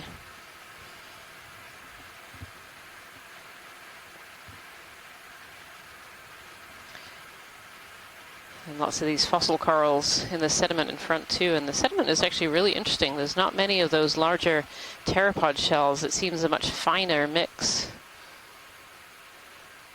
You think you're pretty steady, co-pilot? Yeah, I agree, Ryan. Definitely a lot finer than the sediments we've been seeing in other places. Some wide video. Coral. It still seems thin, though. It's not like a thick layer of sediment. You can still see the crusts from the igneous below popping up. 10 meters, 000, but yeah, due north, really speed fine decimal 2. material settling in this kind of upper pond feature. Just amazing, this flow That's a good field copy, here. thank you.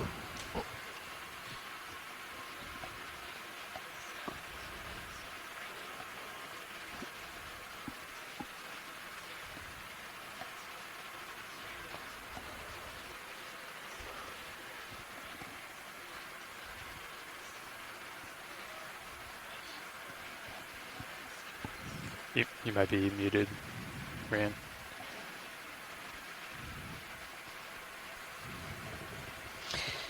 So I was just saying to myself as I was muted, or saying to the room here, that you know, I love these views as the D2 and the pilots are looking upwards, and you can really see all these very mountainous features. And this is a really good reminder that these seamounts really are mountains under the sea.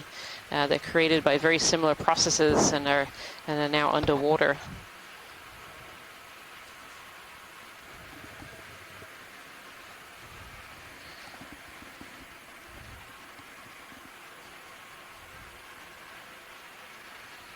Can see more of these fossil corals have once lived on some of these faces, and we saw deposits of these fossil corals down below. So we can imagine that those deposits came from up on this ridge as we start climbing here up the ridge. And these fossil corals are old. These are not recent corals that have died. These are corals that go back 20,000 years or even more.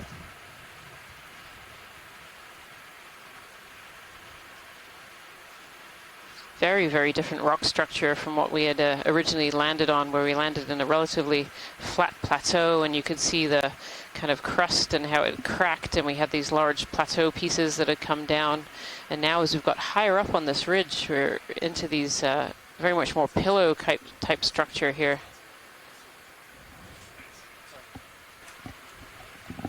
Yeah, absolutely. These big, huge, lobate formations. Super cool. They don't look that sedimented, and we're high enough up. I'm still just so curious about the distribution of the biology here. Because, I mean, these are definitely stable platforms with these rises, and the sedimentation seems good enough. So very, very curious. I definitely would have thought at this depth and on a steep cliff with nice big features, we might be seeing lots of biology on these igneous rocks. Maybe just a bit too deep, huh? Yeah, it's a really interesting question. You know, we're just at 2,400 meters right now, and so we would expect to be seeing quite a few of the filter feeders.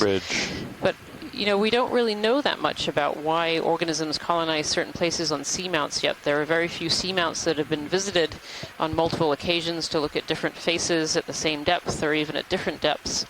And so it's really hard to hypothesize right now about why we can do some of these dives on seamounts and just see an abundance of life, and why we can pick the same depth and same looking location on another seamount and yet find very, very little. And it's one of the great conundrums of deep sea biology, and one of the things that that many biogeographers are really trying to figure out in the deep ocean. Because you're right, a lot of these features really do look like there should be a lot of these larger filter feeders and suspension feeders on them, these habitat-forming ecosystems. Interesting surface, huh? Yeah. It's like big rocks, but they're mostly just cemented. Yeah, they look cemented, yeah. Yeah. Let me know if you see something in the water column rolling.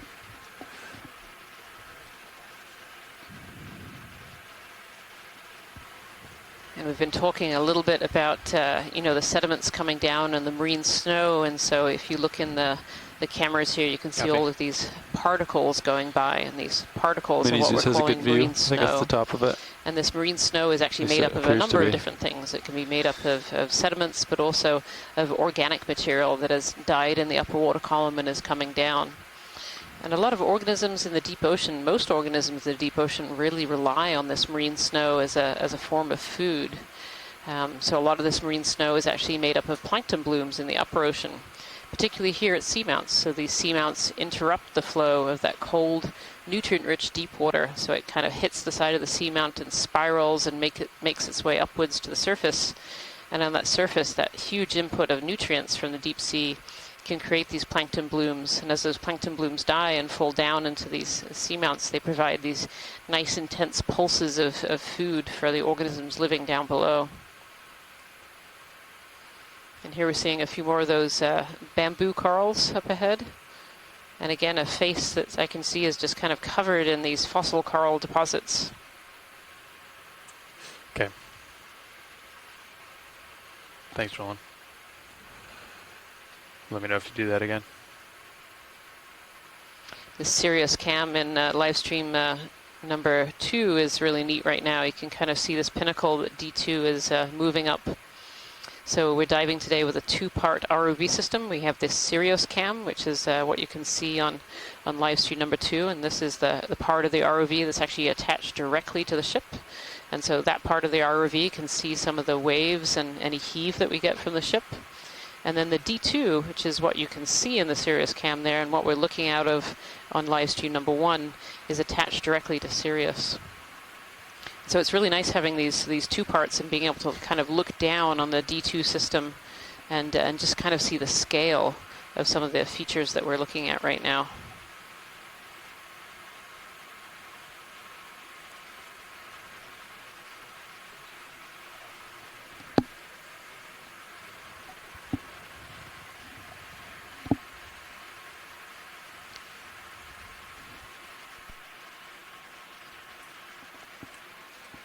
Go ahead, Watchley. Yeah, we can do that. So if you go to your live stream number 3 right now, you'll see a screen that says the Blue View, and I'm going to ask pilot Chris Ritter here to talk a little bit about what the Blue View is and how they use that as pilots up front in the front row here. Sure.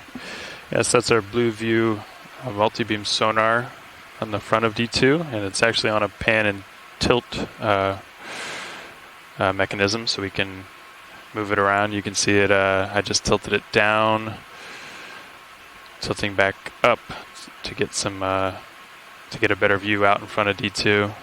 So we use that for a number of reasons, for safety, so we can see what's coming up ahead, And that's, right now it's a 50 meter range, so you can see we have pretty good resolution all the way out to 50 meters. But it's also useful for the science community, so Kira and Jason back on shore can see that and see what rock features we have coming up, or outcroppings or stuff we might want to investigate coming up. So it's a very useful tool, new this year, and I think rave reviews so far. Yes, thank you, Chris. Yeah, certainly from the back row here and on shore, it's nice to be able to see that blue view and get an idea of some of these harder features that are coming up and kind of the overall morphology of the area. Hey, Nav, how long since our last move? So you see this large boulder up ahead here with some of these bamboo corals. And I can see some of these sponges as well. If it's possible, pilot, if you could have a snap zoom on this boulder on one of the faces, that would be excellent. Yeah, it seems like the tether's getting a little stretched out sometimes with no pilot. Yeah, let's go ahead and get a move in. Yep. Understood. Bridge, this is RV Nav. Yeah, I'd like a move, same as last. That's 10 meters due north, okay. 000, speed decimal 2. I'm getting pulled a little bit.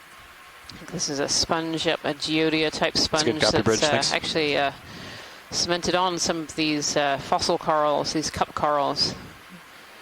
And these cup corals, there are certainly a lot of what we call Desmophyllum dianthus, the species Desmophyllum dianthus. That is a species that is still around today, that we haven't seen any live on today's dive. We have seen them in some of the previous dives.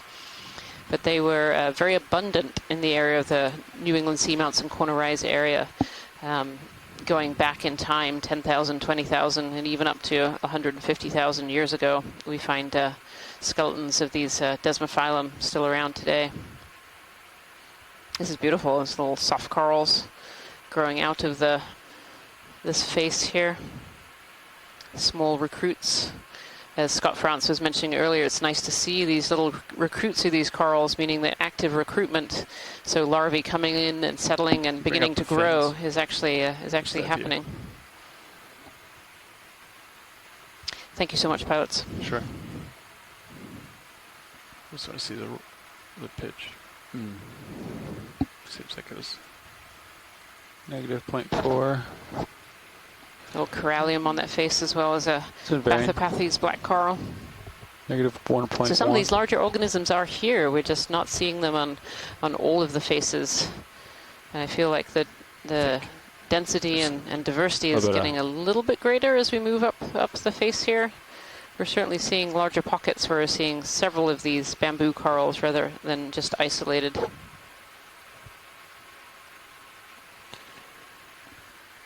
Yeah, it's like a negative 1.3 to like so Scott France is mentioning in the scientific chat room here that maybe we're in kind of a current shadow. So maybe this is an area that doesn't see quite as great a current, or maybe is not getting that influx of larvae. Because just having a very high current is not quite enough. You also need the larvae to be able to actually move into the area. And so you need to know what colonies are doing downstream of these areas, and whether those larvae could ever make it into these areas to survive, to settle and survive and grow.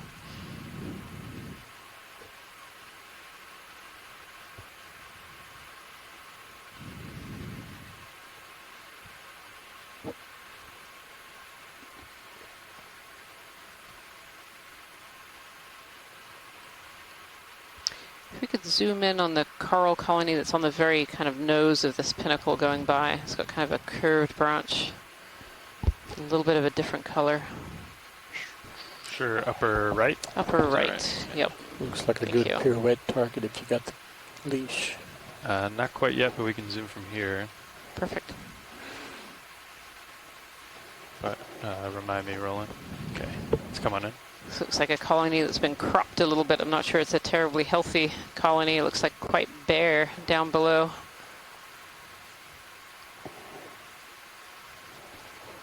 And this is a bamboo. You can see the nodes from here. It's got a lot of these little baskets. And we were seeing some of these baskets earlier on in this cruise. Oh, I think there might be. There's these little anemones living in these little baskets. It's really interesting to see it this way, because I've only ever seen these with polyps around it. And here's one where the polyps are stripped off, but the little anemone is still there inside that little basket. Move complete. 1750. And there's two with polyps over to the right-hand side as well. Really interesting. see those nodes.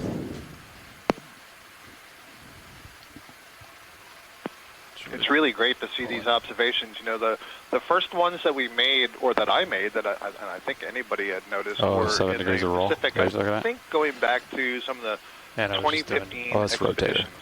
And at that time, I made some kind of wild conjectures about responses to what might be in the water, in addition to the anemones themselves. But, you know, just hadn't seen this odd branching growth type.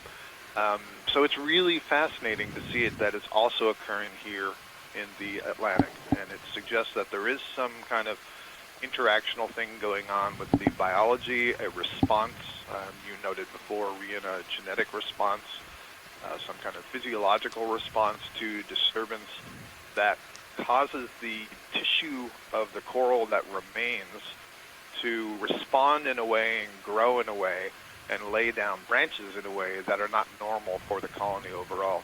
And I think it's really interesting that it only seems to be occurring on this J-clade type bamboo coral, the Jasonisis. You know, these colonies, these magnificent colonies that you see just to the left here, this is a completely different kind of bamboo coral, a different genus, different species. And we certainly never see that odd, what we're calling cage type branching in any of those, or any of the other bamboo corals. So a fascinating interaction to study. We now have, you know, a whole variety of genomics tools. You can look to see what genes are expressed, what proteins are being expressed, and you could potentially look to see, you know, what's going on in a region where you've got those little cages in the anemones compared to what's going on in other regions. So you can just rotate over there and then start your turn. Yeah, and it's really interesting. For a student of the future. Yeah, for sure. For me, it's really interesting as an ecologist to try and think about whether these little cages, these little baskets around these anemones are beneficial to the coral, or are they beneficial to the anemone, or maybe they're not beneficial to either of them. And so the more observations that we can make in the deep ocean of these kinds of interactions and different kinds of colonies living in different locations, and we might be able to tease out some of those details and figure out whether this is a harmful interaction or a helpful interaction. Yeah, that's a really interesting comment and question, hypothesis, Rian. And, you know, when I first started looking at these, I've always assumed that it's a negative interaction to the coral, and it's sort of responding in this spasmodic way in terms of the branches that it's putting out to the anemone. But yeah, a couple of dives ago, somebody had suggested, hey, maybe the anemone's, you know, kind of being protected by those branches, or maybe the coral is trying to make sure that anemone doesn't get any bigger by growing around it. And so all kinds of neat hypotheses to test. Definitely, definitely. Yeah, that was some really nice imagery. Thank you so much, pilots. 4 minutes ago. Little corallium up here on top as well, and more of these fossil coral deposits. I feel like as we're hitting this zone around the 2,400 and up, we're seeing more of these fossil Desmophyllum dianthus, hard scleractinian corals, and seeing a little bit more diversity, a little bit more density than we were seeing in kind of the lower reaches of this dive on some of these hard rock, hard bottom areas.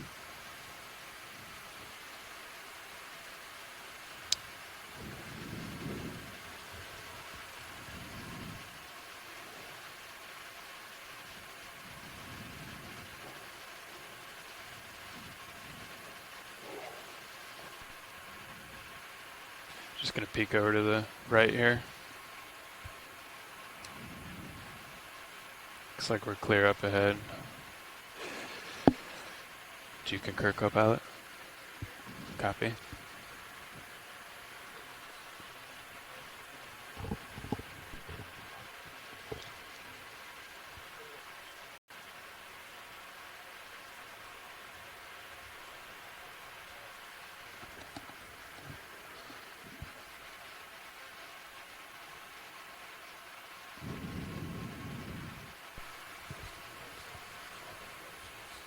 The move ended 5 minutes That's ago. an amazing thing. Not sure if you're Sorry. still swinging, co-pilot, or if you're done swinging.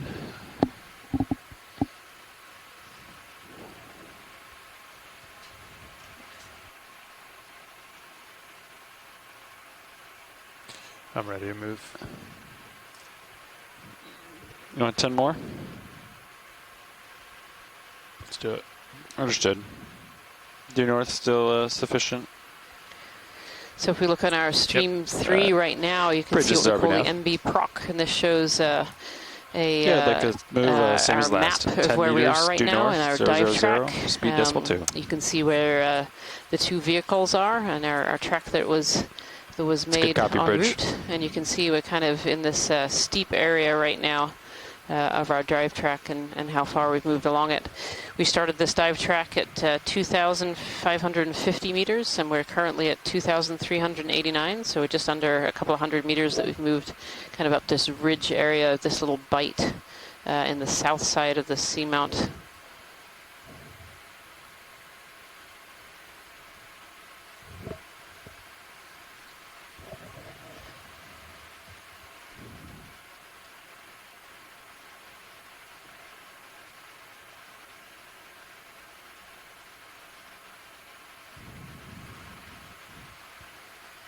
So it seems like we've entered a slightly different zone again.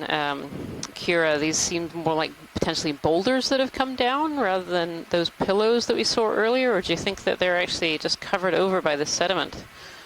Interesting. Yeah, that's a really good question. Instead of those massive flow features, these look like, at least from this view, individual rocks that may have broken off. It's always hard to tell. Like you said, the sediments at the base sort of hide, what's really going on. Are they connected? Are they transported here? Not from far away like a drop stone, but from nearby as this big boulder field. It's a great question. Seeing some of the coarser sediments as well accumulated on the top. Yeah, it's so hard to know. We just, as you were talking there, we just spotted this little cup coral underneath, and so this is a scleractinian hard coral. And looking at the form, this could potentially be one of those Desmophyllum dianthus that we're seeing so many fossils of. It's certainly the right kind of shape and color. But these scleractinian hard corals, we really identify from the skeleton, and so although it's beautiful and wonderful to see them alive with all the tentacles, it actually makes it very hard to tell exactly what species they are. Come a little wide, Ron. But given there are so many fossils of this Desmophyllum in this area, it wouldn't be surprising to find some of these alive Desmophyllum dianthus here. Thanks, video. Sorry, I was trying to get my toe. Yeah, and you see those fat tentacles, and you can see those areas of the skeleton that are sticking through. And these are cnidarians, just like these big octocorals and bamboo corals that we've been talking a lot about this dive. The difference is that this one is a solitary coral and is a scleractinian hard coral. So rather than having an inner skeleton, it actually has an outer skeleton that protects it. And so the organism is primarily inside. It can retract those tentacles inside that hard skeleton on the outside. Video's clear. Copy. Come wide. Nice. There's a small little octocoral there as well, and quite a nice little cave here. Is that sufficient there, Rhea? Was that also That's great. Thank you so much. Go ahead, Kira.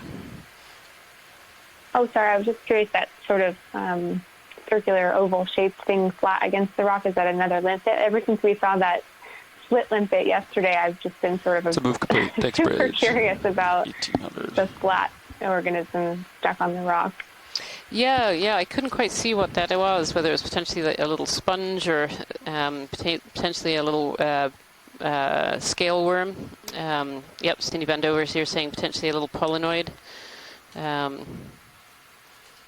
And potentially a worm of some kind on the rock there. Whenever we zoom in, we always see some of these smaller organisms, these smaller features.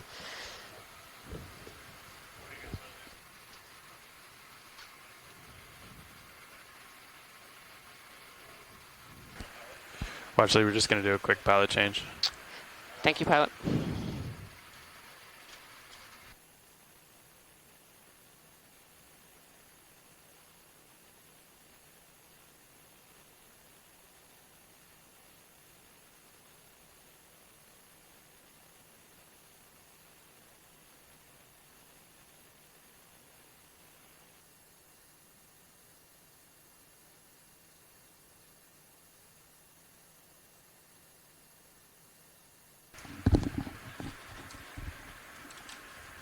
Okay.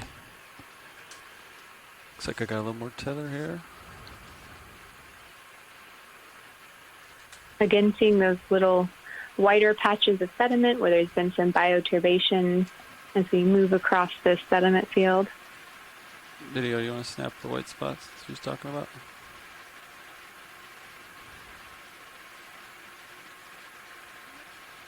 Oh, yeah, little mounds.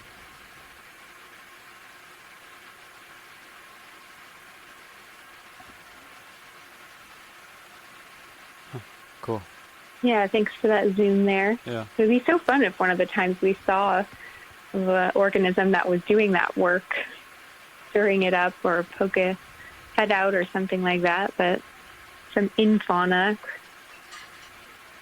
moving around inside the sediment. Looks like I got the rock to my aft quarter there. I'm going to keep going up.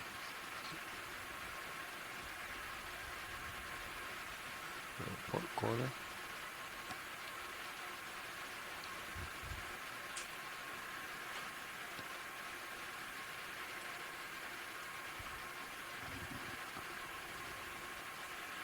Video, you want to snap these two? One's kind of a dead skeleton, one's a sponge, looks like. Or something. Interesting shape on that one. Huh. Okay, keep going.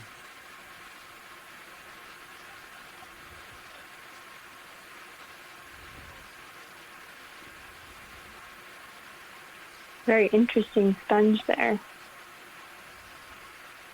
But probably dead. Tina Molosova in the chat says.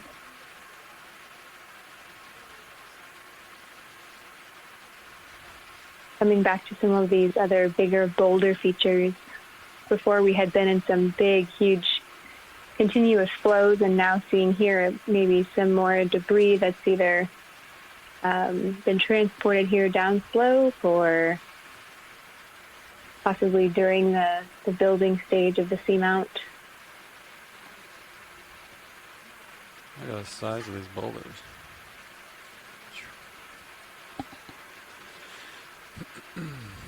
Nav, how long since our last Lots shipment of sediments was deposited here in between these big boulders, Yeah, we creating completed at a 1800. varied environment.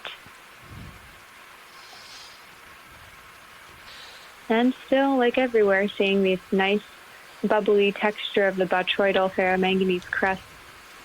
They've been sitting there growing for millions of years, recording seawater chemistry. So at times we like to try and sample those and look back at them sort of like the way you look at a tree ring. You can go inside from the surface of the rock down to the substrate in the center. You can get clues about seawater chemistry from their composition. They also accumulate a lot of elements over time and can be used for other kinds of isotope studies to get proxies for temperature or surface productivity. Video, snap on Sometimes lasers. the detrital signatures can tell about big, huge So I got changes some in Yeah, the history of the oceans and the planets. Things like opening of the Panama Gate.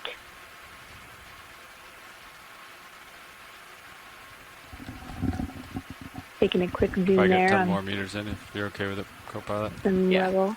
Roger that. I'll put it in. Where would you like a zoom, Kira? Oh, no, I was just commenting that we did take one, but Bridge I think RV I'm nav? just a little behind you guys.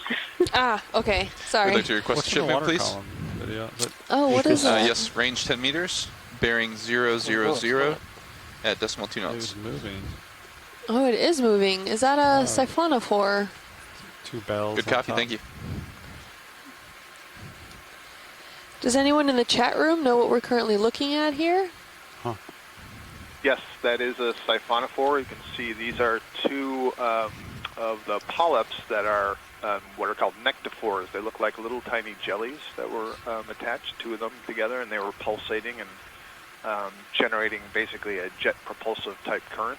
See And the then small the wispy coral? kind of to the right string of that the was hanging behind it sargasso? had other smaller polyps On the that rock were here? rising from it that would be Yep. responsible for the Okay. feeding. Could take it if you want one. Thanks, Scott. I'm Follow that glad up with the I tilt down into was the able sediment. to at least guess that it was the right kind. I appreciate the feedback. Sure, and Kim, just in the foreground to the left of what we're looking at now, this is one of the bamboo corals. We've seen quite a few of these. There was something brown. I'm not sure if it was, coloration on the rock, or if it was some kelp, or if it was something else. Oh, you're right. That's interesting. We're coming up on it now. Please snap it video. I think it's just... Looks like it might be some sargassum that is drifted to the bottom here. Yeah. Yeah, I think you're right. Yep, that's what it looks like. Something that's sunk from the surface. Well, carbon sink. Cool. So here's an example of some organics that were produced in the upper water column in the range of light. That's basically a plant. And that is sunk down to the bottom more or less intact. And so eventually there are going to be organisms that are coming through and consuming that, because that's a pretty good pulse of organic matter to this otherwise food-poor environment. Take a scoot in that sediment there on the right. So coarse. Yeah, I was going to say, I was surprised not to see more of a buffet going on there. You think something like that big comes down, everybody, it would be just a feasting party, but maybe it hasn't been there too long. Although Robert Carney in the chat adding that it looks like it had some bryozoan fouling on it. Yeah, absolutely, Kira. I agree with you. I think that's a good signal that it probably hasn't been on the seafloor too long. And that bryozoan fouling, he's talking about, you could see some white sort of patches of square boxes on it. And those bryozoans were probably on the sargassum up at the surface. They haven't settled on it down here. Interesting transition system, much more coarse sediment than we've been seeing so far on this dive. Definitely more like shell debris and larger particles. There was some little thing scurrying along. Oh, I think it's a little crab. A little hermit crab? Oh. Yep. Oh, give it a chance to settle out. But I agree with you, Kira. I was just about to point that out to you to ask if we had seen this before, because this is quite a transition zone from such coarse material from the other sediments that we've been seeing. Yeah, it's hard to know. Maybe there's a current situation here where we're running up into this big boulder field and it's causing this material to break up. Or as we look up slope and we see, it looks like maybe it may have cascaded, down slope here into this region from somewhere up above. Come up with me we can see it sort of continuing upslope. So it could either be it's getting trapped here by currents going across the screen horizontally, or some downslope movement. But definitely going to provide a little bit different topography for the infauna.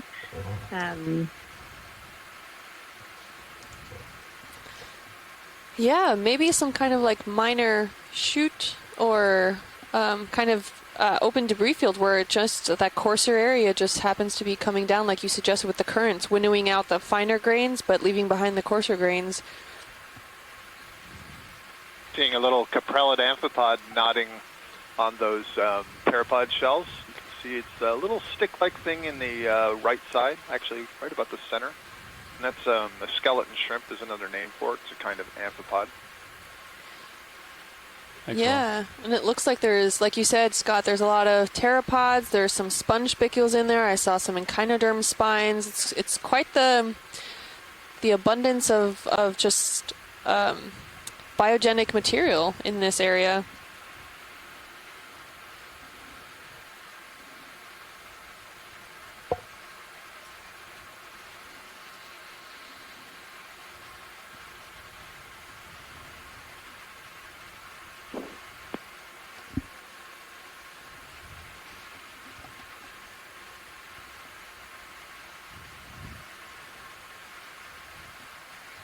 And then right next to it, coming back to one of these big igneous features with lots of big knobby parts of this lava flow here. You've really been treated to these large igneous outcrops, some beautiful, huge ferromanganese crust botroids getting outlined by a thin layer of that finer sediment, creating that really almost like the skin of scales or something like that, and that loamy texture indicating that the crusts on this thing are quite thick. It would be amazing if you could take a drill core right through it and get the full seawater chemistry it has to offer. It's a lot of information there. And an interesting little crusty ledge. I'm not sure. That's maybe transported here more recently from above, just sitting on top. You could take the cup coil if you want it. Is this the one you're talking about, or are we talking about the one on the right? That was the one. So this one's sad. You could let it go. Yeah, this cup coral is, well, dead, but Kira, would you call that slight encrusting starting to happen, like that patina, or not just yet? It kind of looks just rusty in color, which is why I'm asking. You could take it if you want. Yeah, it's hard to tell if that's the color of the tissue or if it's starting to accumulate a little bit of iron and manganese oxides on the surface. Definitely, as it's sitting there, that will continue to happen. And this outcrop that it's growing on seems to be like almost maybe pure ferromanganese crust or a very thin layer of rock underneath it. I was also curious, what are those sort of discoid, kind of clear-looking things that we see on the rocks here? Are those... Those look like encrusting sponges or some sort of sponge. Does anyone know? Yeah, I can't quite tell if these are sponges or tunicates. The one at the top, just left of center, that looks more spongy, but the one to the right, just one off screen, looked more tunicate-y. If I can use that word, making words up now. I think we're on board. Yeah, good. Okay, thank you. I believe these are sponges. The larger openings that you are seeing would be the X-current flow, so where water is coming out of the sponge.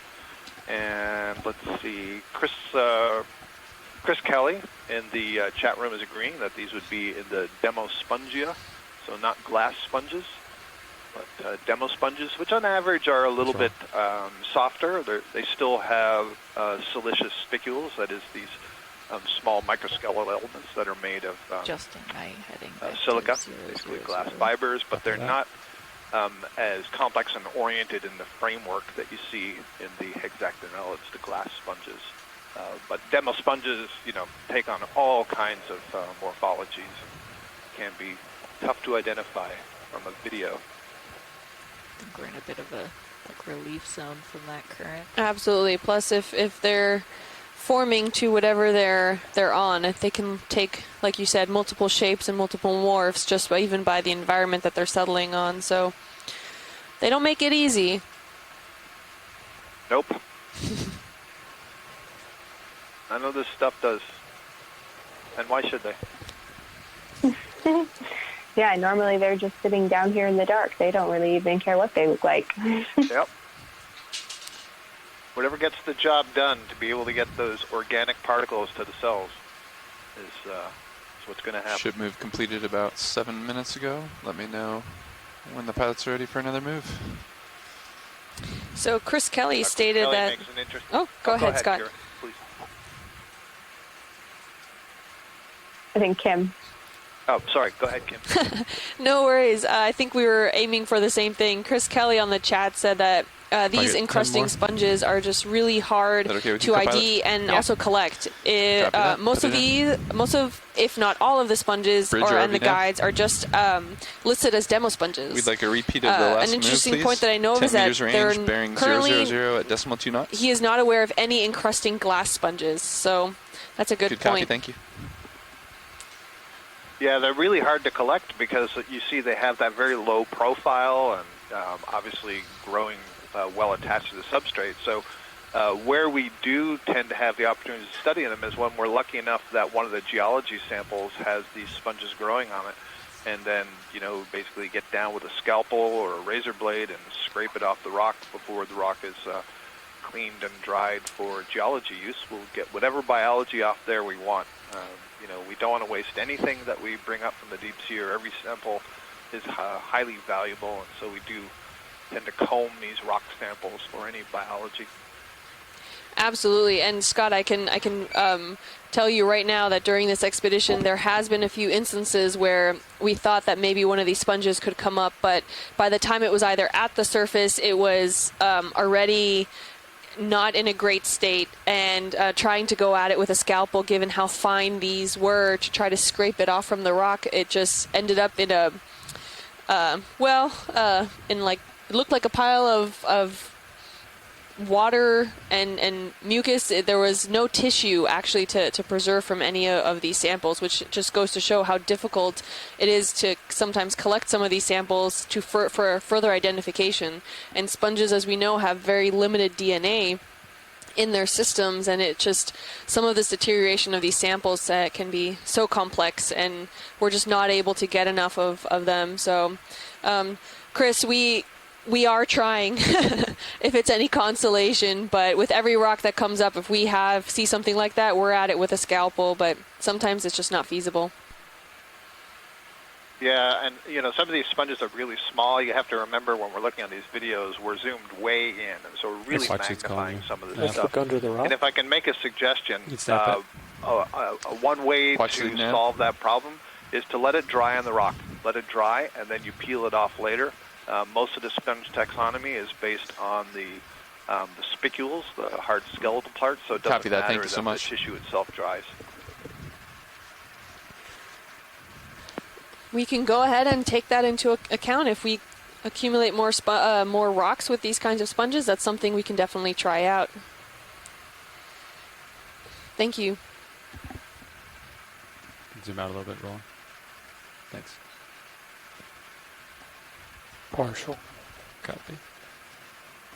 So an enemy on the left of where lasers would be.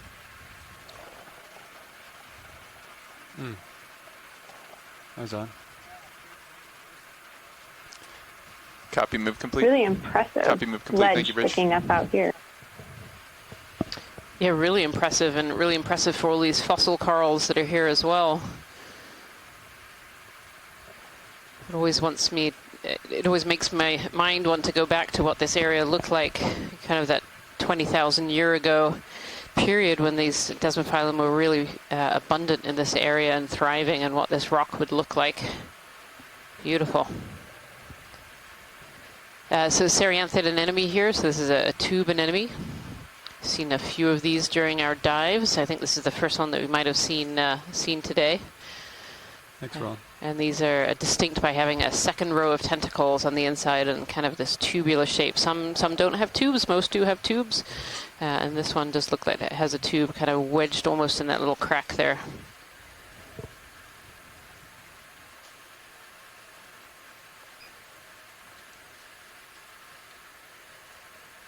Yeah, and look at this kind of the underhang of this rock here, and how it's absolutely encrusted in those fossil Desmophyllum dianthus corals. And just imagining what that would have looked like in its heyday.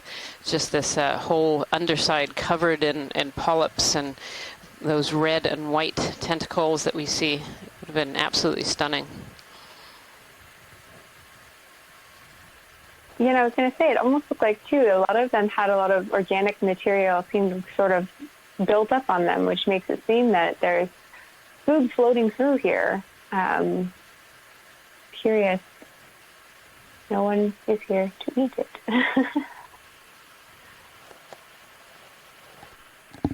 When did that move complete, Nav? Move completed at 18:18. 2 minutes ago. Okay, so you probably have a little bit of swing left, co-pilot. Yeah, I'd give it another minute or two. Okay. Cool. All right. We'll keep. I'm panning over now to these more coarse sediments that we're seeing, with a lot of pteropod shells and other larger biogenic debris.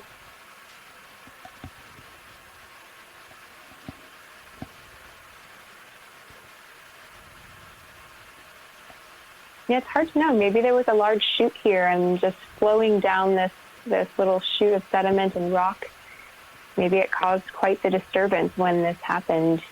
It's hard to tell when we see this kind of feature of downflowed sediment and rock debris, how long ago it happened, and what were the effects when something that large happened. We know from landslides on land that they can completely change whole landscapes and cover up organisms in an instant.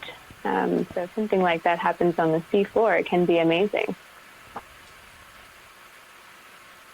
Yeah, this is definitely a really interesting area. It's kind of over on the left-hand side, there are these really, really big boulders, and then over on this this side, which is the more eastern side, there's kind of these pillows, and then in the middle there seems to be, as you say, that chute with kind of more mobile material in it.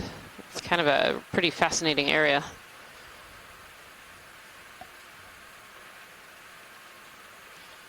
That's very vertical. Very. So this large it almost looks like a lightsaber. It does look a bit like a lightsaber, yeah. You can really see the shadow in the background. It'd be great to get a snap zoom on that, please, pilot, if possible. Absolutely. This is a large tubular, probably hexactinellid sponge, and sitting atop almost like a candelabra. It's like a little candle sticking out of a out of this fossil coral base here. You can actually see some anemones and other sponges, and maybe even another little soft coral on here as well.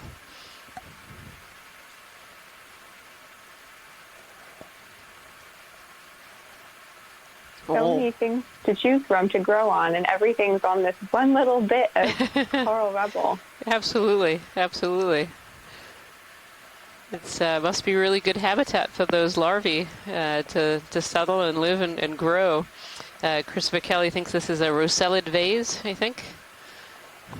Can bring you in, Ron. Kira, I think that's a really, really important point, interesting observation, and it suggests that the larvae don't just settle anywhere. There are aspects of the substrate, the immediate substrate, whether that's a coral skeleton, a rock, whatever it is, that the larvae can examine. Possibly, we've mentioned how much marine snow there seems to be here. You said a few times you're surprised there's not more animals. Maybe the sediment accumulation is too rapid on the rock surfaces for some of these larvae to be able to grow to a size to be higher than the sediment accumulation. So if you can get up on one of these skeletons where the sediment's not accumulating, you've got a better chance at the start of life. Again, another really interesting question to explore. Definitely. It's a really great points you made there. Great, RV Nav. In these old branches, they have all those little nooks and crannies that I've been talking about during this dive and other dives, where you have those nooks and crannies, that's where organisms can hide.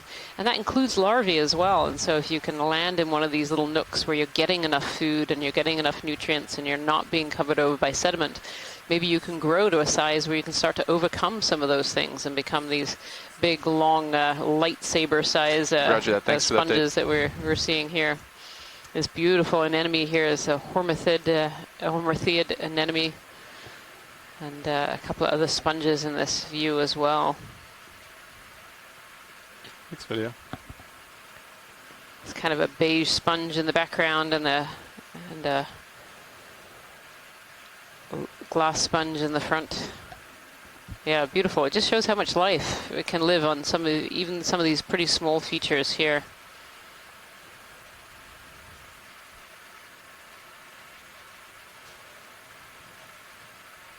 Curious, I thought I saw something down here.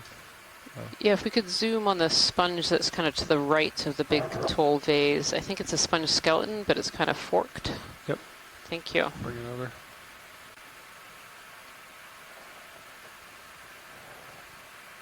Coming partial video. I think she's talking about this one over here. Actually, small parts of it are actually alive, so we could see this kind of forked sponge in the background, and where you see the darker areas, those are actually the skeleton left behind, so there's no more organism living in kind of the base, but then it does have these little lobes up towards the top that are still living. You can see that white tissue in amongst the spines, the spicules that make up these sponges. Yeah, hard to know whether this is actually from the original sponge or whether these are sponge larvae that have come in and actually grown on this old sponge skeleton. Take off. And Christopher Kelly suggests that he thinks they might be a different kind of sponge that have settled on this old skeleton, which would say that they are larvae that have kind of come in. Thank you so much, pilots. That was great. Yeah. How long does it take that tall sponge there to grow? That's a really great question, Roland. So Roland's asked, how quickly these sponges can grow, and actually it's incredibly hard to age sponges. We don't really understand the growth rates of many sponges, let alone ones that live in the deep ocean. It's still one of the big questions in sponge biology.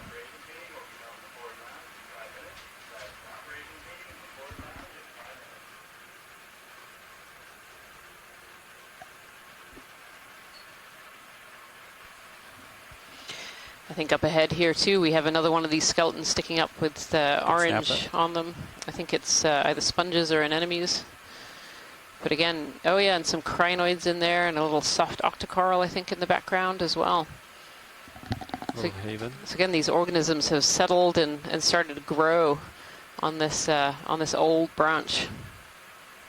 Like a nurse log. All kinds of things in here. I can count 4 different kinds of sponges at the very least here. A crinoid and some octocoral in there. The sea spider. Oh, and maybe a pycnogonid on the back as well. I can see the long, long legs of these pycnogonids, which are sea spiders, kind of on the back, maybe feeding on that coral that's around the back of that those sponges. I'll try to get you a better view of the pycnogonid. That would be great. Thank you, pilot. Yeah.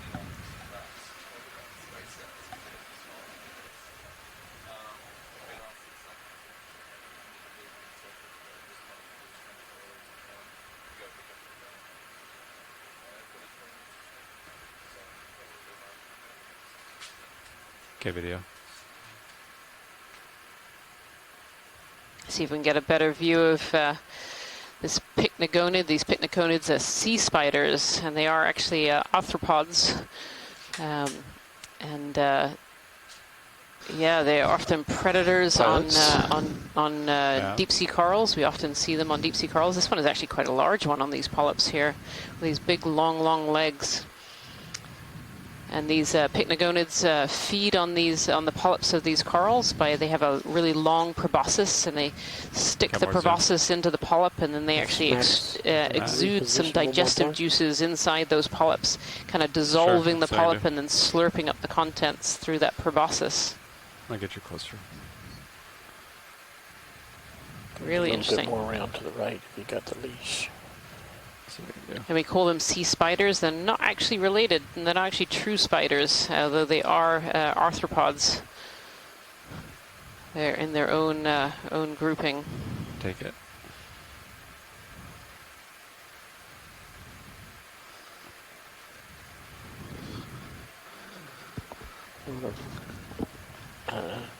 I don't know what you can do with increasing. Yeah, hard to visualize. It's actually hard to see from this angle where the proboscis is and where the back end is. I think the proboscis is the kind of darker orange reaching down into the polyp, kind of down below the legs.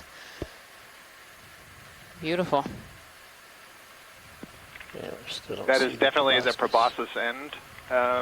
Rian, there really is no back end. One of the fascinating things about the pycnogonids is they really don't have much of a body. All the legs come together, and because of that, some of their internal anatomy extends into the legs. For example, the stomach and the gonads. There's simply no other place to put that. Yeah, absolutely. Another fun fact about these sea spiders, these pycnogonids too, is that it's actually the males that hold on to the clutches of eggs and larvae. Next video. And so if you see one of these pycnogonids with, they end up with kind of 2 little balls underneath of larvae, you know that those are actually the males. Is this what you're going for, Roland? What I can't tell there is if the corallium polyp has been retracted or is inside of the proboscis. It's hard to know. Yeah, it's definitely flat. Yeah. What's interesting to me is that a lot of these polyps are still out, despite the sea spider being sitting on top of them. Yeah. Yeah, I agree. Don't seem to be too bothered. I know. We're gonna do a quick pilot change up here. Beautiful shot. Thank you so much.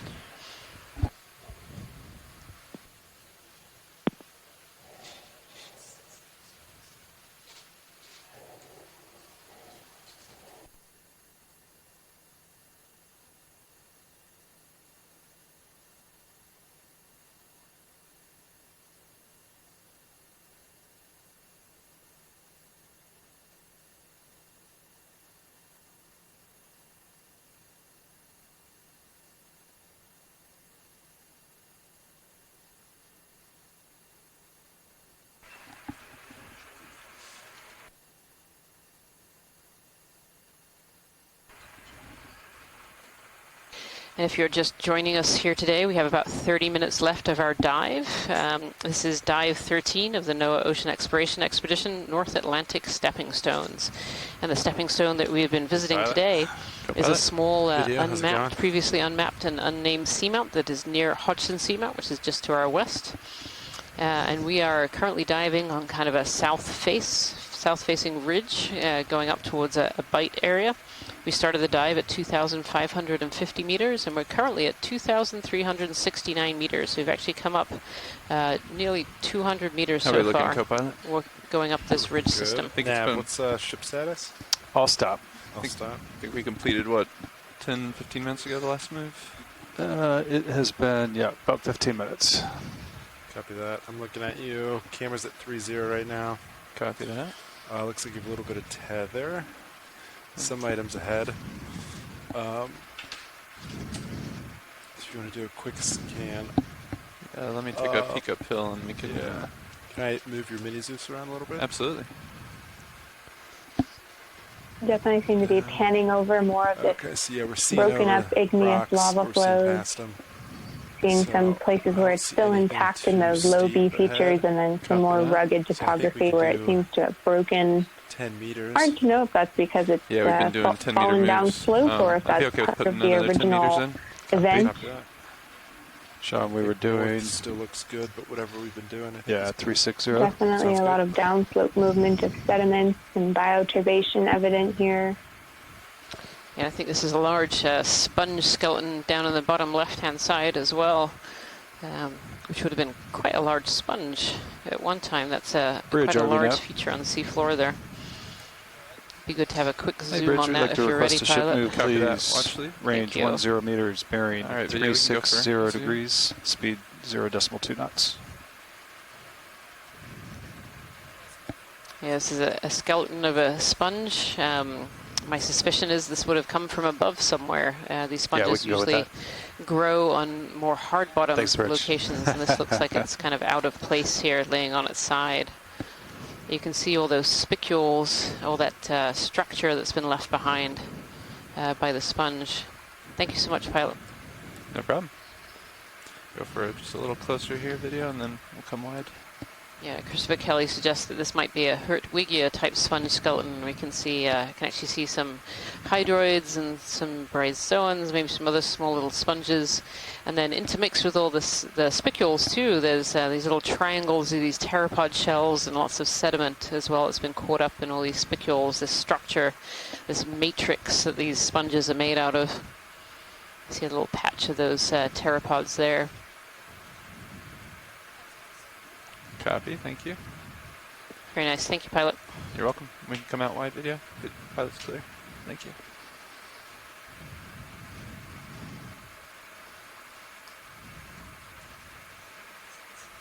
All right, pushing ahead a little bit. And coming up. Copy that.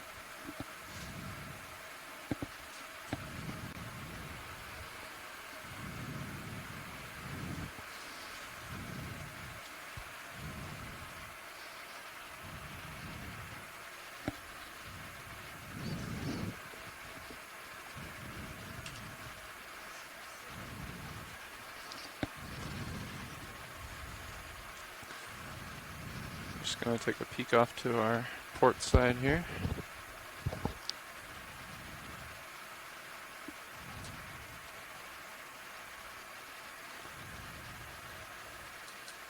Appears to be a decent slope that we've been ascending today.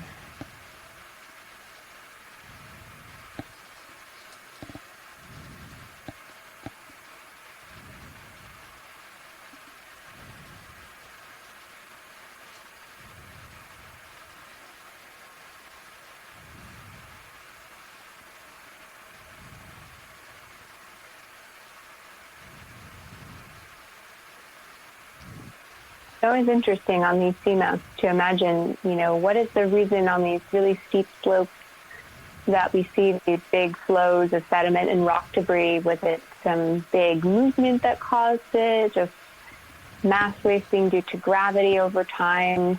It's a bit of a austere landscape looking out over this debris field of cobbles coated in ferromanganese crust and sediment. So I think Yep, it's I'm just now fun, trying and to I frame think that good especially our spot video. co-lead Let's come on in. Jason Chater Copy, would Brooks, agree thank that you. thinking about how I'll stop these pilots. seamounts and why they change and erode over time, and who are they bringing along with them? Like here, for example, we're zooming in on this little sea star. Did he get moved down as debris fell, or did he colonize here later? You can come a little tighter, video. Yeah, it's really interesting. So the sea stars are mobile fauna, so they move around, usually in search of food. And this one is sitting here in the center of this little rock. This looks a little bit like the Goniaster, the cookie star. So I'm welcome to be corrected by our band of scientists on shore here in the scientific chat room.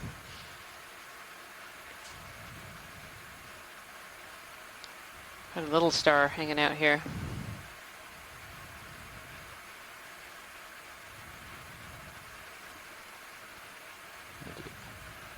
Just adjusting the Z bias a little bit here. You can see on these rocks too some sponges on stalks and some hydroids. Yeah, and other organisms. Thank you so much, pilots.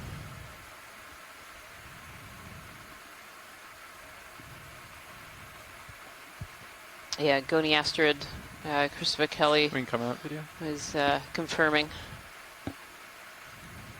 Thank you.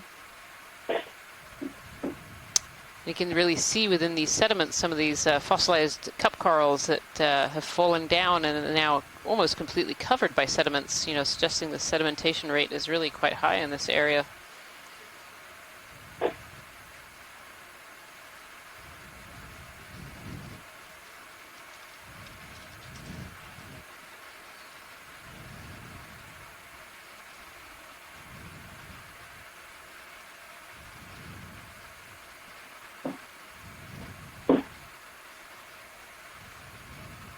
It's funny, too, how these little bits of bioturbated sediment look elongated instead of being perfectly circular, indicating there might have been some downslope movement. It's almost like they've been smeared.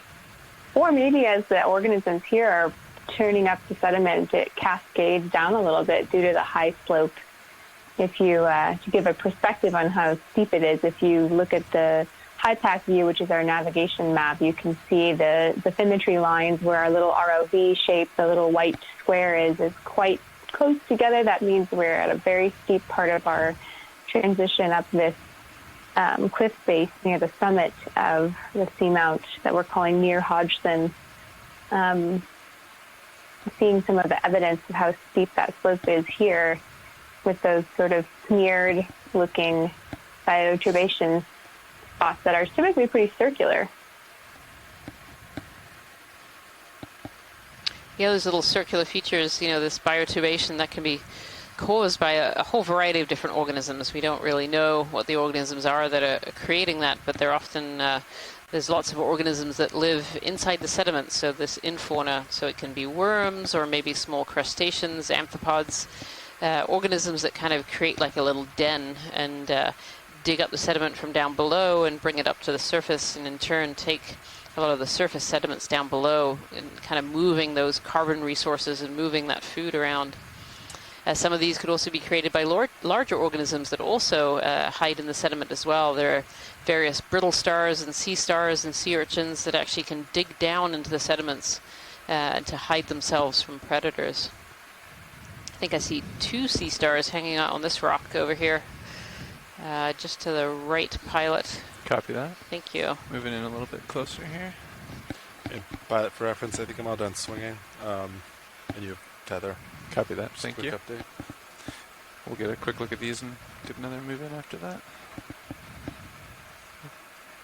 Alright, video, I think we can come in here. Top one there looks another bit like those cookie stars, the Goniasterids. Not quite sure what this bottom one is. Be good to have a good look. Looks a bit like it only has 4 arms, which suggests that maybe an arm has been eaten away.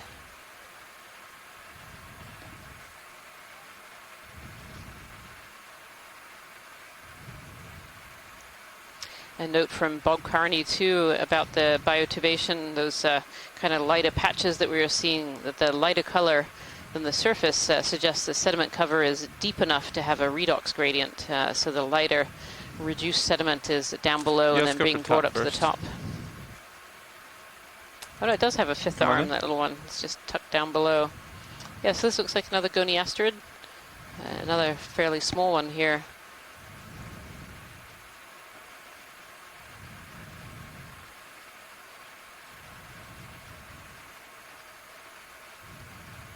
There's a little sponge on its top surface there, hanging over. And you can really see those tube feet in that sea star, so the sea star will be moving along this sediment on its tube feet. And some of these sea stars do eat sediment, some are predators. Come out just a little bit, please. Thank you. And then down below here was another type of sea star. Thank you. You can come on in.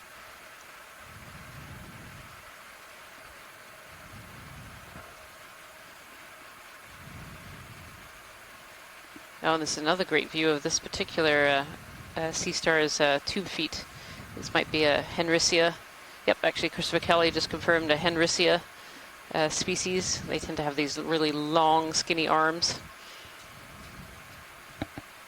And you can really see on the underside of that one arm that's curled towards the camera, you can see those tube feet. So these sea stars have a water vascular system. So on the top of their surface, usually there's a little, almost it looks like a little plug. It's usually a slightly different color, and that's called a madreporite. And that's where water is kind of brought in and sent out and kind of controls this water vascular system. And through this water vascular system, it helps to both move these tube feet and also create a little suction on the bottom of those tube feet, allowing it to hang in positions like this on kind of vertical cliff faces. Beautiful. Thank you so much, pilot. That's great. Copy that. Thanks, video.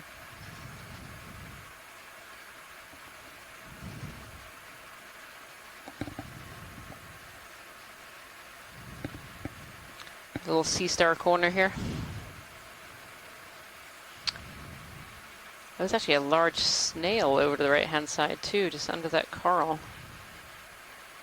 Interesting. Would you like a zoom on that? If it's possible to get a zoom, yep, if you're not too far away. So it's just on the left-hand side of the coral. You can see it's kind of a dark brown conical shape, almost equidistant between the sea star and the pink coral there. Copy that. Is it down here or? I'm trying to see where the lasers are. No, up above. Up above, so, yeah. So it's the kind of broader sea star. So keep on going. That's it. And now off to the right a little bit. I think I see it. Yeah, it's just kind of, it's pretty conspicuous. It's pretty hidden in there. All right, we can come on in, video. Just north of the lasers here, watch this. Just north of the lasers, yep. Copy that. Come on in.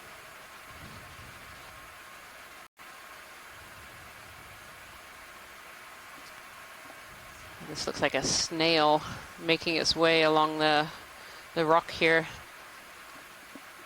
It actually looks like we have potentially its front end here. Yep, we have its front end. Beautiful. You can see the whorls in the shell.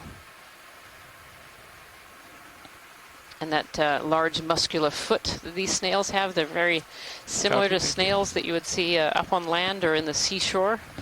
They have a big muscular foot, and they has tentacles, and then a siphon, and that siphon is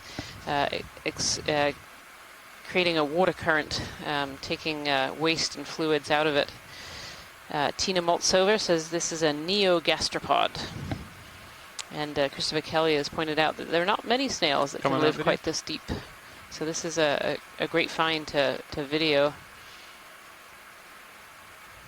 Thank you so much, pilots. You're welcome. This little hemicorallium colony here, this pink coral sticking out. And some bamboo corals there. Beautiful. Yeah, and Scott is pointing out this is potentially the third or fourth of these gastropod snails that we've seen today. which has been really great. And others have been on these sponge stalks that we saw sticking out. I'm going to take just a quick look up and then push up a little bit. That would be great. Looks like there's some large sponges on the very top of this this rock here. Yeah, if I wiggle your blue view up and down there, you can kind of see. Yeah, it looks pretty. Nothing, no walls or anything. Copy that. Actually, just below the lasers, there's something orange on the rock. Yeah, that sounds good. Copy.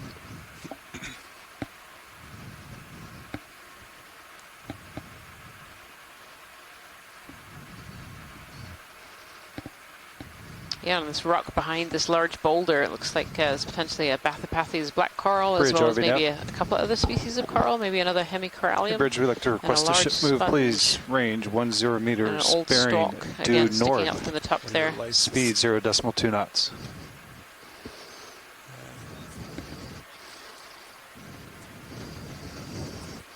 That is affirmative.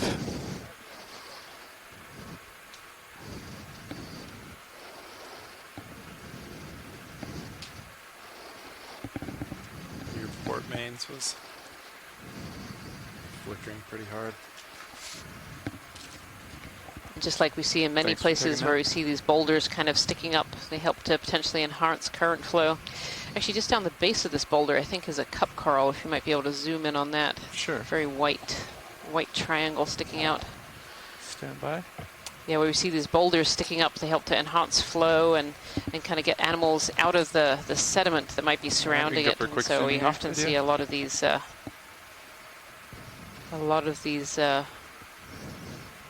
filter and suspension feeders. Yep, so this is a cup coral, but this one is actually not alive. I don't see any tissue in this one. The tissue is very often kind of a red color. And it's kind of covered over by some sediment there as well. It's hard to tell from this angle, but I wonder if this is one of those Desmophyllum dianthus that's growing off kind of a base of these fossil Desmophyllum dianthus. Thank you for the zoom video. Yeah, thank you, pilot.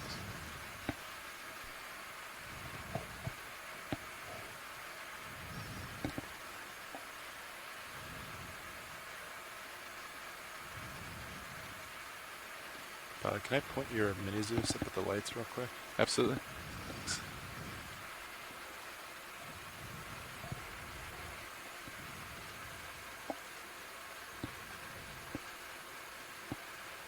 All right, put it back. I can't tell if there's a difference between the two sides.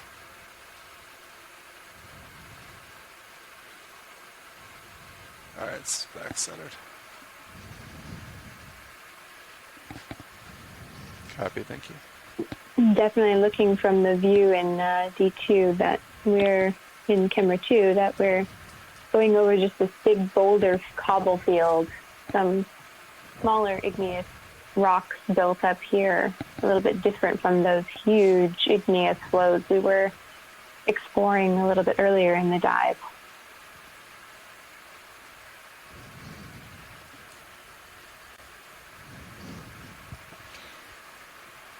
It definitely looks like this area is maybe a bit more mobile, like a lot of these rocks have come down from above in kind of this chute area. You wanting to look at that, Roland? Yeah, just a quick snap. Yeah, I agree. That seems to be the word of the day today. It does. It does. These slides and chutes coming down. And his old sponge skeleton. Okay. Video's clear. Copy. Pilot's clear. Thank you. All those rocks to choose from. I think our rock boxes are full. But then just above, you see the ferromanganese crust with those, cascading downward lines indicating that some of the rock was here before. So we've got kind of a mix of some outcropping from below of the older material that's been flowed over, and some of this stuff that's sticking up a bit more being a newer transported material. So it's kind of getting to see both what was here and what's been moved here. Yeah, this is a really interesting view too, because I feel like we can see some of that underlying rock and then some of these tumble down rocks, and then of course on the left here all of this kind of paleo reef material as well, and kind of covered over in this sediment. It's really an interesting spot. And of course I see these accumulations of these paleo reef material, these old fossil corals, and it makes me want to look up and see, you know, is there a cliff right above us? Where did these old corals come from? Give us a tilt up the slide. Yeah, our blue view looks relatively clear. Yeah, these must have been Copy, Bridge, transported thank you. quite a while. The pilots are saying there's not too much on that blue view sonar up ahead where these could have come from. So they've been transported downslope. Perhaps from higher up. Potentially quite a ways up.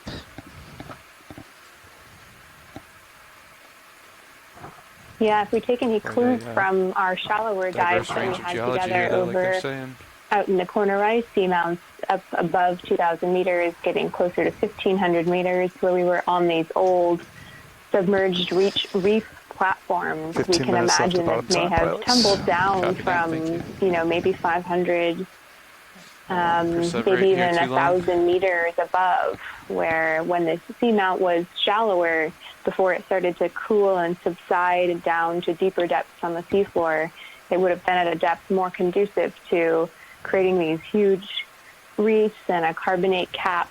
So we're getting to see how far and how much history can be moved down slope when you have these failures near the summit of the seamount like we saw. We're diving today on a feature just to the left of what looks like a big bite mark of a slope of a platform failure near the top.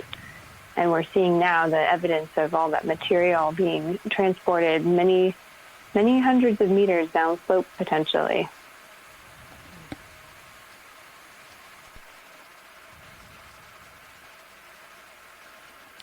Go ahead, watch lead.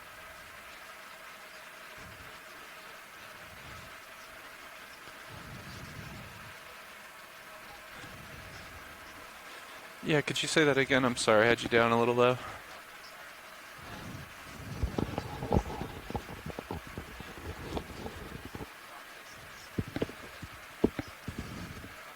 Yeah, I don't think that'd be a problem at all. Please feel free to let me know what exactly you'd like to look at.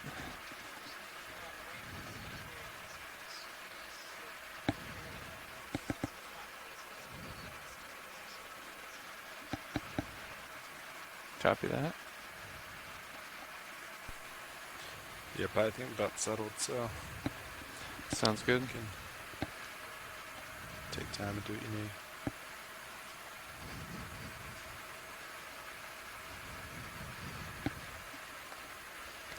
So in our last few minutes of the dive here, we're just going to have kind of a look around this rocky area, these possibly transported rocks that have come downhill. You can see there's some sponge skeletons and potentially a sea star actually on the right hand side. I can see a bright white potential sea star down there.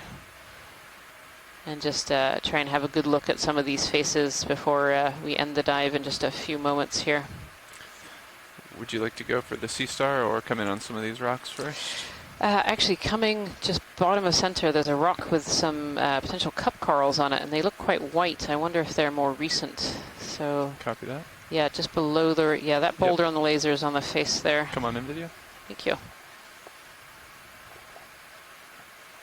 Oh, so it's a combination actually. So there's two fossilized ones on the bottom, one recently dead on the right hand side. On the very top, you can just see those red tentacles.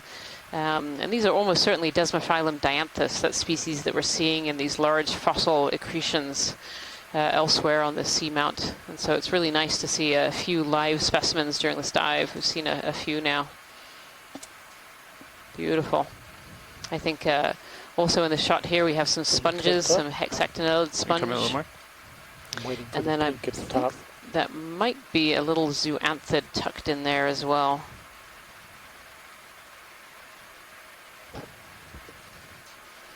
Excellent. Yeah, beautiful, beautiful shot of that that stony corals. These are scleractinians, the stony corals, and you can see how much they differ from those big branching, say, bamboo corals that we've been seeing. They have the skeleton on the outside and all the tentacles kind of tucked in that skeleton. And I should say, actually, this one on the bottom right is not actually dead. I can see some tentacles sticking out from the very center there. And that can mean a number of things. It might just have eaten a meal, and so it's retracting its tentacles. Another organism might have brushed past it, which has caused it to retract into its hard calcium carbonate skeleton. Or it could also mean that it's unhealthy as well. They retract like that if they're not doing so well, so hard to know. But still beautiful to see two of these alive here.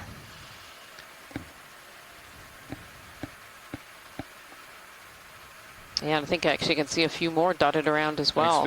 Wonderful. Nice. You said something interesting there, Rian, which is absolutely correct. The fact that the scleractinian skeleton is external compared to the octocoral skeleton, which is internal.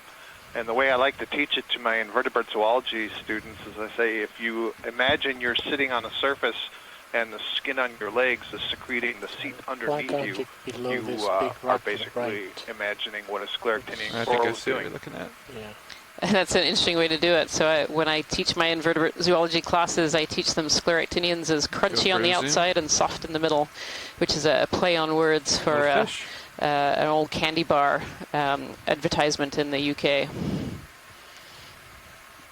Oh, this little frogfish. Beautiful. I don't know if any of our fish biologists are still with us towards the end of our dive here. These are absolutely beautiful fish. Trying to settle, come out just a little bit, video, while I get set up here. They have these large fins that allow them to almost, it seems like they're walking on top of the sediment. This one's struggling with our current a little bit, I think. Beautiful.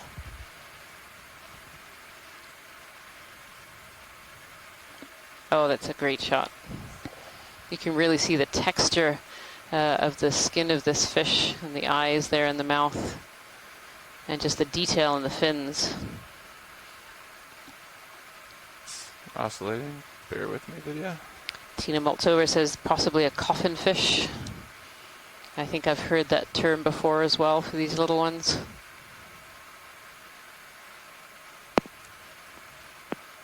I can't help you with the name of the fish, but I can tell you in general it's an anglerfish. And you can see right in the center of the eyes there was a little bit of a depression and something white in there. And that's, I think, believe where the lure... Right, or a little more stable here, video. You can come on in.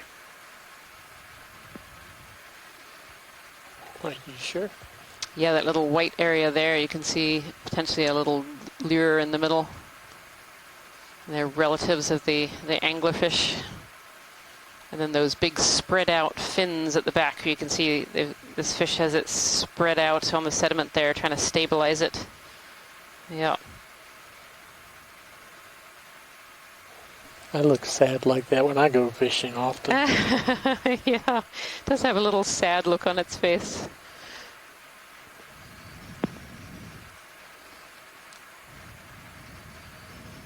So fish that are benthic like this sitting on the bottom, they're often very, very patient fishers. They'll sit in the sediment and wait for organisms to go by and then grasp at them as they as the prey items go through. Beautiful. Before I leave my perch here, maybe we can zoom on this sea star there. That would be great. Thank you, pilot. I think this is another one of those Henricea sea stars.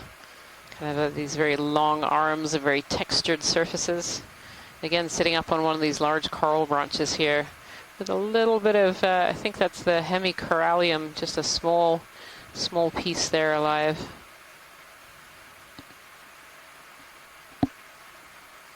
Yeah, you can really see that texture on this sea star here. These sea stars have hard calcium carbonate plates in them, arranged in different patterns that give them a bit of structure, a bit of hardness and protection. Beautiful. Thank you so much, pilot. Not a problem. Pilot's clear. Take your time, video.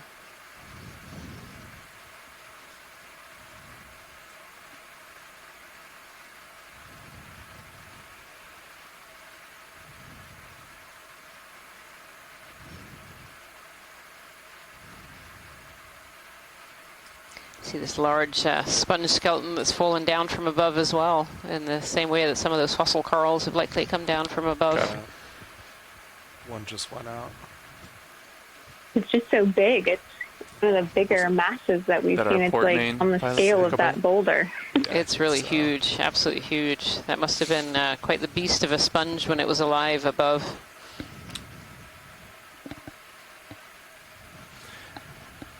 Yeah, I can see another one of these cop corals, potentially the Desmophyllum dianthus down below as well. Go for it. The face. Lots of life in this little corner. Anything else in particular you'd like to take a look at, Watchley? Yeah, the white right on the lasers would be great to have a quick zoom in on. Copy that. Quick zoom video. Yep.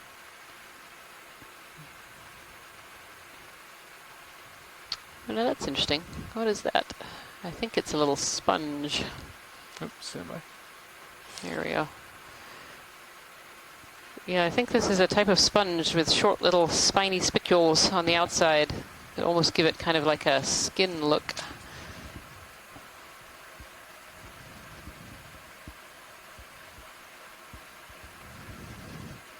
Beautiful. A little bryozoan on a stalk to the right-hand side as well. Thank you so much, Pilot. That's great. No problem. Come on out, video. Maybe do a high tilt up. I think. I was noticing too as we zoomed in here that most of the, you can see like most of the biology is kind of on this face facing us, like they're being sort of sheltered and choosing the side on opposite of the main direction of the flow pattern. You can see some other things hanging on this side, and the ferromanganese crusts are also blacker, maybe more freshly precipitating versus the sediment-covered upper and back flanks from the direction we're facing.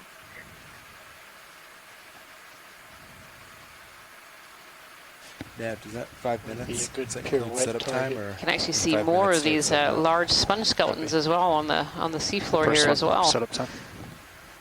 Which is really interesting. You know, where have they come from? Built into that, yes. Scott France was mentioning in the chat here, the ever elusive up above. Like, do we know where that's from? Oh, this is interesting. What's this on a stalk right here? So first, take a look from the right side. It's actually quite tall. Copy that. Very, very tall. And then, if you can, I'll have you pirouette. Copy that. You want to start at the right, you said? Yeah. Copy that. From underneath and then go up and around. Copy that. Stand by. So I'm wondering if this is a Metallogorgia, but it's a very, very tall, tall stalk. That's what I'm thinking, Rian. As we were approaching, I was kind of holding my breath, wondering if it was an Amelopathes black coral or a Metallogorgia, but Metallogorgia makes a lot more sense. Yeah, beautiful. And I think I can even see the brittle star in the center here. This kind of dark red. Yep. The well-developed tall adult colony has shed all of its lower branches. It's very, very flat. You know, definitely that umbrella shape, but kind of almost at a single plane at this point. Whereas, you know, when they're younger, they're much more bushy. They have more branches down below. Beautiful. It's taunting us. It's taunting us. It is. You are now entering the Metallogorgia zone. And you know, right on the last few minutes of the dive here, we found the Metallogorgia. Exactly. That's about as far as I can go video without the taunt. Yep. Slope. Good find for the day. Copy that.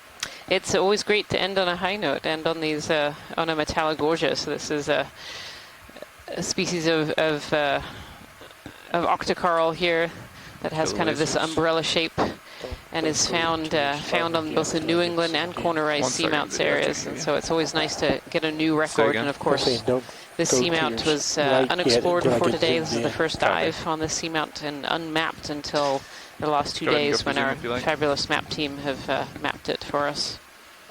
And there we go. There's the zoom in of the Metallogorgia polyps with that. Keeping it centered as best you can. Go ahead, Scott. That was a little. I was just going to say that was a little punny taunt of your own, ending on a high note. I know. A high point, but a high note. I agree. Yep. Yep. And the beautiful brittle star all curled around, absolutely wrapped around the branches of this Metallogorgia.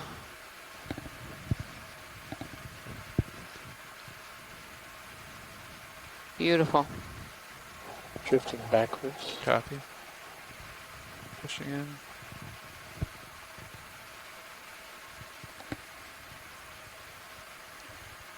Looks like the stem of this particular Metallogorgia has quite the bend in it, Scott. I don't know if you can see over on the right-hand side. It's almost at a right angle. Not quite. Fighting a little current here as well.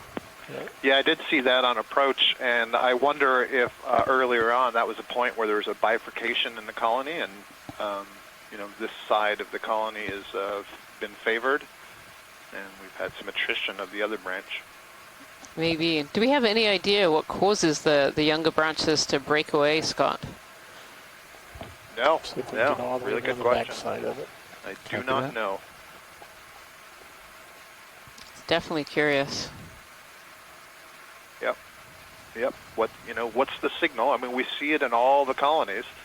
And so, there is this biological process called apoptosis, which is programmed cell death during the developmental sequences. Some cells which have done their job then begin to die, and the contents are resorbed and used in other parts of the physiology. And I don't just mean in corals, I mean in any organisms.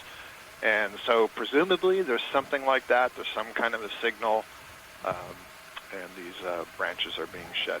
But why and how? One of the many mysteries. Thank you, sir. And Tina Moltsover is correcting me that this is a snake star, which is, I called it a brittle star earlier, but these are snake stars, which have the longer arms. Hold that. You can really see it coiled so tightly. Yep, all ophiuroids. Don't beat yourself up too much. It's a little stable. I love how much. Also asking. Oh, go ahead. Go ahead. I say I love how much. Also asking what's the. This is hilarious. You first, Ian, after you. All right, there we go. I was just saying I love how much the arms are just coiled along the branches and the stem of this Metallogorgia. Yeah, it's interesting how we don't often see them uncoiled. We know they do that, but we don't often see them uncoiled. And it's not doing its job. It must be snoozing, because I'm pretty sure I saw a mysid on one of the branches there. Ah. So you were saying that Tina Moltsover is asking what the depth of these Metallogorgia are, Scott. Or bingo. Right, yeah, exactly. So I was going to respond to that. And in general, about 900 meters to as deep as looking at my database right now. There's a fish right under it, too. We can go for a quick zoom on that real quick. 2,200 meters. Yep. So we're a little bit deeper than you would normally find them. Let's go to the snout. Okay. And a fish just came into view. Talk about ending on a high note for this dive.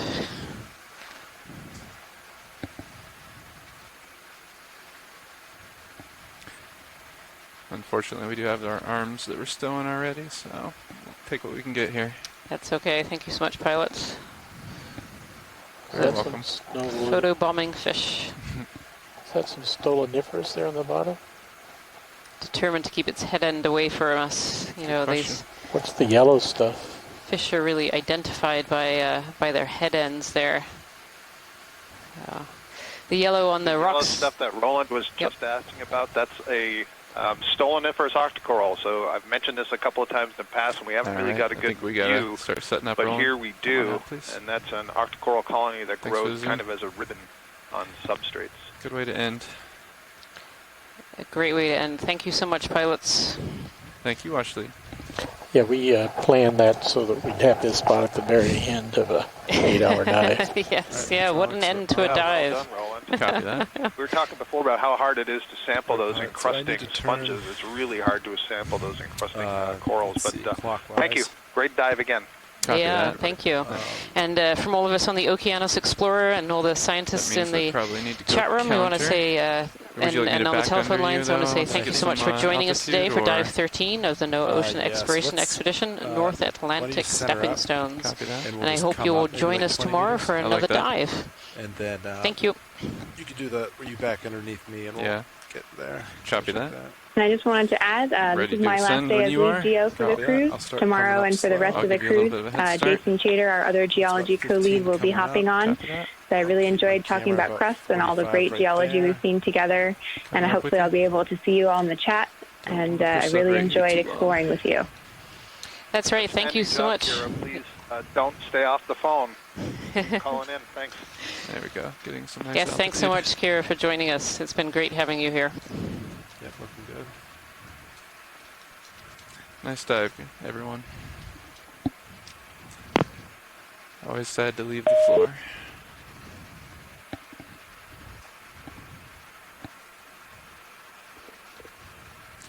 I'll let you get, I'll try to maintain that 20 meter delta Z there. Yeah, it looks good. And actually, you might just have to come a little bit.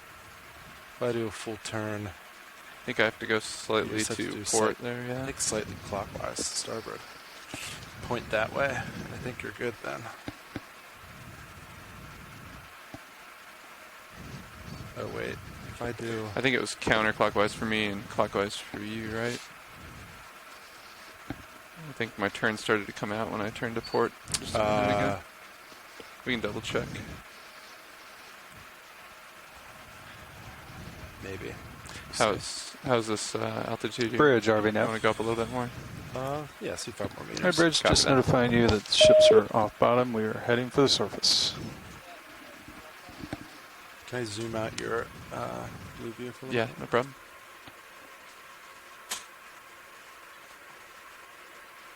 It's 50 meters out. Looks good. Yeah, good call. Looks good.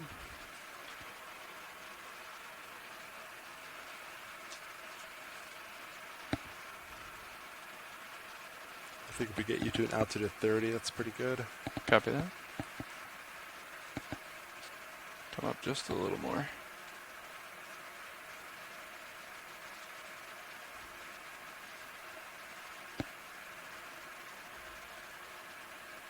That's pretty good, I think. Copy that. So then, yeah, you can stick auto heading in and just back up and I'll follow you down. That sounds good. Coming back. And then you can just stick auto depth in if you want to keep your... Yep, locked in. Looks like we had some sediment in our skid there.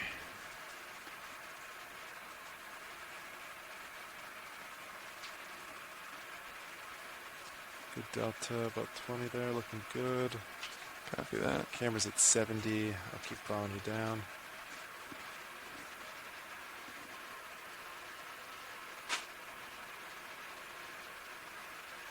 Alright, I'm looking straight down now. Copy that. That umbilical too close to your light bar in serious view. Yeah. I'm just going to come up another few meters, pilot, before That you sounds spin. good. You just want to stay center. Yeah, I think it's perspective too. But I think it is kind of resting right there, but... Yeah. There we go. I turned just a little to starboard there. You can see it a little better. Yeah. That looks much better.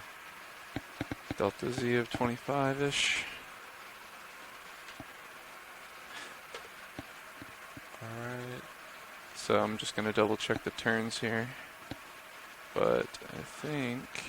So yeah, I need to spin clockwise.